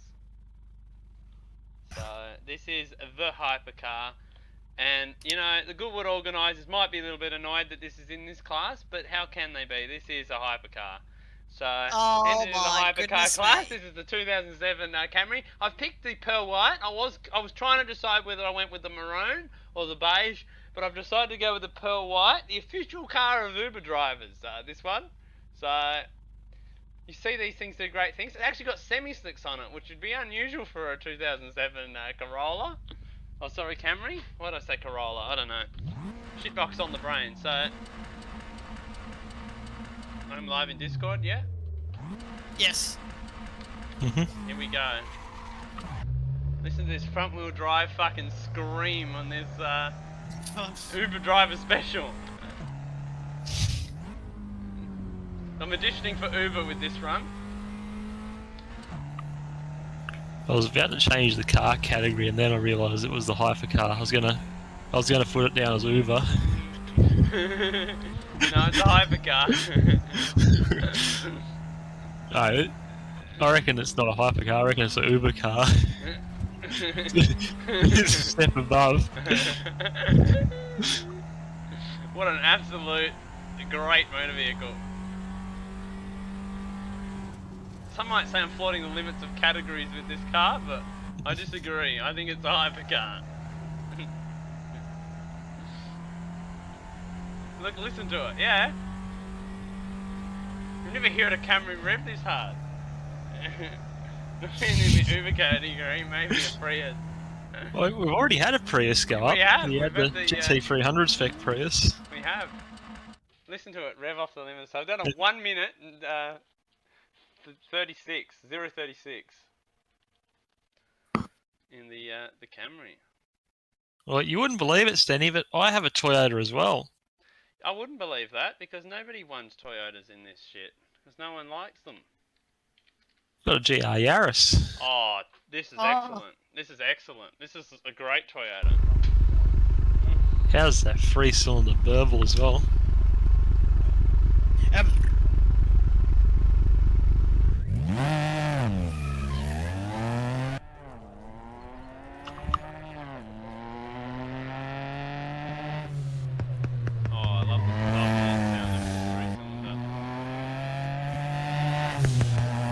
How's the backfire? Yeah.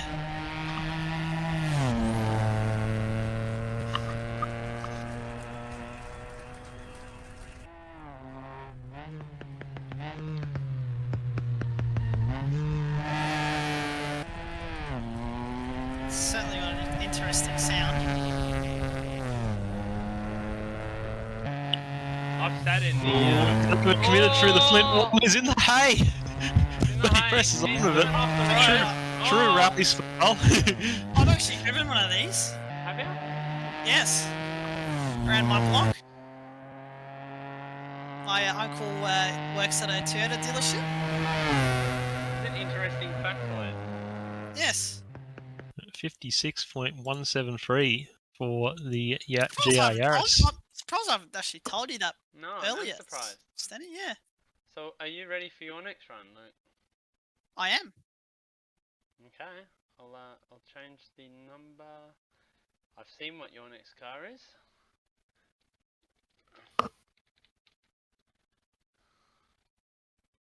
So we'll just get organised here for Luke's run.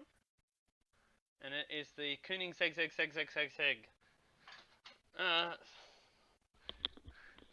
Yes, the Koenigsegg 1. As said in the name, 1450 horsepower. Somehow Goodwood. Holy fuck off. Somehow the Goodwood organisers once again approved inappropriate name for this car. But what a motor vehicle. This thing moves. It's not slow. Oh, he's ran wide. It's going to cost him time. It's again, the adaptability of these races is coming out of pretty much Formula 1 cars is still pretty poor. But anyway. Look at the power of this thing. Across the line, 47,699. That was mint. Alright. Who's next? Just give me a second. I'm in the middle of my run. That's okay. I will wait.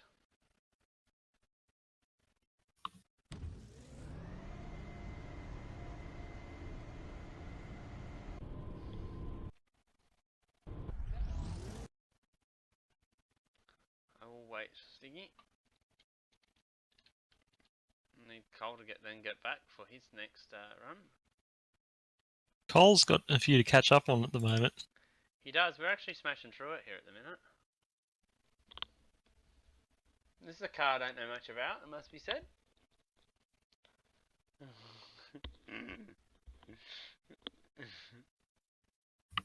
I'm ready when yes, we've got the Tech Art GT Street R, which is a highly tuned Porsche 911 GT3.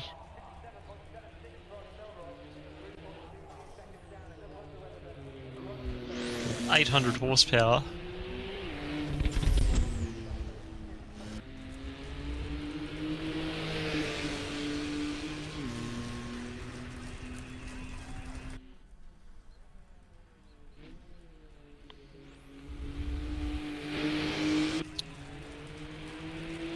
I don't know much about this car. And to be honest, I don't really know much about it either. I just saw it got released. This is a official mod from the manufacturer as well. Interesting. It goes up Goodwood in a 47.36. Well, I decided I can't take the piss. I have to actually run an actual hypercar. So here one is. Probably my favourite of the hypercars. Hello, mate. So here's my favourite of the hypercars. It is the Pagani Zonda. I just need to change the stream overlay quickly.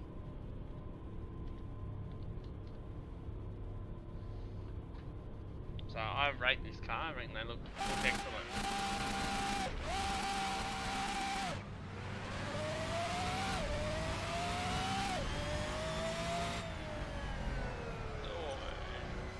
Road cars aren't F1 cars. That's all you want to learn. It's been a harsh lesson, hasn't it? Driving all the F1 cars to then jump into this. This car has downshift protection.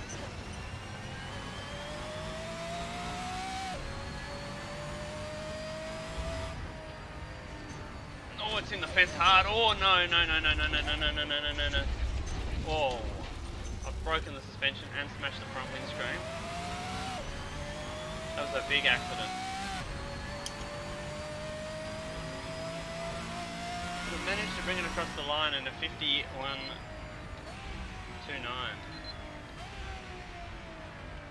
I'll have to get you to read that time again because I'm in the middle of a next run. That's fine. I'll just, while that's happening, I'll just show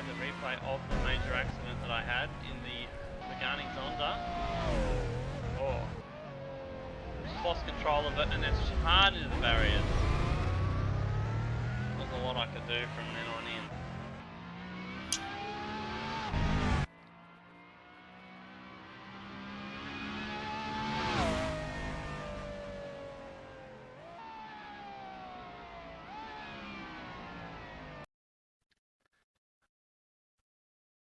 Hello, Luca. I'm ready. Give me a sec, I'll just get organised for your next run, Luke.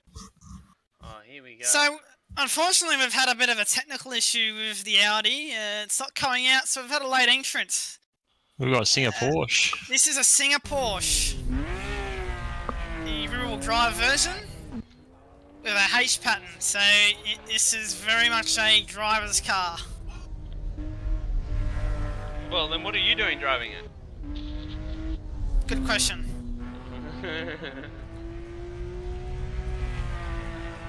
Yeah, so very much a look back on the sort of 70s, early 80s style Porsche 911s, this car. And of course Singer now being involved in the Hypercar class with a factory supported customer Porsche 963. And are they involved with Jota? Yes.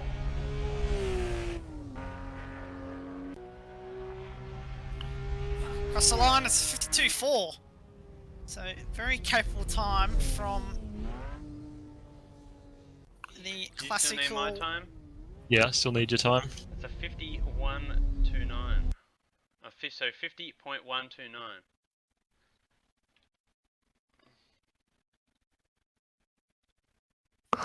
Right, I have my next car ready to go. Yep, no dramas. I'll get that up on the video streaming surfaces. As I just have. I'll just change the overlay over. And I Alright. got a Radical. Here we go, we've got the 2023 Radical SR3 Double XR. So the latest iteration of the very popular Radical sports car. It's going to be a very quick time from this car. It's one of those cars that's definitely designed for this sort of motorsport. Coming up through Malcolm. Oh, he's put a wheel on the inside and into the hay. Oh dear. Hey. A little bit of damage, but pressing on with it. Drivers really struggle to adapt.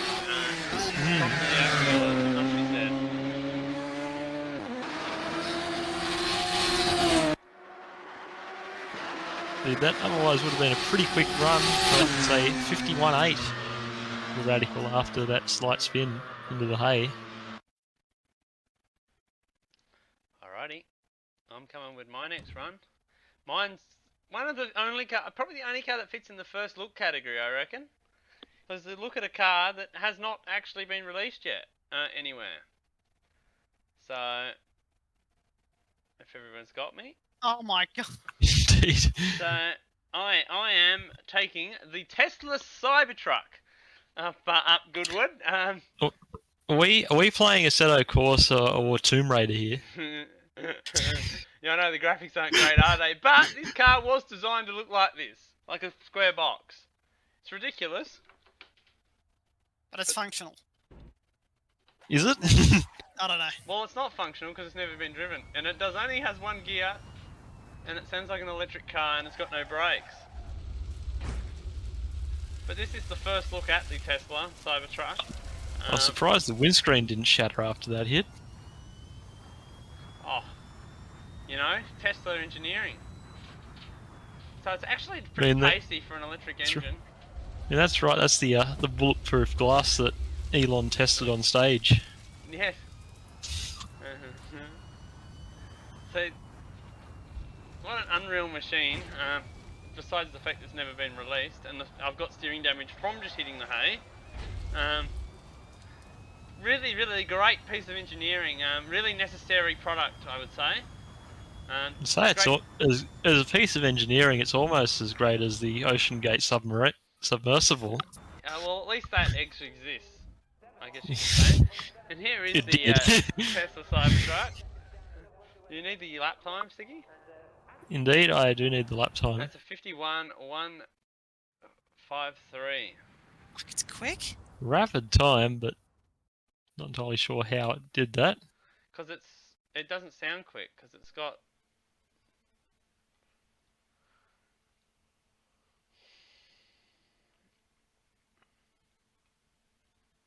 Right, so we're getting to the end of this batch and we haven't even seen Colbat yet. That's not ideal. But just give me a sec, I'll just update the overlay. Alright, here we go. Alright. The Bugatti Chiron Super Sport. I don't even know if this is a real car, but I just found it on a website and downloaded it, so here we go. It is a real car. Yeah, it's very much a real car. V16 twin turbo, I think. He's committed. W16, I'm pretty sure. Being a Bugatti.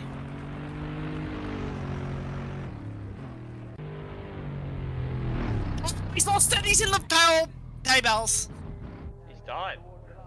And I think that's the run over. Yep, he's parked it. That's a DNF hay again. Another DNF for a fucking hypercar. Not been a good run in this category. Okay, so we've had no appearance from Cole yet. No, we have not. So do we want to run to the next, go on to the next batch without him? I think we just go on to the next. Wait for him to get back. I think we just have to go on to the next batch without him and try and get him catch up later. I think that's the only way in which we can work here. Alright, I'll just have to do my run now. Yeah, no, that's so I wasn't really prepared yet. That's fine. That's fine. So our next, I'll do the filler. So our next batch, for those still watching, if there is anybody, is Rally, Hill Climb, Time Attack, and Drift. So this is Rally cars, Hill Climb cars, Time Attack cars, and Drift cars.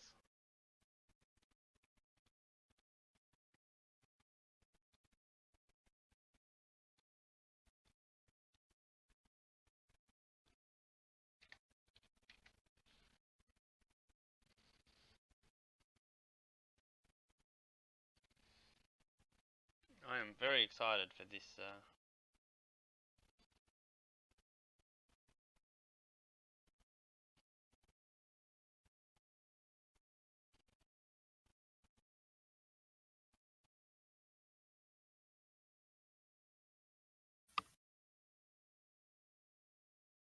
I have had dramas. I have lost my my apps on the screen, so it might be a while. Oh, good.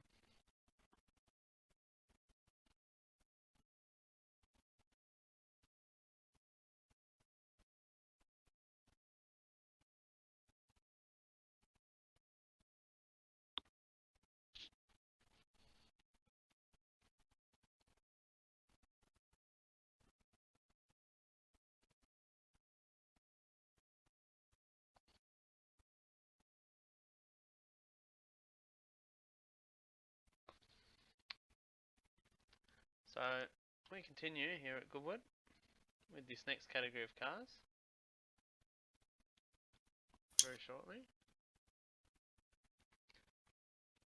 Hopefully we see a return from Cole. It's been MIA for 20 minutes now.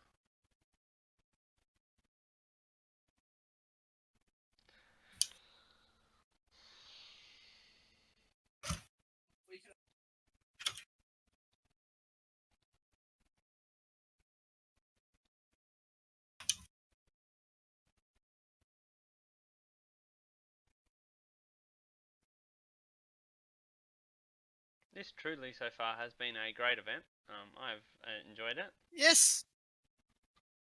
You've enjoyed it? Great spectacle. Yes, it's been good. I've enjoyed myself. Stay. It's very good. Have you? I'm glad you've enjoyed yourself. That's good. You've It's been a few climaxes. Yeah, we've got the climax a few times. Yeah, Cooper climaxes, that is. Yeah, obviously.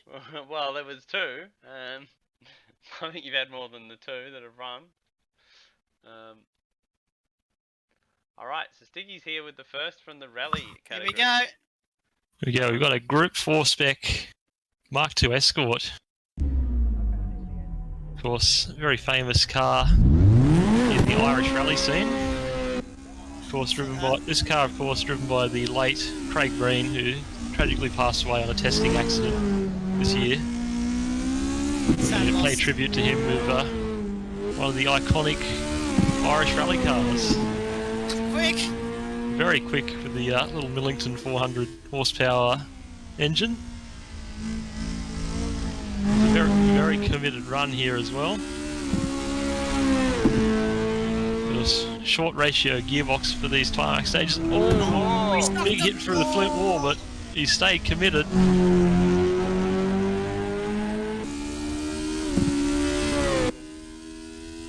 This time it's gonna be quick. It'll be a very quick time for a rally car. 5.6. Very good time. Well, I have our first entry into the Targa class. So I've got a car from Targa Tasmania. Yeah. Don't kill yourself in it. No, I don't plan on it. So I have got a Holden HQ Monaro. Oh dear. Driven by Steve Code. What's the? Oh yeah. Oh, it's just not one of my favourite, not my particular favourite cars. But anyway, yeah, continue. Yeah. Oh well, I'm going to drive it up the hill. So Oh yeah, it's got the Z4 GT3 sound. I wonder where this has come from. Must be Seto mods. Fuck yeah. Oh. Maybe. Might be from there. What particular mod? It's from there. I won't blame you if you crash it. I'll blame the mod makers. It's very quick, but it has no brakes. That is late. That is fucking late. Oh It's my. got no brakes. This HQ. Yeah. HQ. Oh wow! Oh, Stiggy, did you hear that? Was that a hydraulic pump? Wow, I didn't know a fucking car from that era had a hydraulic actuator in it.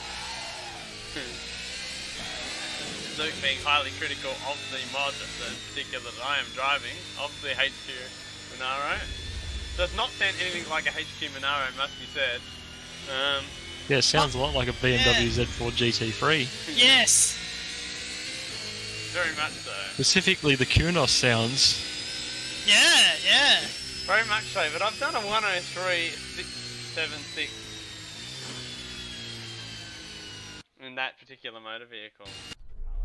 So, as you can see.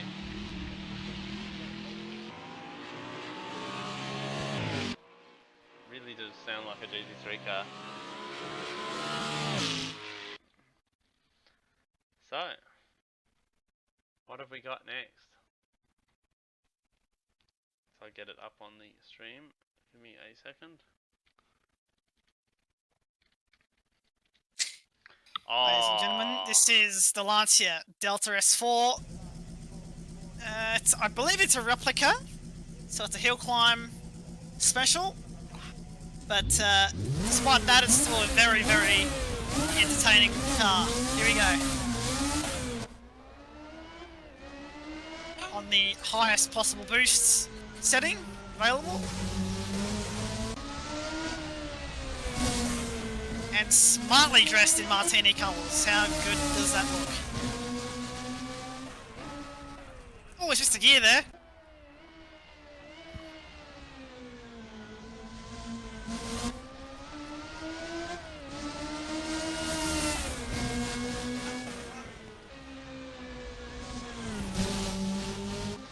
Give it a 3-point wall. Coming up the final corner. Will he hold flat through here? Yes, he will. Oh, it's just another gear. 46.6 for the Delta S4. Very good time.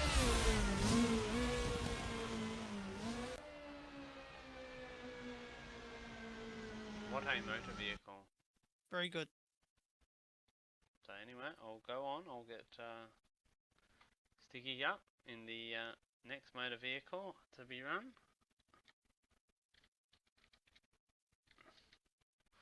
Oh, here we go. We've got some fucking Czech Republic motor vehicle.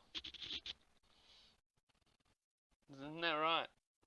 Yes, we have. We've got the Skoda Octavia RS WRC Evolution 3 from 2002, as driven by Tony Gardemeister.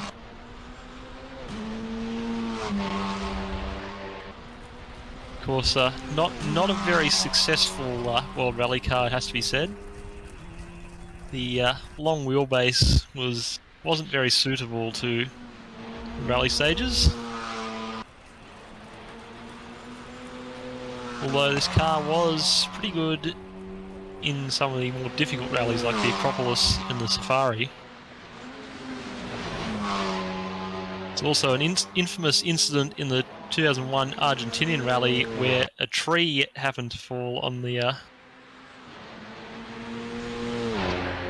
think it was a tree that happened to fall on the team cars in the service park and they had to withdraw. So there was some sort of incident they had to withdraw both cars for in that rally. Well, here I go. I go I mean, in not a car.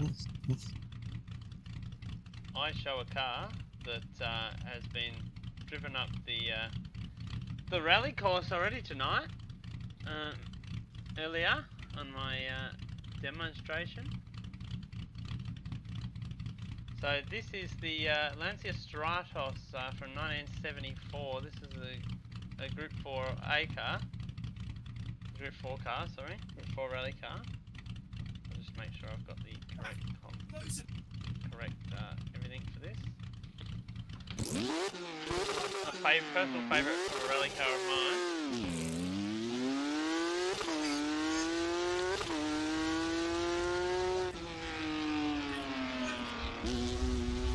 And I'll now reveal that I was the driver earlier in the rally stage as well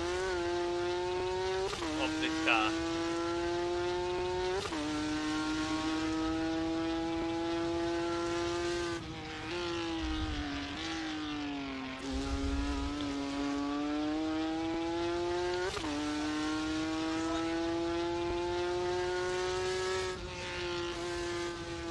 Oh, it's very good for a car from the 70s.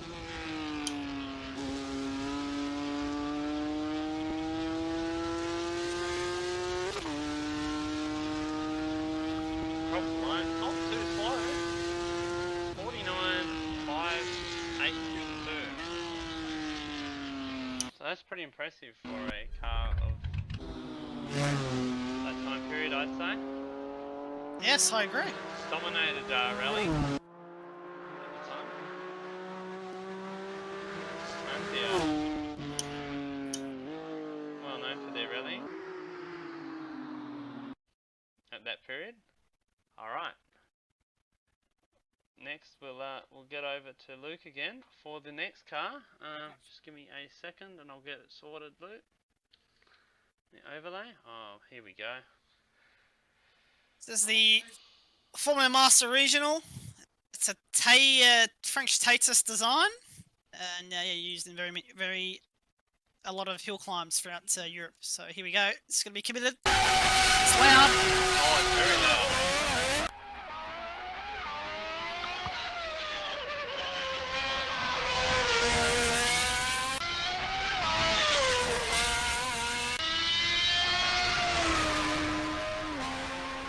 Sounds very reminiscent of a Honda V12. So, probably guess where they got the sound from. Very pacey too. This could be one challenge. Maybe not at the very top, but definitely in this. Somebody's trying to talk to me. I cannot hear a fucking thing. That's It is quite loud. Good time there. 38.948 for the Formula Master Regional. Very good.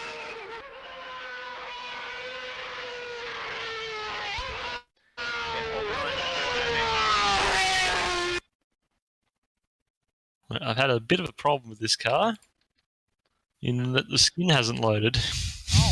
Oh, okay. That's an interesting issue. Never seen that before, but the rest of the car works, so we're going to press on with it. Okay, so this is the E36 M3 Judd V10. Nice. The Hillclimb car made famous by gay old classer.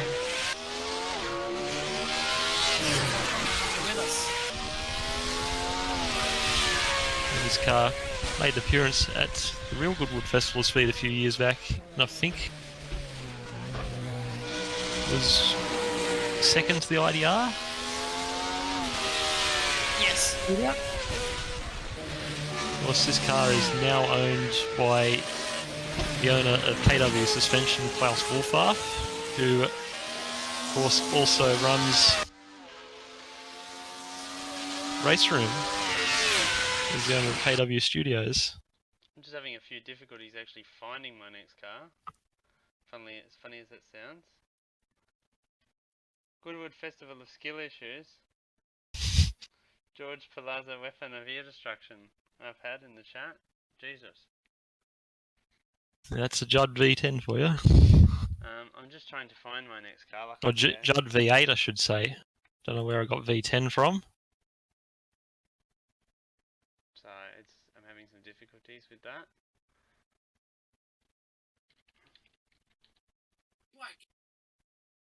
I don't know why I can't find my next car at the minute.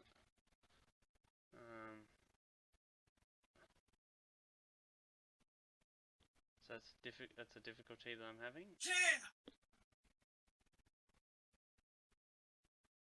give me a sec and I will find said car.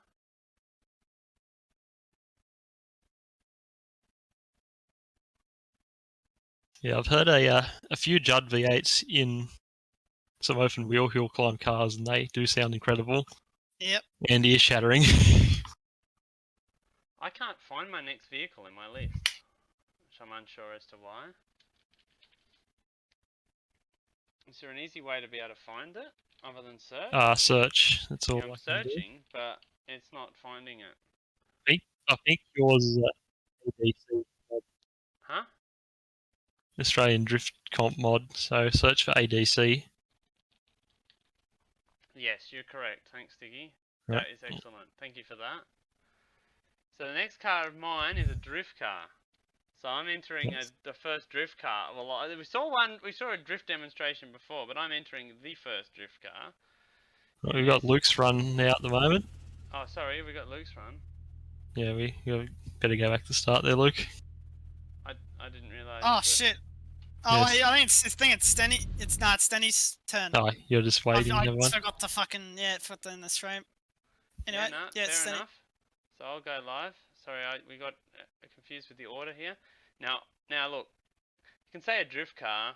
I'm gonna cop some flack for this, but you know. Oh my goodness I've got me! an AU Falcon police drift murder vehicle. I think you deserve to cop all the flack for that. Yeah, but you know I have to represent Ford. This is only the second Ford I'm running tonight. What's with that Barra? Fucking shitbox.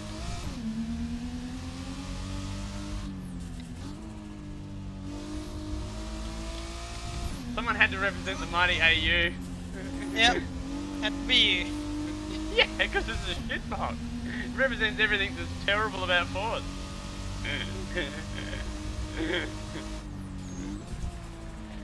Now I'm going to represent everything that's amazing about Fords coming up. I had to pick the worst thing I could pick. Oh, it's lost control. It's like every taxi that you've ever been in that's an AU.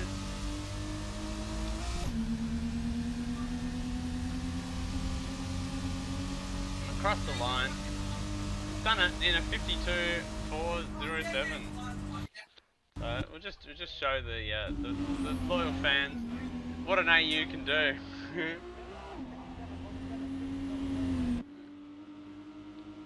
Have a look at that. What a piece of engineering that is. AU is doing amazing things. And they're even at Goodwood doing it. Well, we got our next car. Just give me a second. Here we go. Take it away, Luke. This is the Lotus Tiger Spirit. a worthy competitor of the BMW Judd that Stiggy went up the hill with before. So keep an eye on you all the time here. Yeah, this, of course, being one of the cars from the Caterpillar Festival that runs at the... I've forgotten the name of the circuit, but it's the one that's come to iRacing recently. Rudskogen. Rudskogen, that's the one. Yes, it's a Danish race prep. I forgot their name now. The KRB. KRB, yes, they Just prepped this car. So someone mentioned that in the chat. Oh, big run through there for the hay. Carbide It's gonna be a turbo rapid Chevy time. V8, here we go. 42.2, Stiggy. Is that faster or slower than the That BMW? is 2 seconds faster than the BMW. Oh, fantastic. So, committed time from the Lotus. Alright, and I'm going to try and redeem Ford's hopes here with something that's actually decent after that disappointing AU. Get fucked. But anyway. We've got the Fiesta RSWRC 2015 with the Oit Tanak DMAC livery.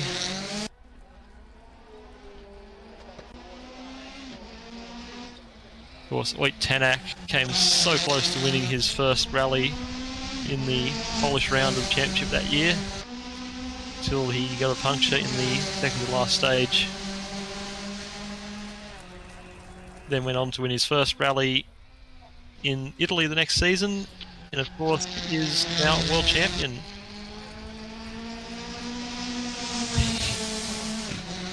Like, yeah, every WRC car of that era got fucked up by Auger in the Polo.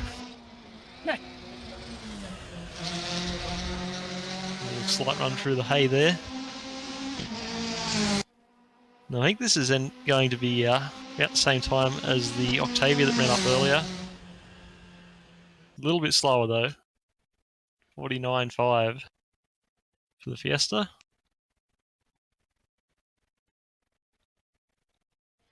Well, well, well. I've now got another motor vehicle to run up Goodwood. And what a motor vehicle it is. So I'm representing rally. I'm representing the discipline of Dakar rally. And I've got a Catamaz 6350 Dakar truck. I think it's the support vehicle, I believe, in Dakar. Yeah, this is a support vehicle. This is not the competition truck. So it's a Russian-built support vehicle, and here we go.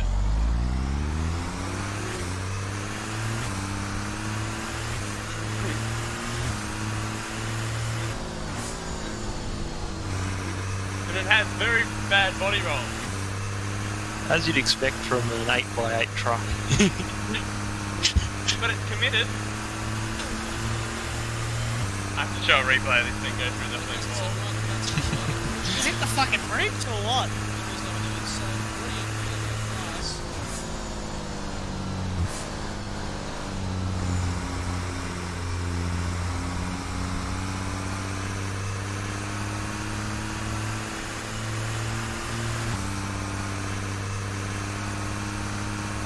Oh my god. Oh! Got it pinned. Oh, it's not. It doesn't take that very well. What I'm aiming for the truck.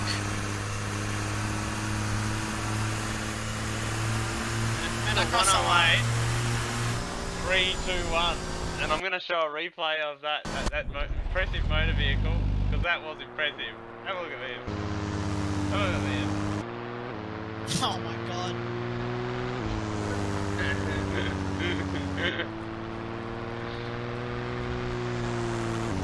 Imagine if that thing crashes over the crowd. Like, you're looking at, like, multiple fatalities.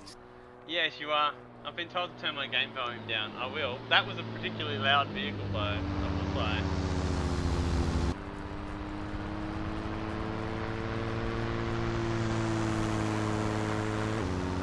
I'm just gonna watch it go through the flint wall. Oh, have a look at that. Holy fuck. Here we go. Watch this. Oh. Hard into the barrier.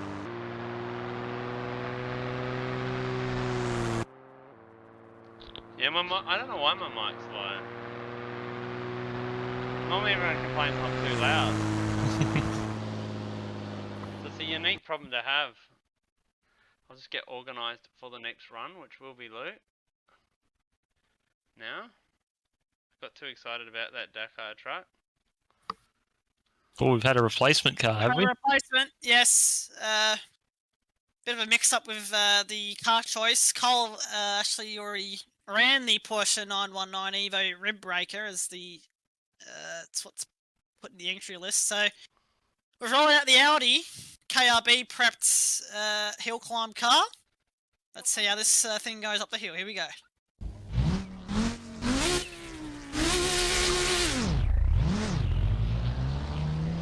Terrible turbo lag, this thing.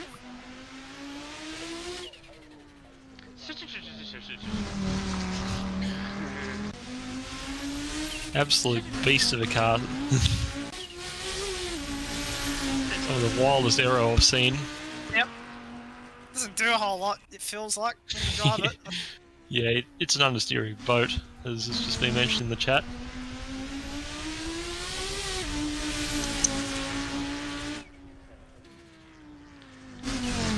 I believe the Tiger Esprit you drove up earlier is based on a former Group C2 chassis.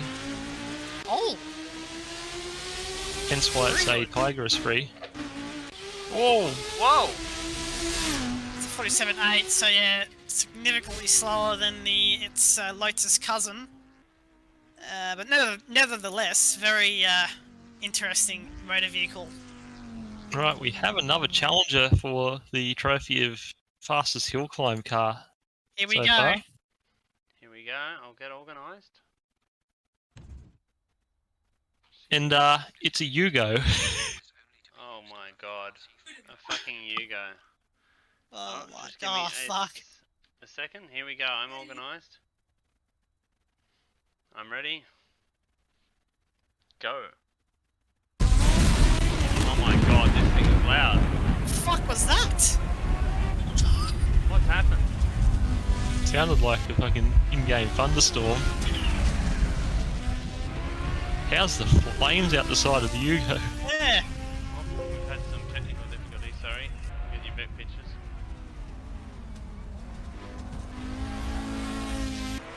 Yes, these are set cars. I'll put the list, I'll put the running time so far in the chat for you.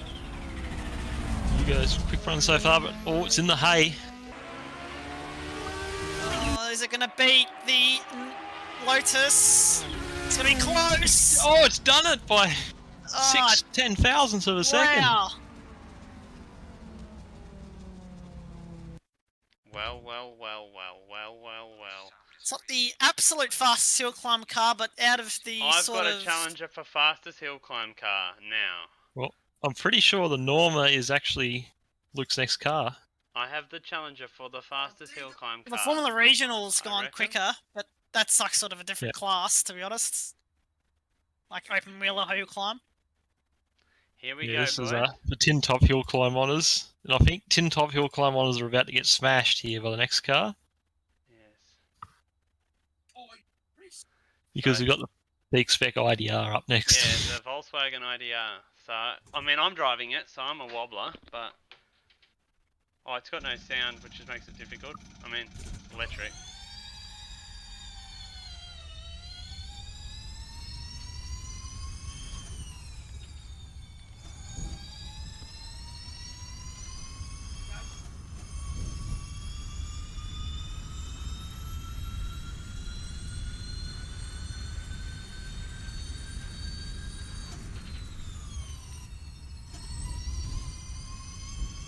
Been that committed because it's hard to be. It's actually difficult to be committed in an electric car.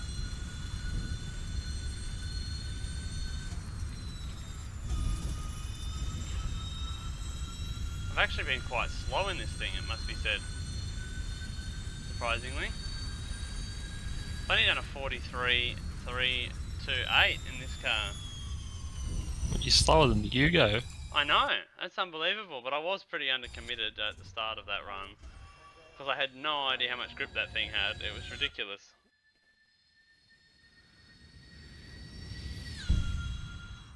I'm disappointed there, I think, with that run. But here we go. We got the Norma up next. Norma M20. Do we? Sorry, I just got to get the...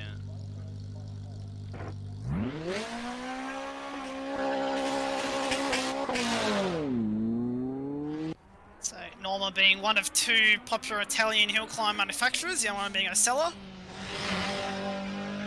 Ocella, of course, former F1 backmarker. That's right, Stiggy.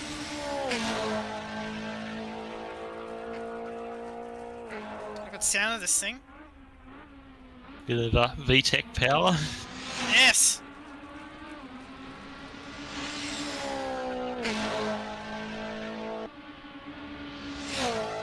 Oh, committed through there.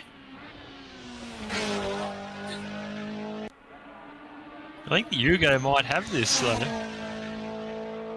Yeah, it hasn't got the Yugo's got legs. It's not exactly suited to this sort of longer course, but still a pretty reasonable time for the Norma. 24.861.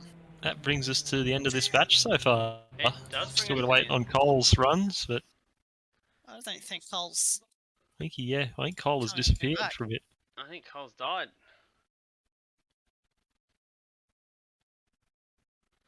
So that's alright. We bring into our next batch, which is our second last batch, is the Miscellaneous batch. So we're into the Miscellaneous cars, which is any motor vehicle that... What was your definition, Stiggy? It was any vehicle as long as it has wheels and powered under its own power. Yeah, pretty much. Yes. So most of us have picked motor racing vehicles from different categories that don't fit into a category currently already run. Might just give you a little bit of time to set up. Yeah, no worries. So your first one is going to be the Renault E-Space F1 van. Oh, you don't want to see my car choices in this one, Luke? Is that right? Yes. Of course, anyone who's played Gran Turismo Gran Turismo 2 will know the vehicle I'm going to take up. I know the vehicle that you're going to take up, yes?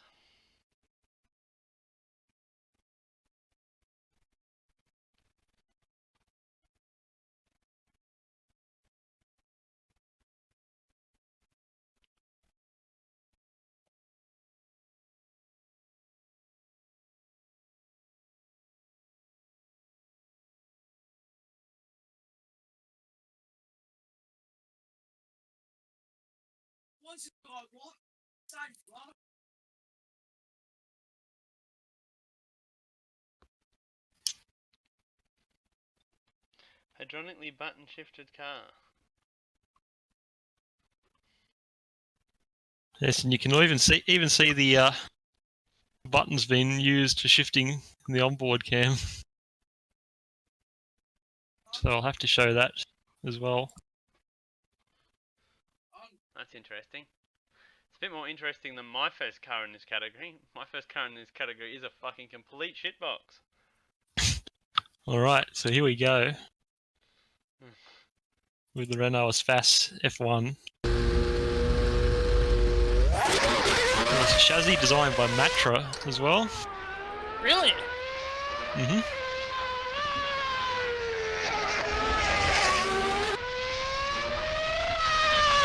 The only carbon fibre tub minivan you'll ever see. Go on board to show the button shifting. Oh, big opposite lock moment there.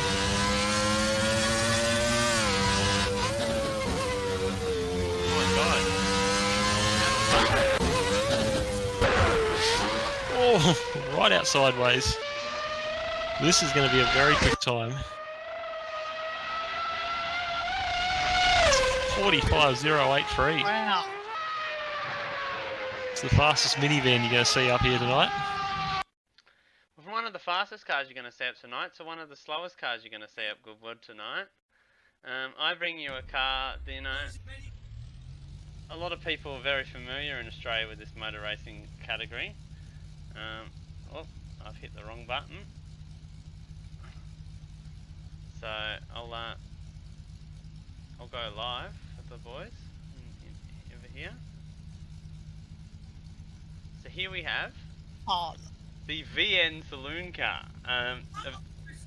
I don't know if anyone wants to talk about what a saloon car actually is when I drive it up the hill, but this is the Terry Nightingale livery of it.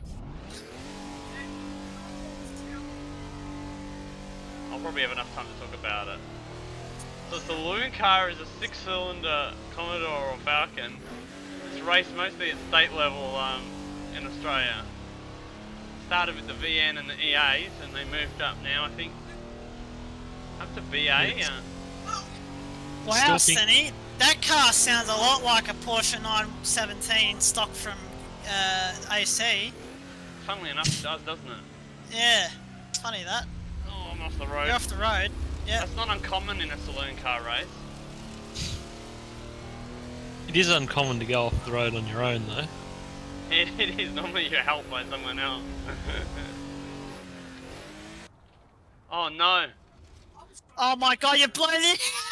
I've down changed and I've blown the engine in it. Oh no, the mighty Buick 3.8. Oh no! Oh no! Time to go to the wreckers and get another $500 motor. Is it gonna make it to the line? Is it gonna make it to the line?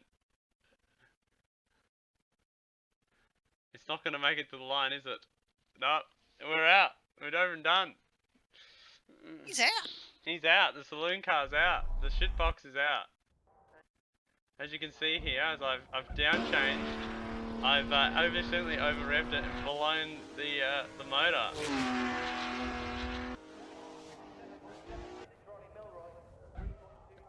Fucking hell.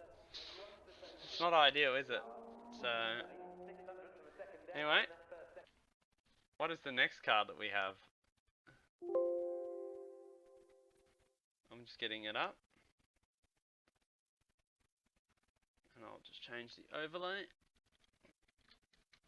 Alright, here we go. Oh. Yeah, it's a Subaru WRX wagon. A soccer mum's car. Strap yourselves in, this is going to be a big lap. It is a soccer mum's car.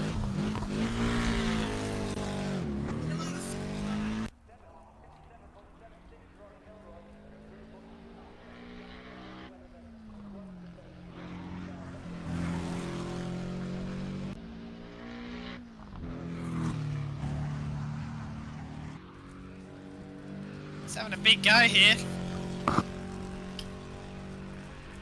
Isn't a soccer mum driving, clearly? No. How's the ride on it?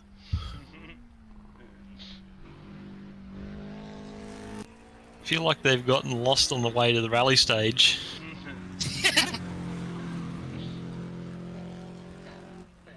think so? Close to the flint wall there. As we come up to near the finish, last corner coming up. Will he dare to hold it flat?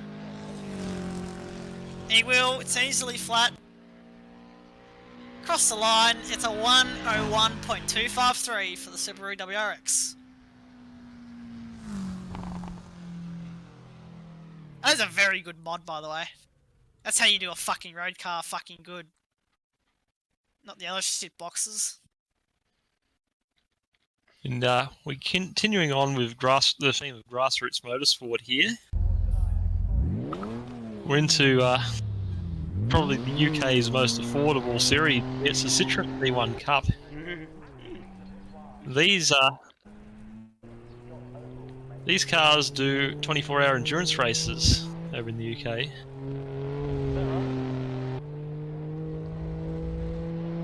So I believe they did a 24-hour at Silverstone a few weeks ago. And they're not quick, as you can see here. I believe this is also the same platform as the Toyota Aygo and the Peugeot 1007. It's got the back wheel off the ground, Stiggy. The braking zone, I just noticed. It doesn't surprise me, very lightweight front-wheel drive. Sort of similar to what our XL series is.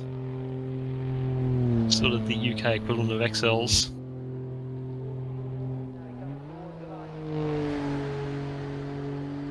Of course, we got the Liquid Molly sponsorship. Yep. My work sells a lot of that product.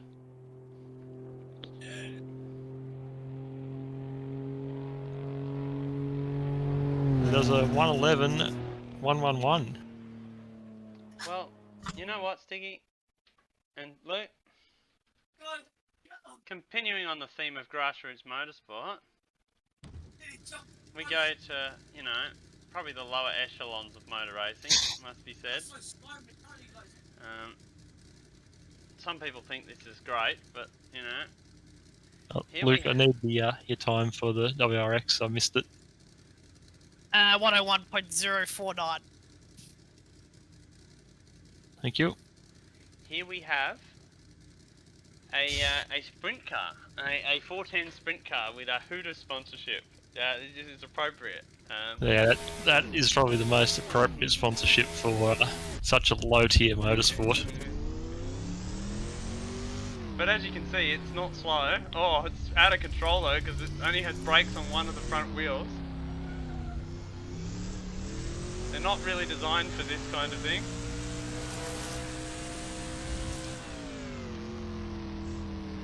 Not easy to drive at all.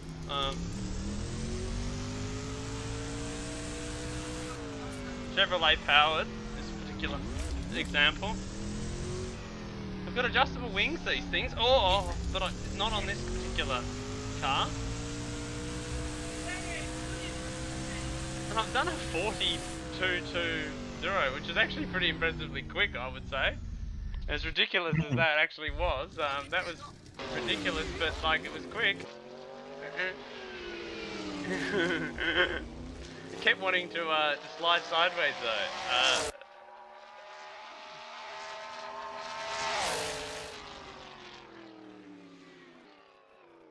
So anyway, moving on. I think Luke's up next. We've had to have a late entry here. We've had technical issues with the Hick police car, so we're gonna. You're gonna get the first live run, off my point of view, tonight. It's gonna be. So the Rosses have been done. Yeah, it's gonna be a Mazda MX-5. Yeah, very boring. It's fucking. Do I go to sleep now, or when do I? Yeah, in Jimmy Broadbent's red. When do I go to sleep? Yep. Get ready for this.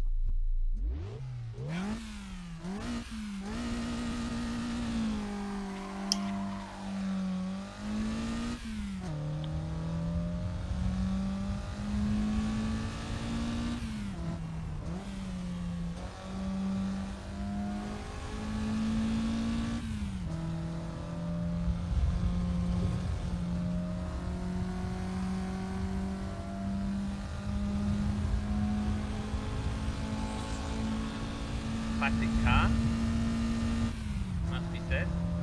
Yep.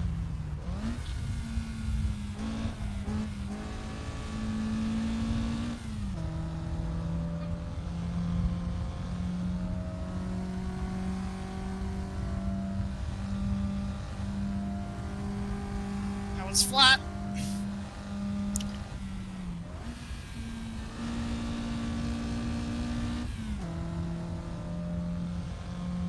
Sounds pretty good for a stock fucking car in AC. Yeah, it's not bad. So 106.095.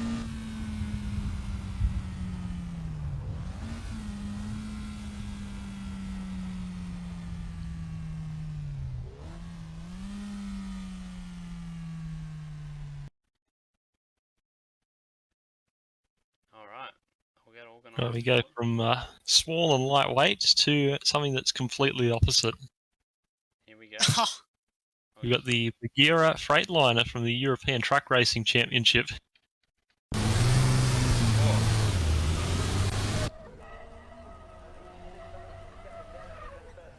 Oh, big skid off the line there. Imagine one of these going for a barrier at Goodwood. Yeah, gonna say the hay wouldn't stand a chance against this somehow.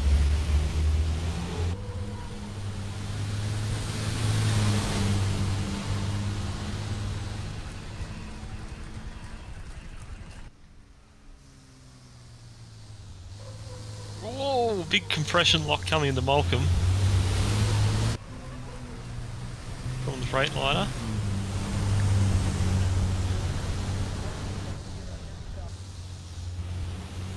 Very tight squeeze through the flint wall. Bit of a scrape in the hay. Press on.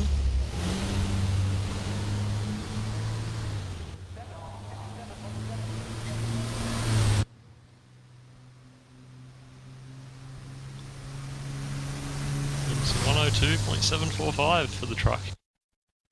Well, from one truck to another, Sticky, I'm also running a truck from the European Truck Racing Championship. You know, I thought I'd run a Volvo that looks like a brick earlier, so why not run another Volvo that looks like a brick? And I run the Volvo FH Formula Truck. This is the Brazilian Formula Truck series. So yeah, sorry.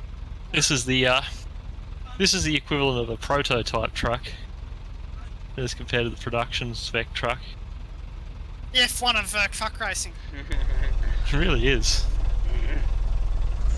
I'd say it's probably more the LMP of truck racing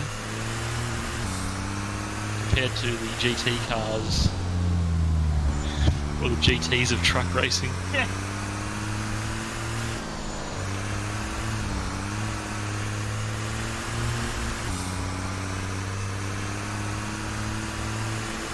It's quick. Yeah, it's not slow for a truck. It's actually got really good brakes too for a truck.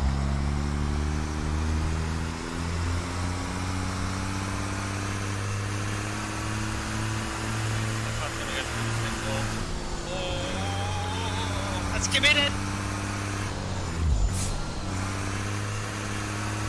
Doesn't have to run up the hill, a bit heavy.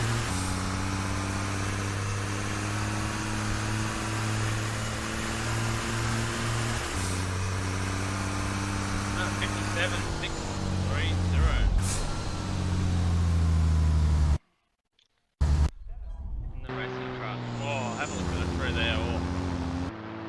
Commitment. That's wall riding. Your wall riding.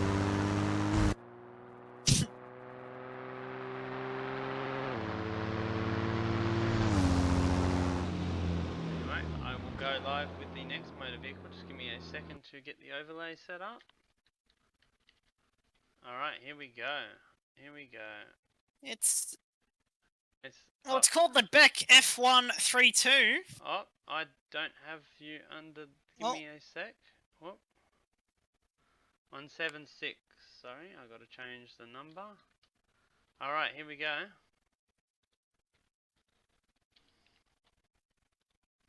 Yep, I've got the correct overlay on now.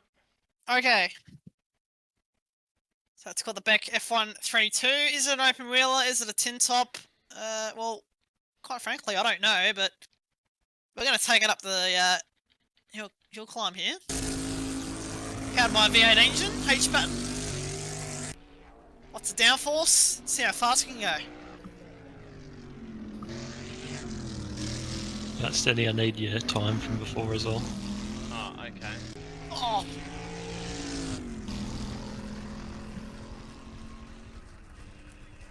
Is it 57.732? Oh, I've got two wheels there over the grass. This is a very good lap time. I've got 57.487. That's what I do have. Copy.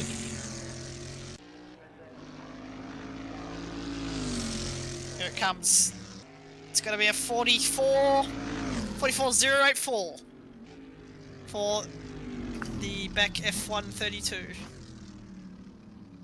I think you might have skipped one of your cars, Luke. You did, yes. Whoops. Yeah, you skipped the stadium truck. Oh, yeah. That's what confused me, but that's all good.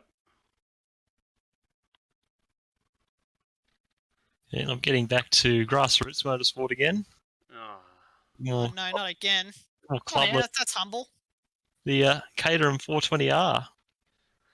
And livery very much inspired by the Brawn GP livery, which I appreciate. Going to sleep?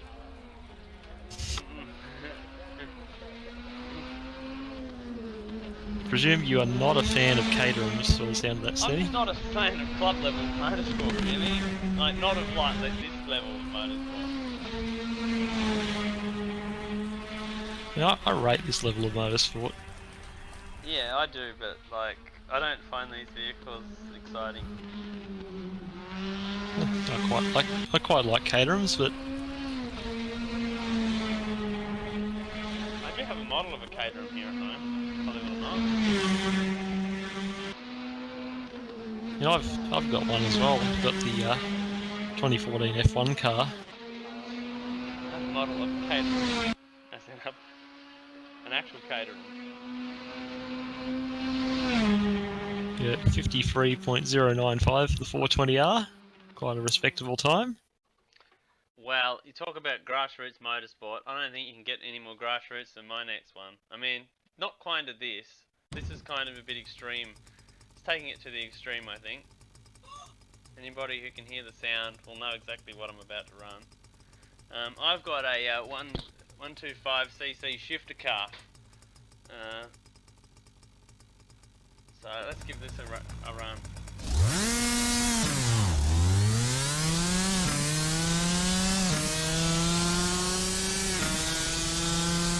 Not sure exactly what type of shifter car it is.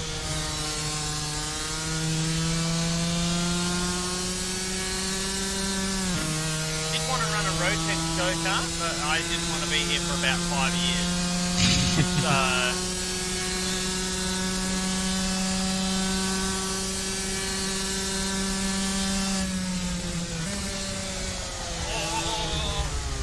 Oh no! Whoops. That was surprisingly, the short wheelbase made that surprisingly oversteering.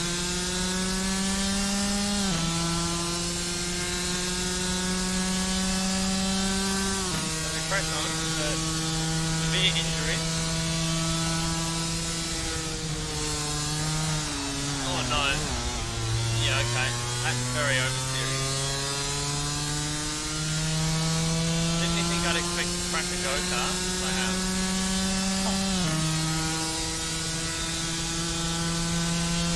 So 112.312 in the go-kart, in the car. Where's my crash down at the Hayburn? Oh. That's probably he's not probably walking away from that. That's a everything breaker. That's a bone breaker, that one. Alright, here we go. Am I ready? Are you ready? I am ready. So this is the Toyota Stadium truck. Oh, what a feeling, Toyota. Stanley, you excited? I'm finally driving a fucking You're finally Toyota. running a Toyota, yes. Alright, here we go.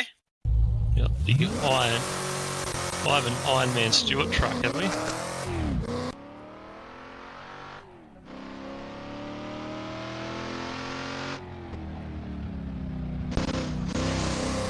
It's using all the road.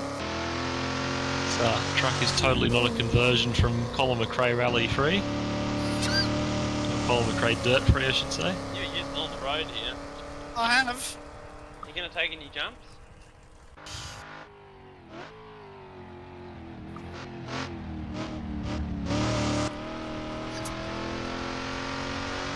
Firmly utilising its off-road capabilities.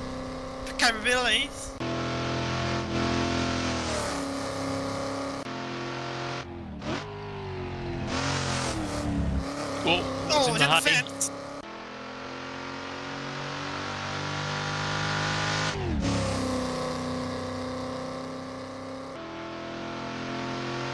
And across the line. 101.298. So can I get the time for the car again, Stanny? Sorry. Yeah, I was on the middle of a run. I'll have to find that. past the 6-hour qualifying has commenced.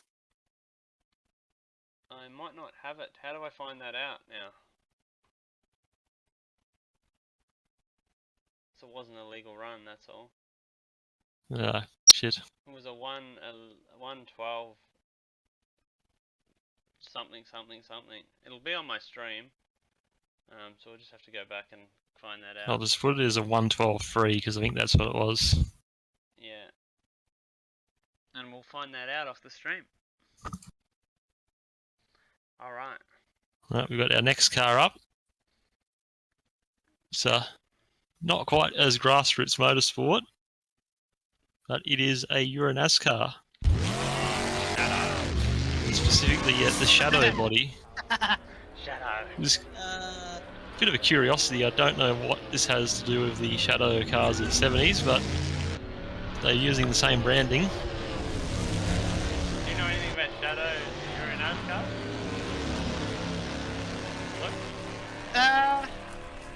No, I believe that get the license to use the Shadow name, but other than that, no, I don't know a whole lot about it. I mean, it's just a spec chassis. Yeah. The commitment through the Flint wall there.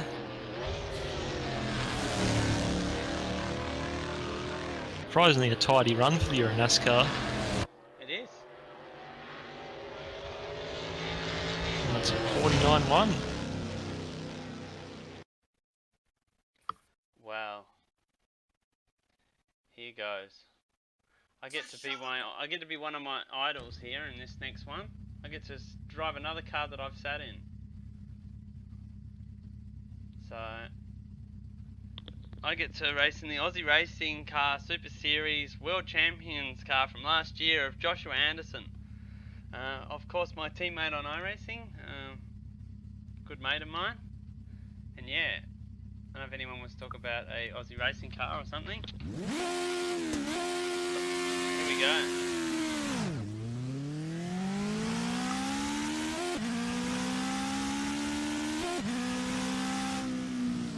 I believe these are powered by a motorcycle engine. It's a Yamaha FJ 1300, I think. I think you're right.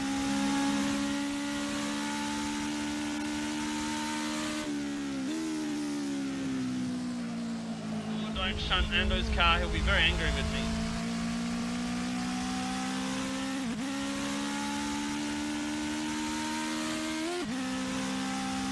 I've actually seen one of these do a hill climb event. Have you?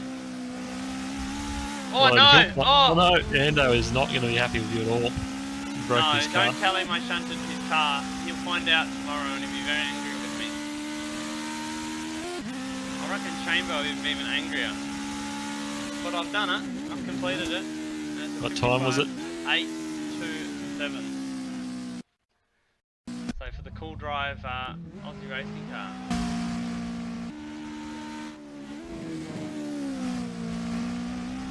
Oh, it had the wheel up in the air. They're well renowned for doing that. Definitely a skill engineer. They're renowned for doing that. What a machine. That was very good. Enjoyed that. Alright.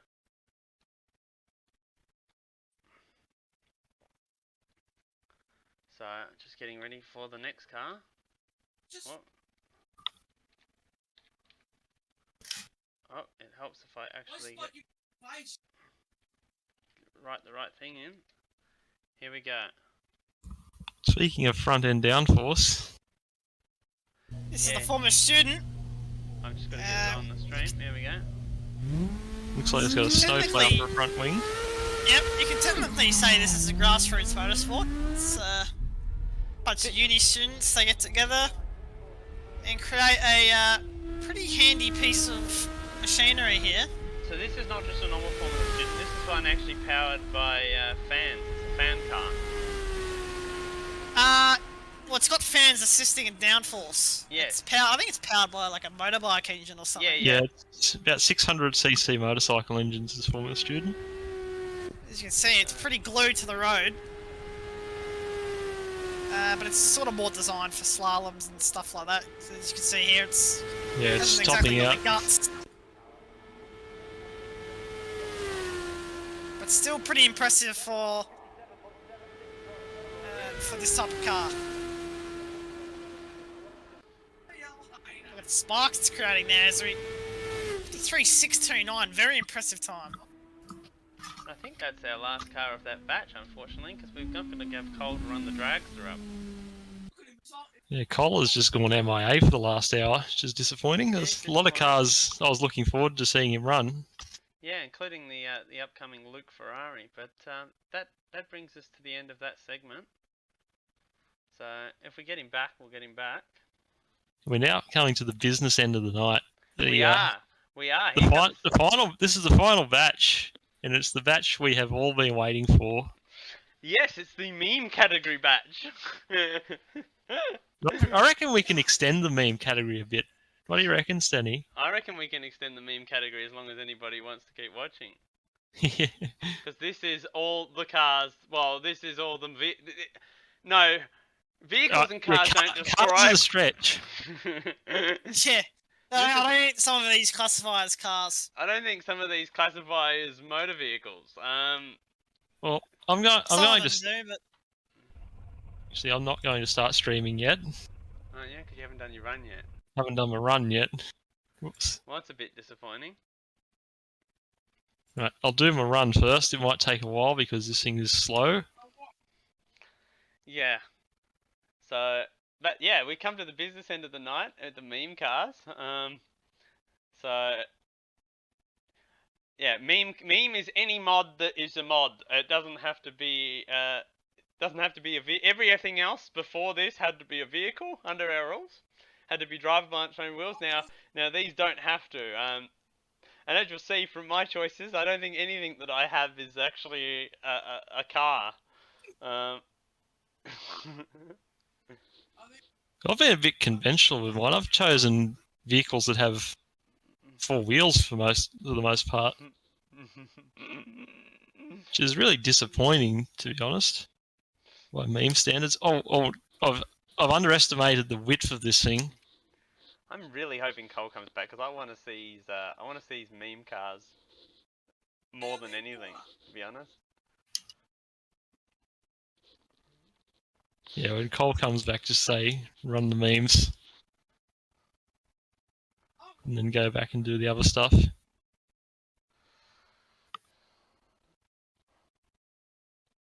Alright, my first run, the meme category is done.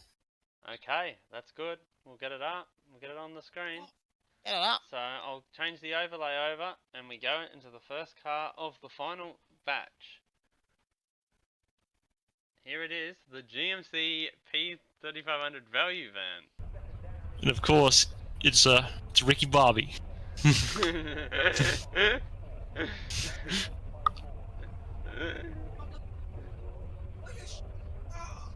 And if you ain't first, you're last. I think you're gonna be last here.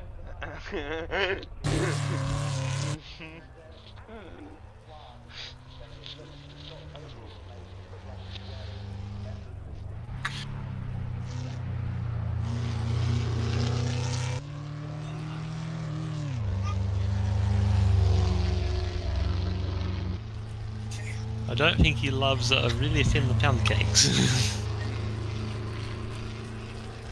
Well, you know what, Sticky? I have come here to defeat you, Ricky Bobby. With my next car choice.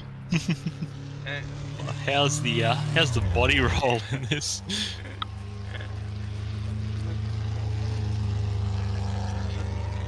It does have significant body roll.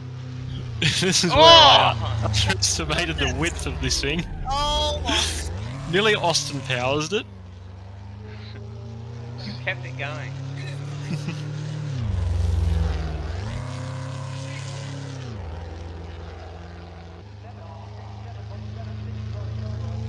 Well, the Magic Man.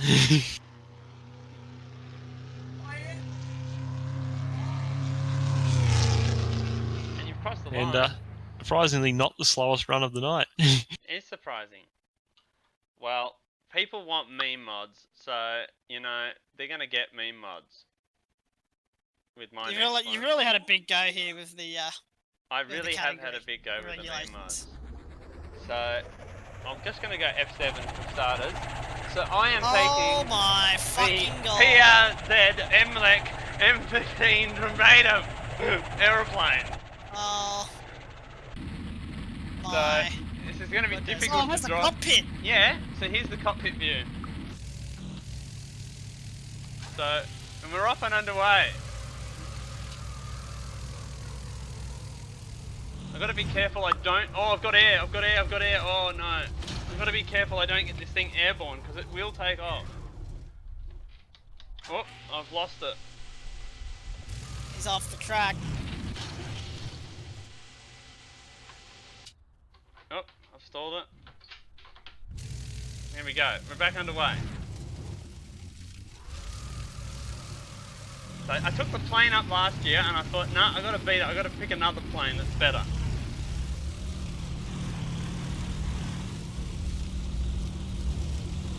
Trying to get air. Tries to get air over 100k an hour, which is not the best thing in the world for a hill climb.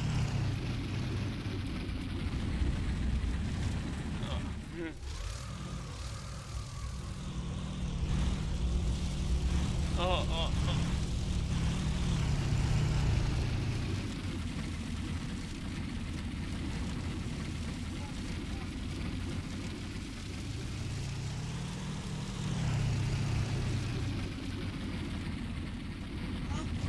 Not the world's fastest run, is it? No.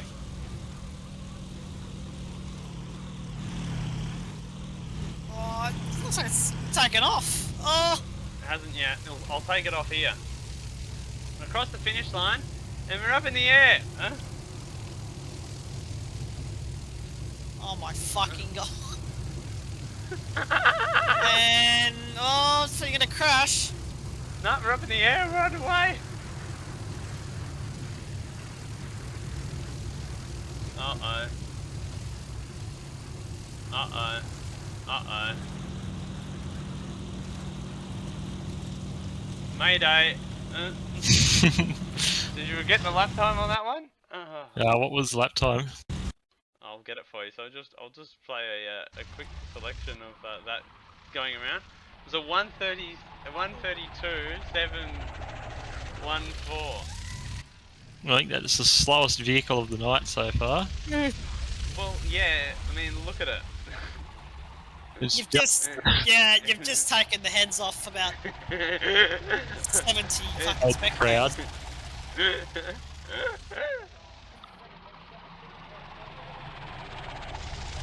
It was a unique vehicle, that's for sure. And, look, a very appropriate vehicle to be running after that. Yes! So I'll just get that up on the stream now. Just want to see this thing actually take off. There we go. Right across the line. How good was that? Timed it to perfection. So...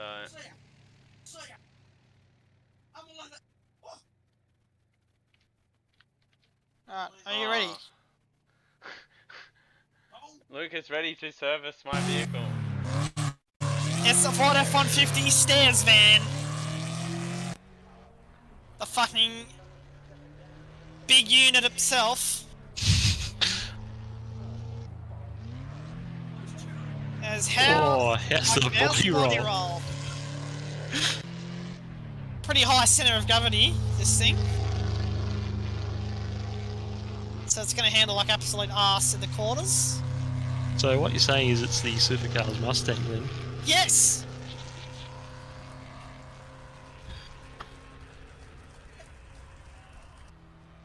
Question is, will this be faster than the P1600 fucking van? I reckon it's gonna be close. Oh, it's struggling up here though with all the weight. Yeah, the aero kit on this is not really optimised for hill Yeah, climb. and the crag, yeah. It's not really a premium hill climb vehicle, is it? Oh, it's lifted the back wheel off the deck. Good to see Luke having a literal wobble there, or we've had in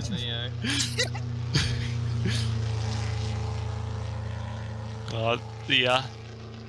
It's comprehensively slower than the P3500 value van.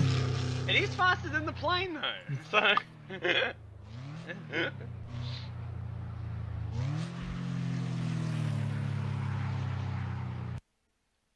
All right. So it was at a 126.088. Yep. And I'll just get the overlay adjusted for the next car. Oh my god. Yep, we have a Citroen C15D van. It isn't running very well. We've had a significant increase in viewers now, due to the fact that we're in meme mod category.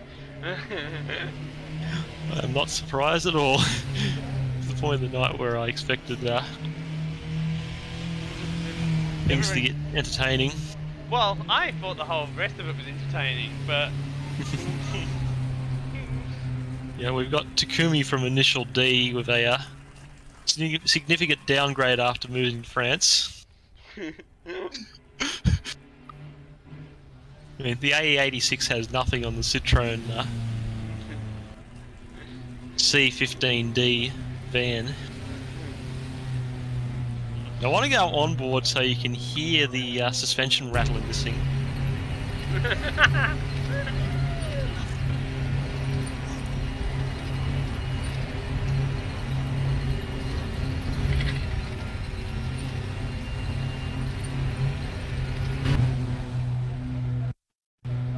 Well, that was not the button I wanted.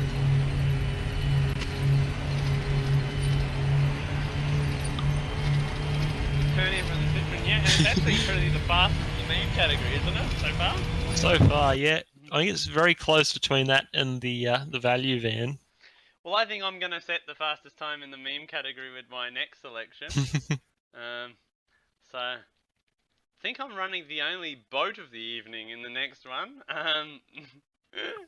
I think we've run a few. I think we've run a few boats, but we haven't run a literal boat yet. Yeah, there's been a few boats, especially the 57 Bel Air and whatnot, but I have a literal boat. So I have the dinghy from GTA San Andreas. What? Street? No, semi-slicks. We need semi-slicks in the dinghy, I reckon. So, here we go. Here's the cockpit view. I've got to show external shots of this later. This is hilarious.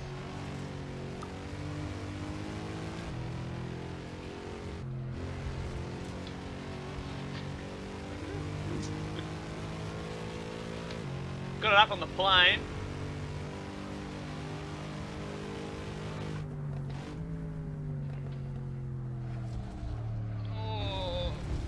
Oh, save it, save it! Oh. Saved the dinghy. We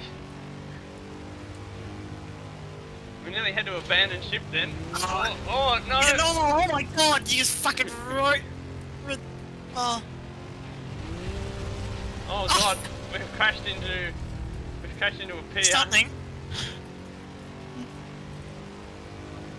How's the steering wheel on the thing? It's great. So we've done a 59.966.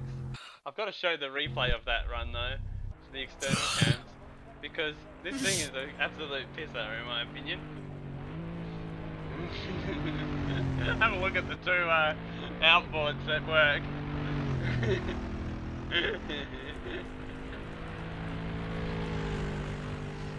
think there are 100 horsepower outboards on the back of this thing.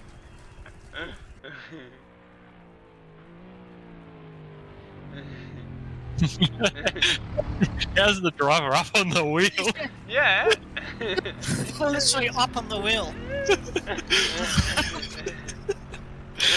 Oh, what a machine. It's a fucking excellent machine. It's the best thing of the night. Oh, that was so bad when that happened.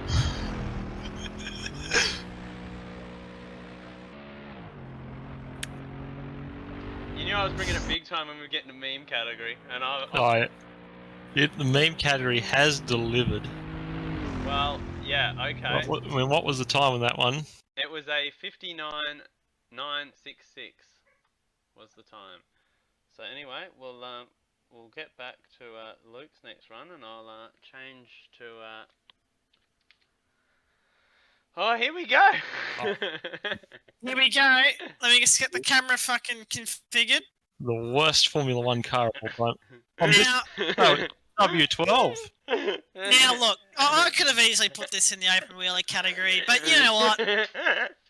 This fucking deserves to be in this fucking list. Because if you do a bit of research in this car, if you haven't already, it seriously was a fucking absolute shit heap. And as the description says, why the fuck did they bother? So you know what? Strap yourselves in and enjoy this fucking lap.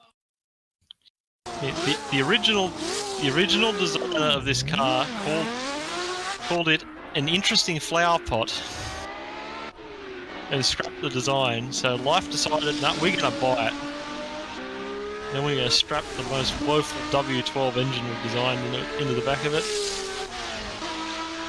I'm disappointed because you haven't run the W12, Luke. You've run the Judd V8. I have, but I've sort of pretended that it's a W12 with a V12. And the reason I know you've run the Judd V8 is because the engine cover was not fitted, because they couldn't fit the engine cover when they changed the engine. I've had a complaint that the MasterCard Lola is more meme-worthy, but I have already run the MasterCard Lola under the open wheeler category. What was the time for the Life? 43.9, very respectable time from that utter piece of shit of a car. Yeah, I'm surprised it even made it up the hill.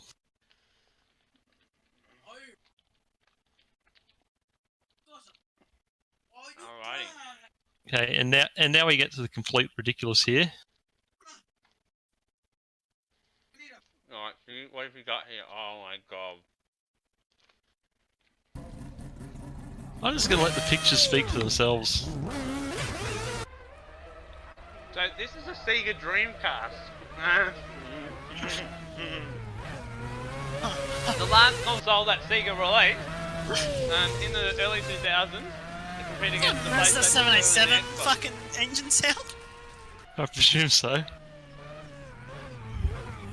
Oh, he's off the road, and that's at the end. Oh no, it's going to continue. This is why this console was using CDs, it was using DVDs too early, and it had the internet too early. But it didn't break too early, that's for sure. Yeah, I didn't see that one coming up on the VMU. Still a quick time considering it spent half the run in the hay. It's not slow. Dreamcast has become a nightmare, cars. I agree. Oh well. You know, I think there's been a fair bit of fruit tonight, but I don't think we're truly bananas. But let's actually go out there and get truly bananas. So I am running the Cavendish banana. Oh fuck. So this is a banana. A literal banana. A literal banana.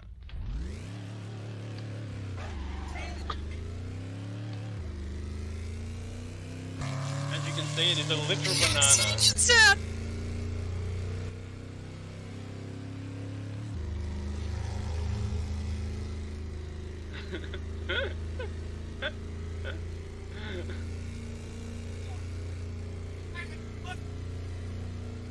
It's not quick because it's very small, this is a banana.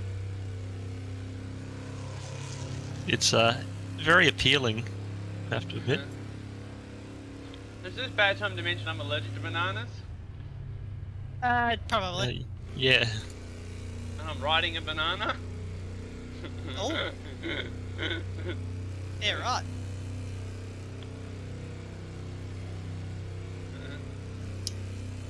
It's pretty quick, it's pretty flat out, this thing, must be said.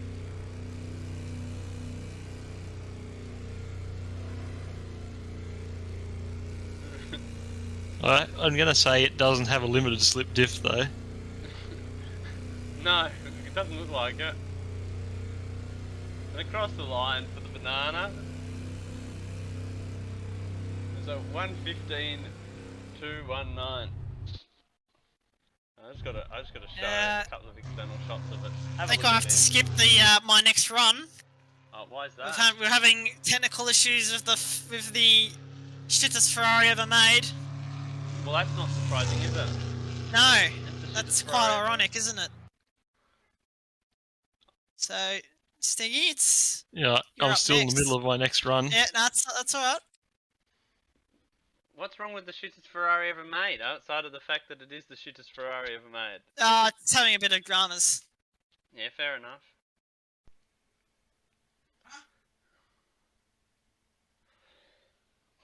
Oh, well...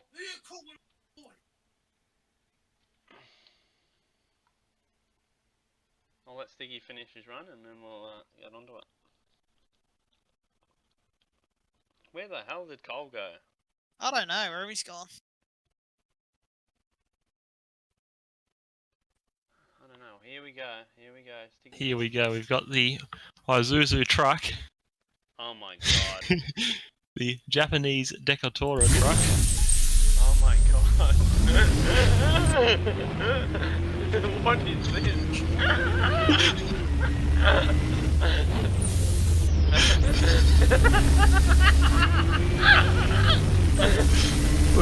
with an octopus livery, because of course this sort of vehicle, I'd imagine, is driven by people who are in tentacle porn. I don't care, this is the funniest thing all night, and it still fits an actual fucking car. Oh no!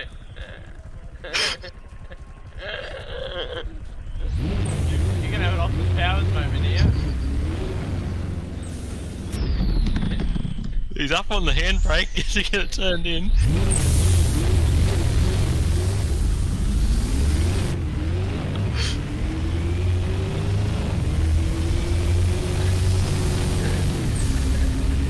I don't have any words.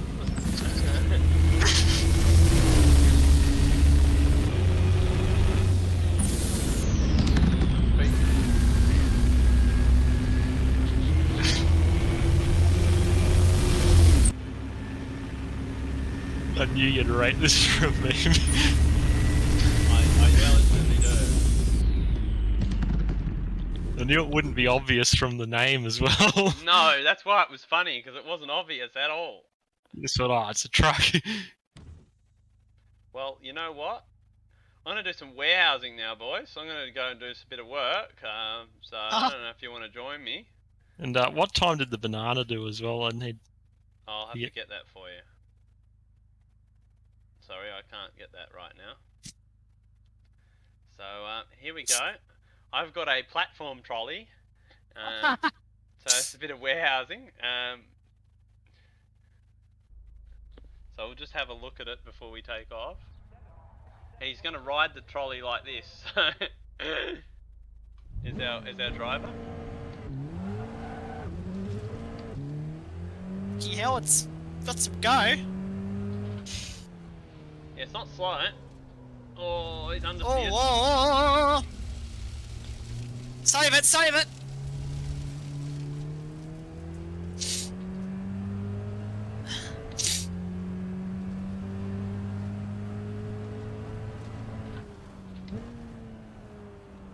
Oh, no, in the hay. Oh, the pallet, the trolley's gone. No, it still runs, He's died, but it runs. It might be a bit broken. I think he's got a fractured skull. I think the trolley's retired. I think the trolley's retiring. Go after DNF. We'll get a replay though of that. He suffered a brain fracture, as you can see. Oh my fucking god!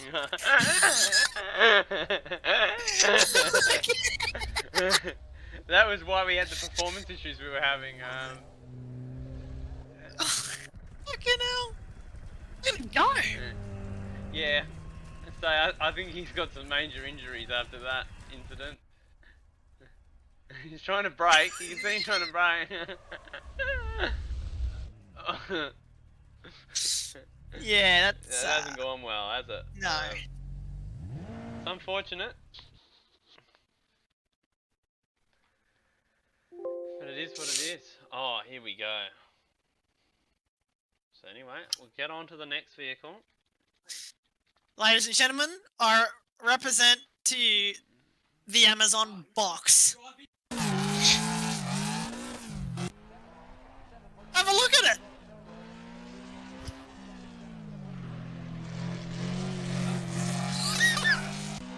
It's got some go, hasn't it? The banana did a 1:15.219.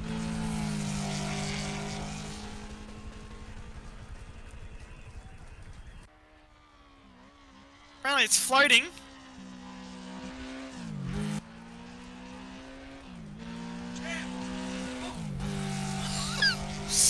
I love this thing. Pretty good for the box.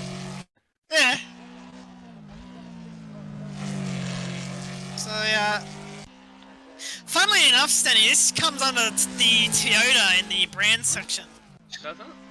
Yes. Say 50.4 from the box. That is a fast box. You want a fast box, don't you? Yeah. Surprising little body roll from a box, yeah. Oh, here comes the pasta. I have a meme mod that has actually gone up Goodwood in real life. Well, you know, it can't all be meme mods that haven't gone up in real life. The Honda HF 2620 racing mower. And let me tell you, this thing is an absolute handful. This looks better than any Honda that's been up tonight.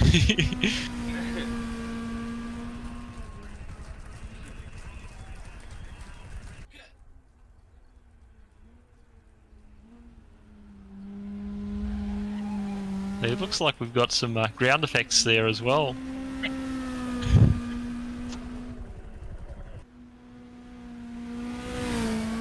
Oh! Peekaloo's nearly rolled it. Oh, you're mowing the lawn now. It's done what it set out to do. It's mowed the lawn. The groundskeeper's out there.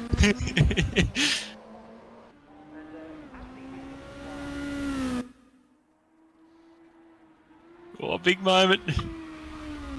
Oh no. And across the line backwards in a cloud of smoke. From 105.451. Watch out for all the grass clippings. Well. You know, it wouldn't be a sim racing event without representing sim racing truly. So I'm out here doing God's work and representing sim racing with the cheap sim rig.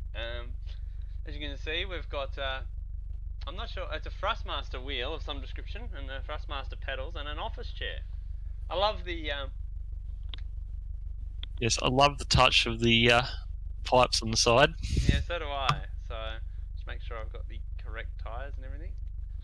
So here we are, I'm in the sim rig.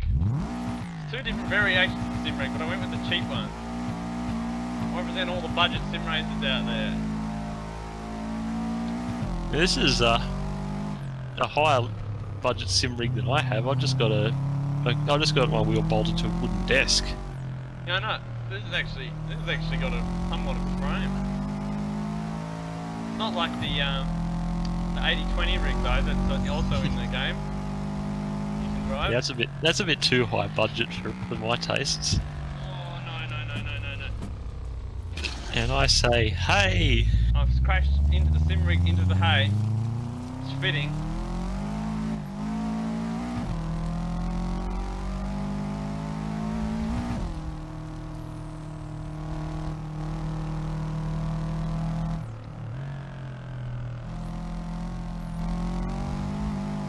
Yeah, usually 90% of the sim rigs out there have the Bathurst chair from Officeworks with all the pleather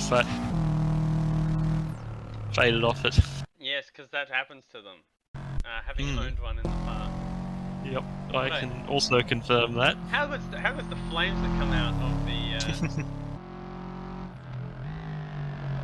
Oh. bet you there's probably 30% of cheap sim rigs out there. Yeah, probably. What was the time? It was a 101.138. So we really are getting towards the business end. I think this is the last regularly scheduled car. It is. Next one. Last regularly scheduled car on here. So Now look, I won't lie, I've been waiting all night for this car. have you? So I represent Hello, to you cat. the cat. Meow. It's a ginger cat, and it's codenamed Chungus. Hello, cat. Hello, cat. Here we go.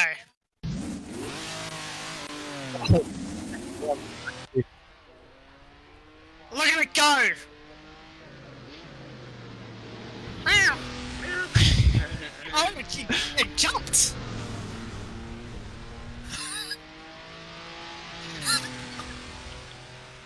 No, it's as fast as most cats I've seen.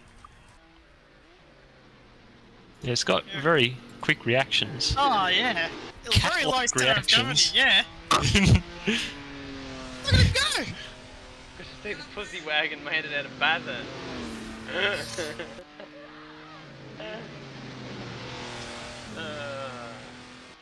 It's gonna be a pretty competitive time from the cat. It is. Here we go. What's it gonna be? A 49.227 from the ginger cat. Have you got your next car ready, Stiggy? The bonus car?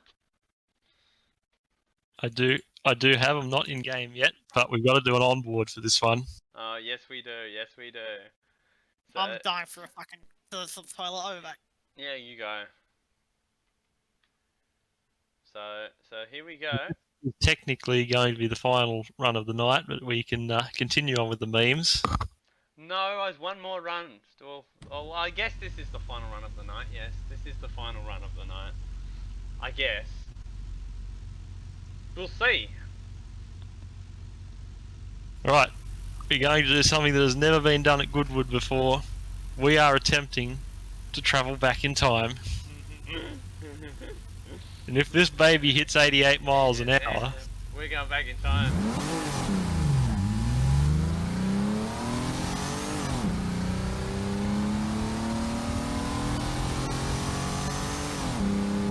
I mean, the PRV V6 is not the right engine for this job. It's okay. We live in suspense to see whether we can hit the 88 mile an hour.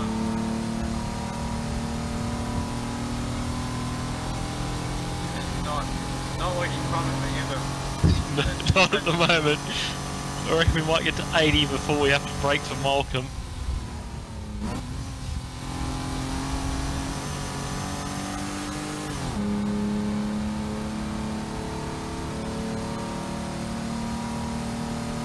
Oh dear, we're going uphill now. I think this is...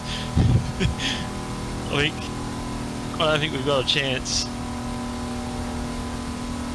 We're going to just run into Lone Pine Wall.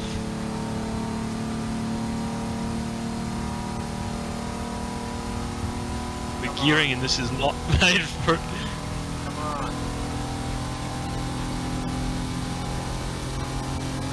Oh, we're coming downhill. Come on, come on.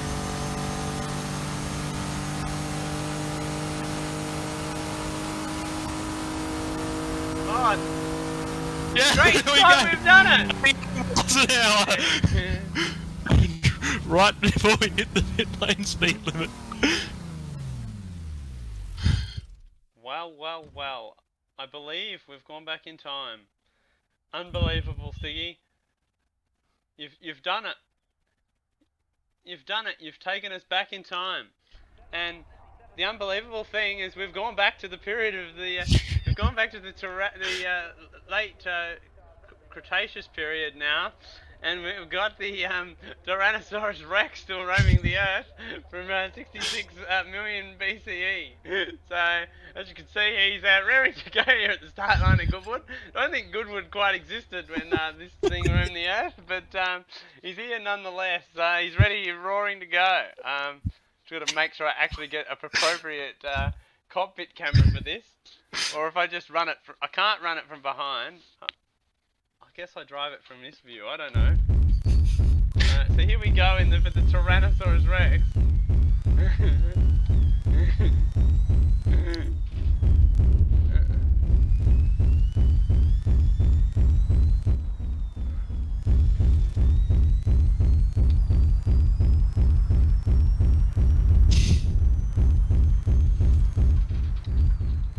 Oh no. Oh. He's died, I think. I think he's died. No. Here we go. No, I've got him. He only wants to walk backwards.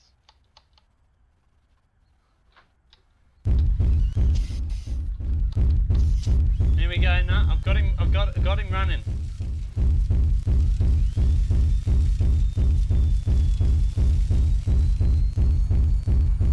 Now, I'm not quite sure on what the cockpit camera would be of a Tyrannosaurus Rex.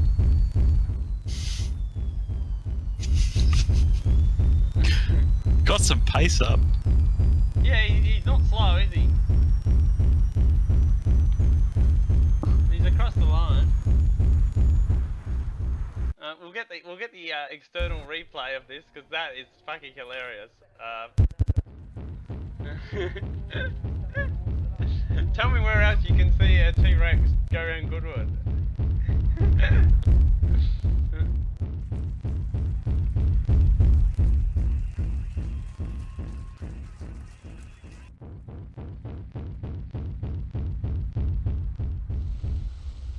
Oh, that was bad.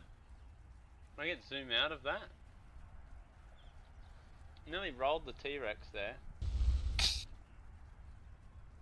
Oh, he literally went onto his side. He's up on two wheels. Here we go. That'd be a scary sight in the crowd. I don't think you'd want to see that.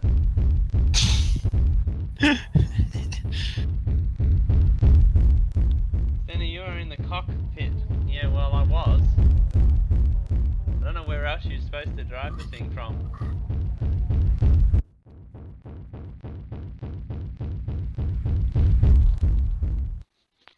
So, Stiggy, that's all of our regular cars run. Yeah, that's it for the night in terms of our regular scheduled programming. And I need to know what the time was for the T-Rex. Oh, sorry. I'll need to go back on the stream and find you that one. Because I've closed it. Yeah, so I'll have to go back and look at that up on the stream.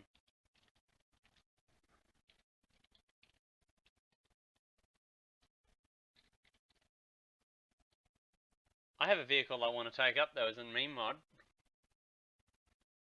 Yeah, I'm keen just to do the old traditional Random. run whatever random shit. Oh, I've got some random meme mods that I'm keen to take up. Not for too long, just for a little bit. I do want to have something to eat.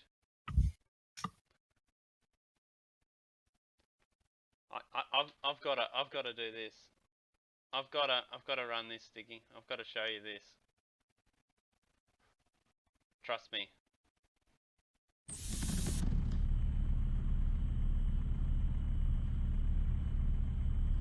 Oh, the Kenworth. No, not the Kenworth. I have got the Ocean Gate Titan submarine Kenworth.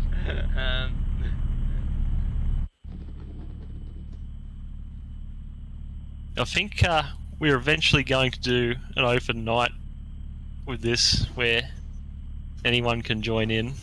I think we should at some point.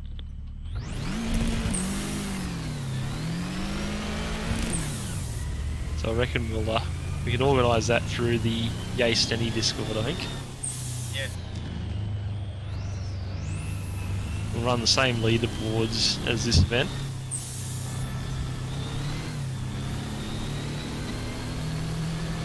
Yeah, let's see if you implode on this run.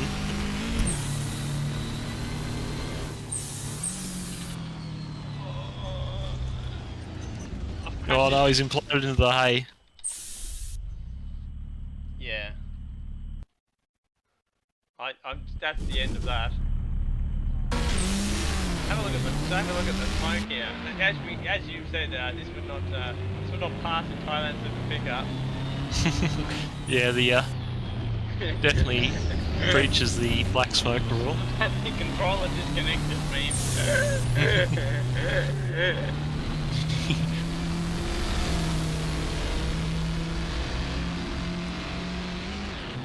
Oh my god.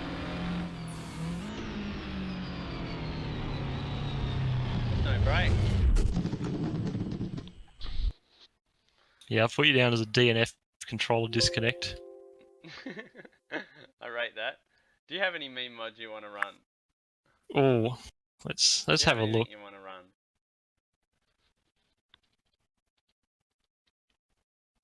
Yep, I do. I have a vehicle that really sucks. Oh, is it the vacuum cleaner? It is. It's Henry. Oh god, here we go. Oh, wrong button. I'm just getting it up.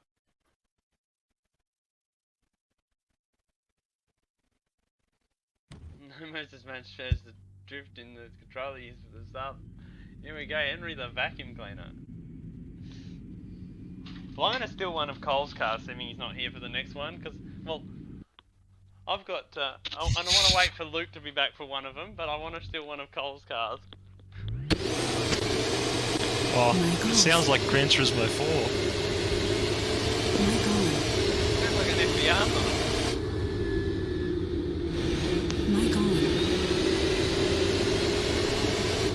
Mic on.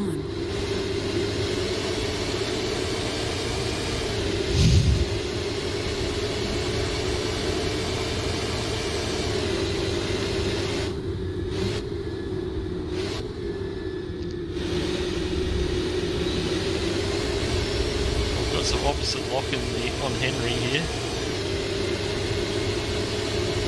I'm gonna upload this whole stream to YouTube later. For anyone who missed any cars.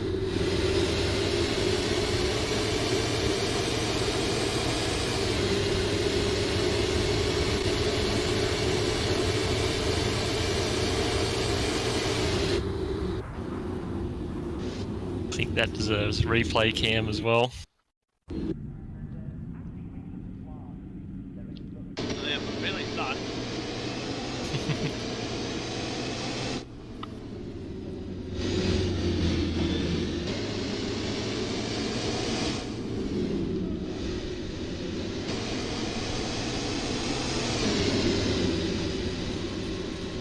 Love the gear shifting animation.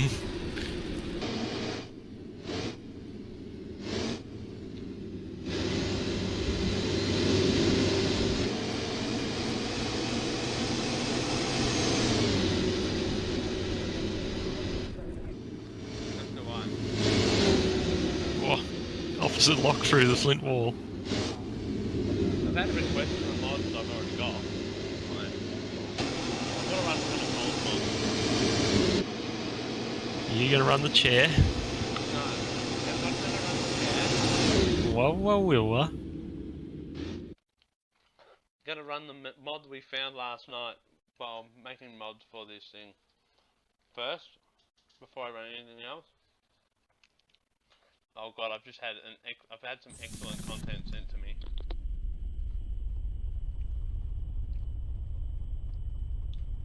So here you go, Stiggy.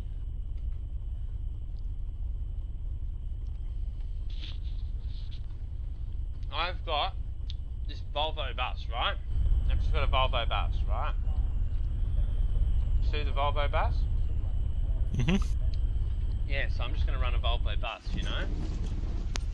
As you do. There's nothing unusual about this bus whatsoever. At all. It's a completely normal bus.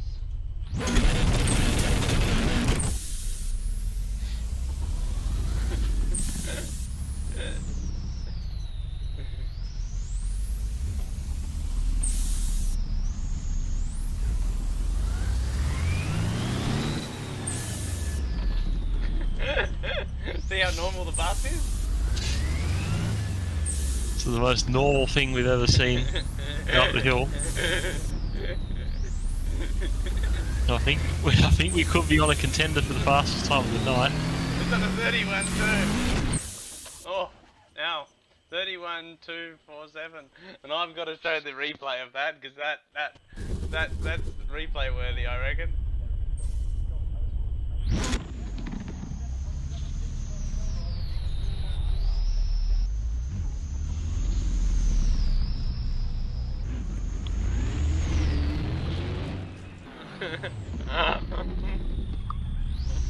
Hey, where's it sticky?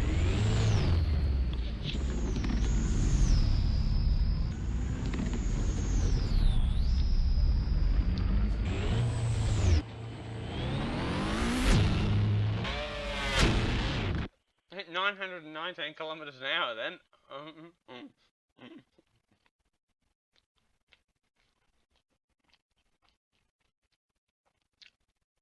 What an excellent mod. Oh, I have a meme car I need to run up here as well.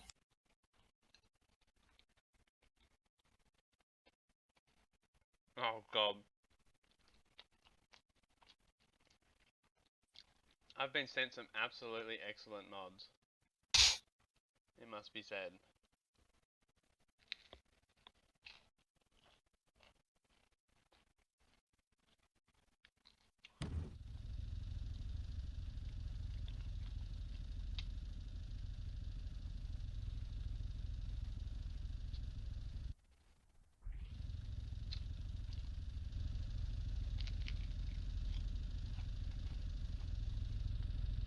I mean, what a machine. My god. We need to adjust the driver's head cam here.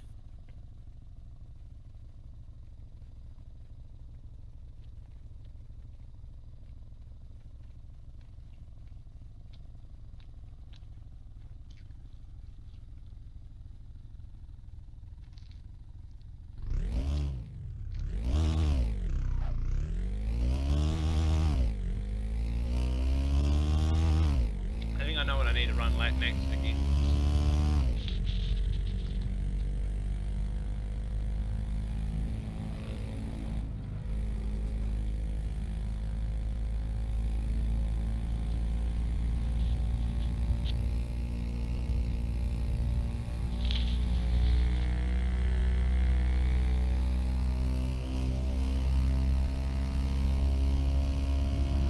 I'm back. I'm back. I'm just running random memes now. Copy. I've got a meme I want to show you though. That's one of Cole's mods. Surely you're running the Luke Ferrari. I am. I'm running the Luke Ferrari. I've been waiting all night for the reaction and I want to hear Luke's reaction to it. I've got to find it. I can't imagine what the fuck it is, but I was like, well, that was a costly downshift in the midget. I feel bad that Cole's not here. when's that fun qualifying start, by the way? I think it's on now. Fuck him. You know, that's what you get for being a useless prick. I don't remember the name of the actual I'm now glad I did not decide to buy a Daihatsu midget. Because holy fuck, that was slow. T1 in fucking 55 seconds. I gotta find the name of this this mod.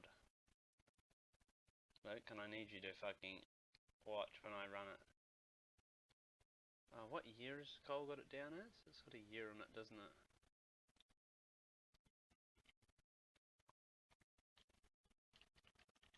Sorry, I try and find this mod.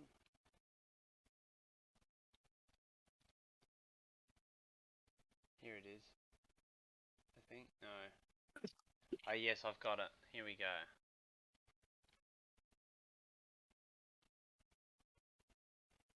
I bring you the Luke Ferrari.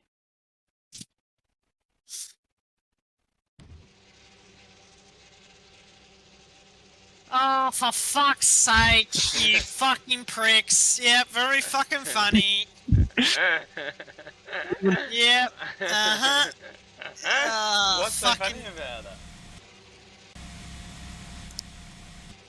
Oh my god. Yeah. This is Luke Rosella scale. Yes. I feel bad I've stolen Todd's moment.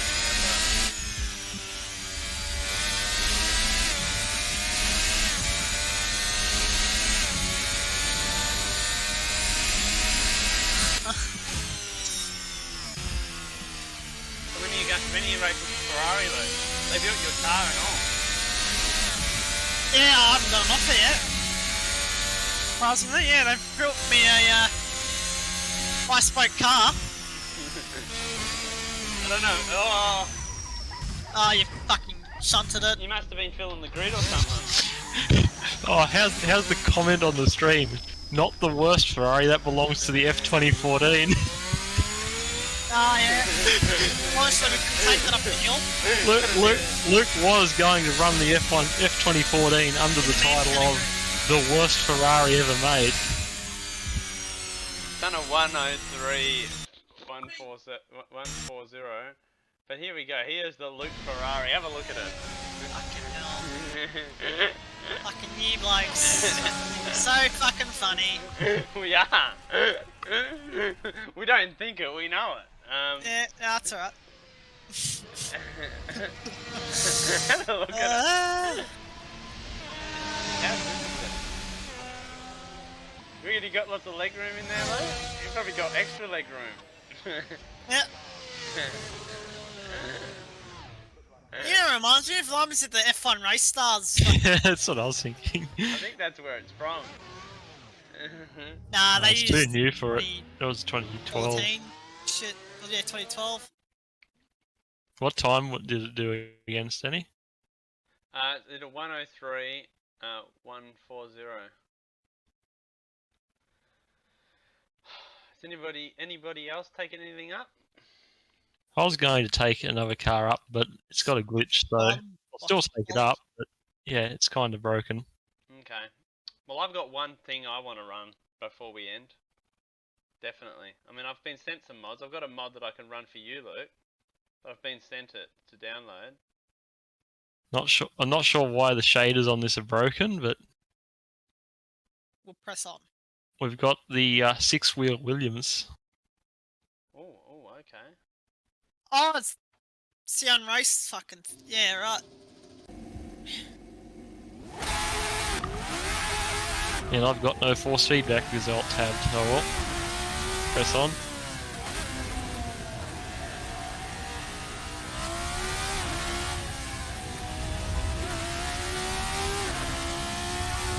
Now we're up on P1. What's up? P1.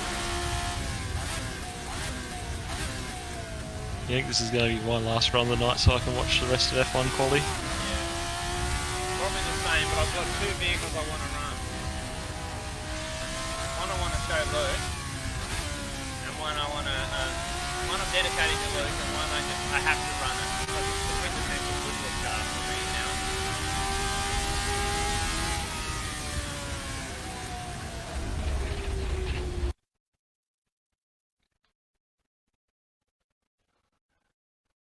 Hey Luke, you fucking wobbler.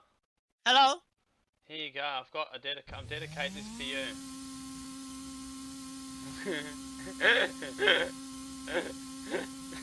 Pizza! Yeah, I've got a pizza. Oh my god, why didn't you run this at the main fucking... Because I only just got the mod sent to me. Oh. I only just got the mod sent to me tonight. I didn't know it existed. Oh, it's on fire! The pizza... The pizza's burnt down on the grid. Mamma mia! Mamma mia! Have a look, the pizza's fucking burnt down on the... Mamma mia! My pizza ruined! The crust!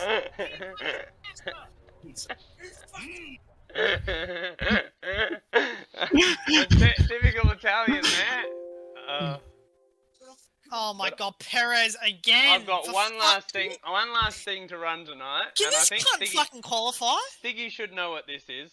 Stiggy should know what this is, Because it's the Fucking useless cunt. It's my quintessential car at Goodwood now, and I know you think of it every time you see one. Stick, you think of me.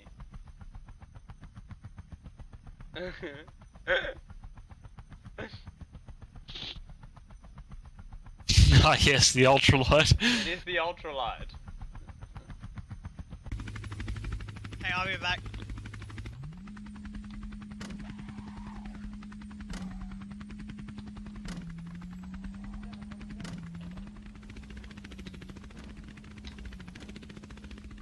I'm gonna do this run in the air in the ultralight too. I'm gonna try and do a time while airborne.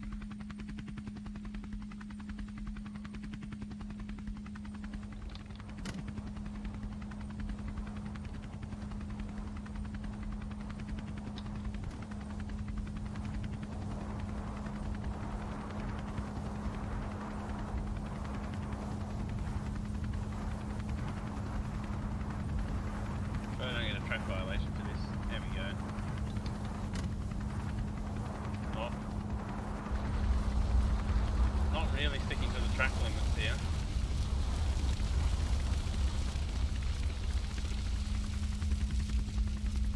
I'm gonna click on them. I'm gonna get map.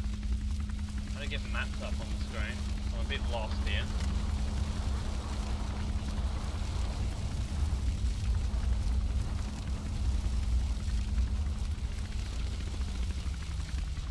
Is this recorded at the time?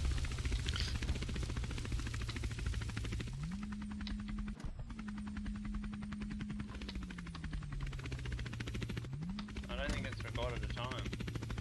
I don't know if I've crossed the finish line, that's why. Yeah, you haven't crossed the finish line yet.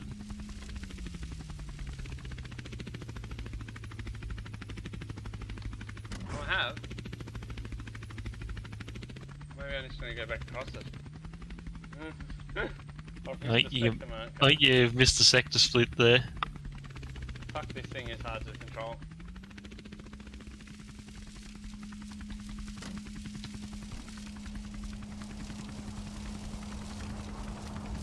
Yeah, I missed the sector marker. Oh well. I had to finish the night with this. Because it's excellent.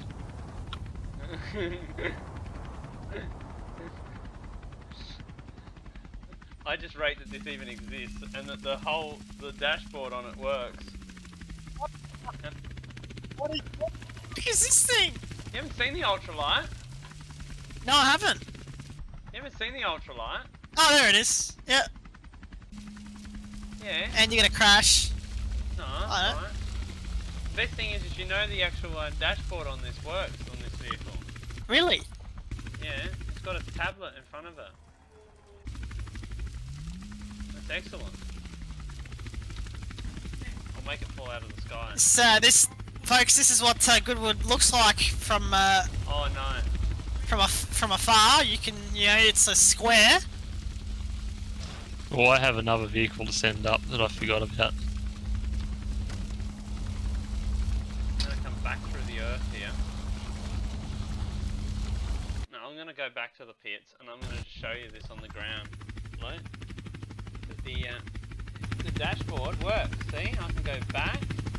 I can watch YouTube. Oh wow! I can watch YouTube on the fucking thing. Oh. No way! That's fucking sick. Does that actually load your your YouTube account? No, well, I guess you could log in. I don't know how it works. Last night. It was displaying my Spotify because I was flying around in this thing, displaying what I was listening to on Spotify. What is it? It's trying to fucking take off on me, but yes, it works. Excellent. That's the ultralight. I don't think it would pass certification from the British Aviation Authority with that tablet, but anyway. I like how it's an old ultralight though, and then it's got the tablet on it. Right, I have one final vehicle. The whole run up the Goodwood Festival Spuds. It's been a good event, lads. It really has been a fantastic. I'm just disappointed that Cole's left us early. Yeah, I don't know where he went. Neither. It's Thomas the Tank Engine. Do I play the theme song? think I'm gonna play the theme song.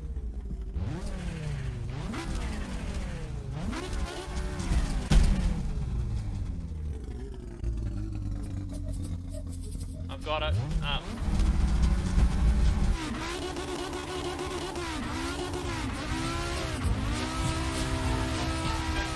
This is the perfect way to finish. Why is it clearly a drift car?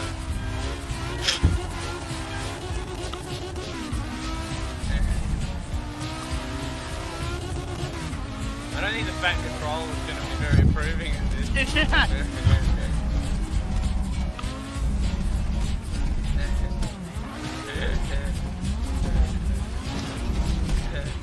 Oh god, poor Thomas.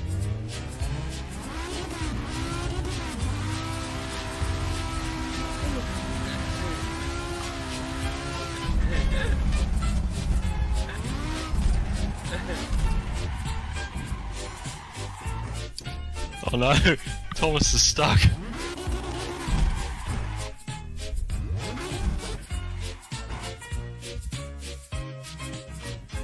Oh no, Thomas is dead, I'm afraid. He's died. Well, it's perfect time for the theme song to end. And here we go again. I want to do the replay of this for the outside. I don't know if you're going to see much of all the steam.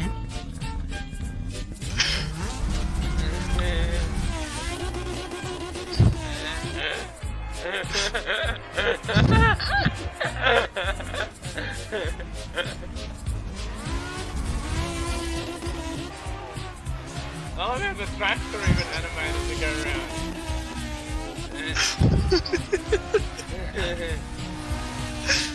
Well, I've got some mods for when we run this again, because I reckon in a few weeks we're going to have to run this again. I've had to request a Biggie Small fucking... Oh, that's just what I assume every time I hear the Thomas theme now. I just imagine it with the Biggie Smalls lyrics.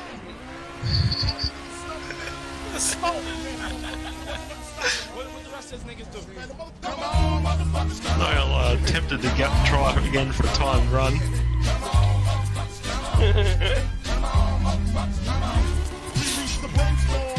Can't believe that's what killed it.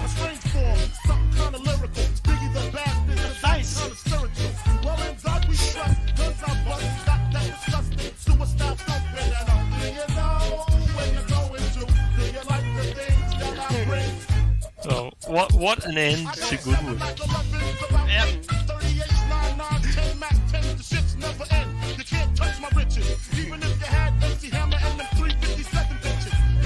That's the best ending I could hope for.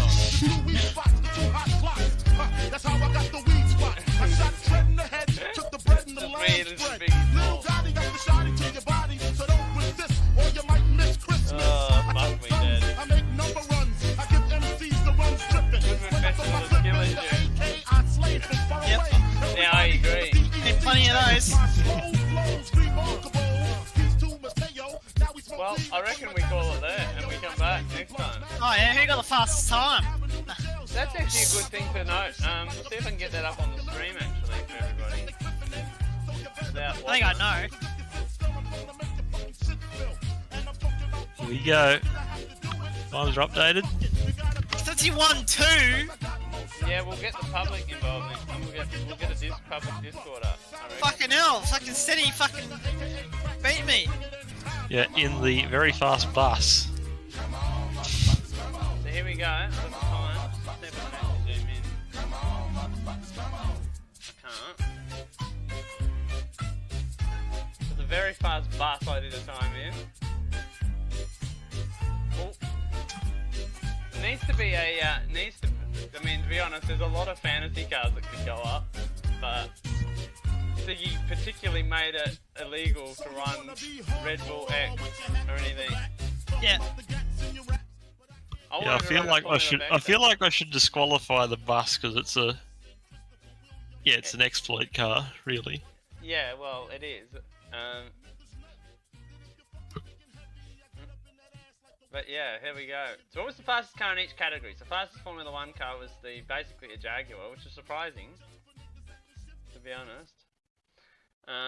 Fastest modern prototype was, well, that was the Evo, of course. The Formula Master Regal was the fastest in Hillclimb.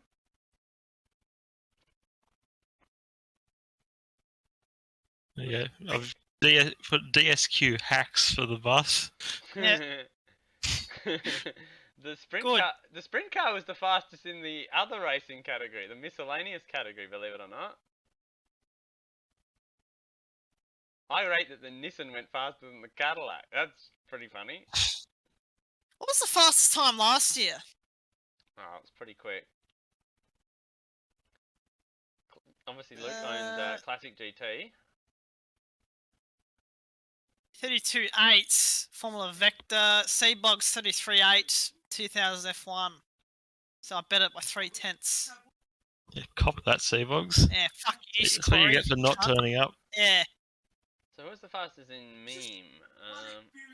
Oh, sorry, we got the, well, it was the bus. Oh, I see. You improved on your own time in the Minardi by half a second. Which one? The PSO one or the 191? My fucking PSO one. What an illegal motor. I think that's all down to taking the fuel and out and putting softs on. Oh, we would have done that last year, surely. Nah, it was all just default last year. Yeah, we weren't allowed to change setup last year. So the fastest in pre-war, was it,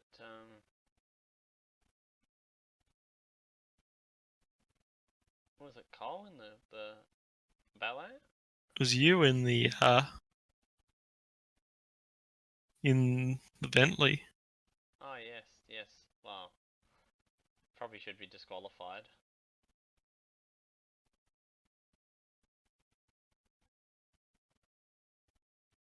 The plane has once again set the slowest time. You know what's funny is the plane was only half a second slower than the locomobile, and I crashed the plane. How many entries? Oh yeah, we broke the entry list record. I've enjoyed that you've got a workplace accident as a DNF reason. So what have we got? We've got DNF, main, 3.8 main, blown trans, the controller disconnect. hey, off the road, Thomas the drift hinge, overcooked pizza. Yeah, the Renault became the teapot. The Solara was wet. Yeah. Workplace.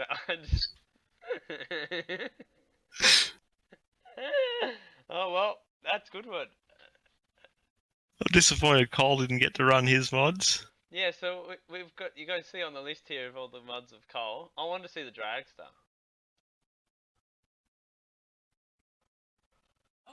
I've still got to give you the time for the T-Rex, don't I? We'll get onto that. Anyway, I'll thank everyone for watching. And we'll come back next time, I guess. And I'll watch the end of F1. Let's switch. Can't believe that stream went so long and people still stuck around and watched. Yeah.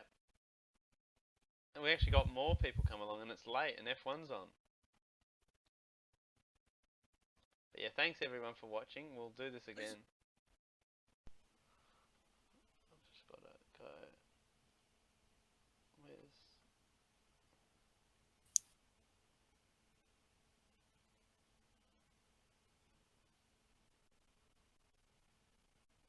for the rage. Oh, I'm just going to end the stream. I don't have anyone to actually raid right now.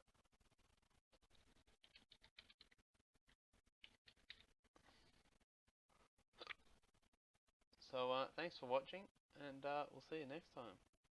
See you on the public Good Wank Festival of Major Skill Issues. I'll see you for that one.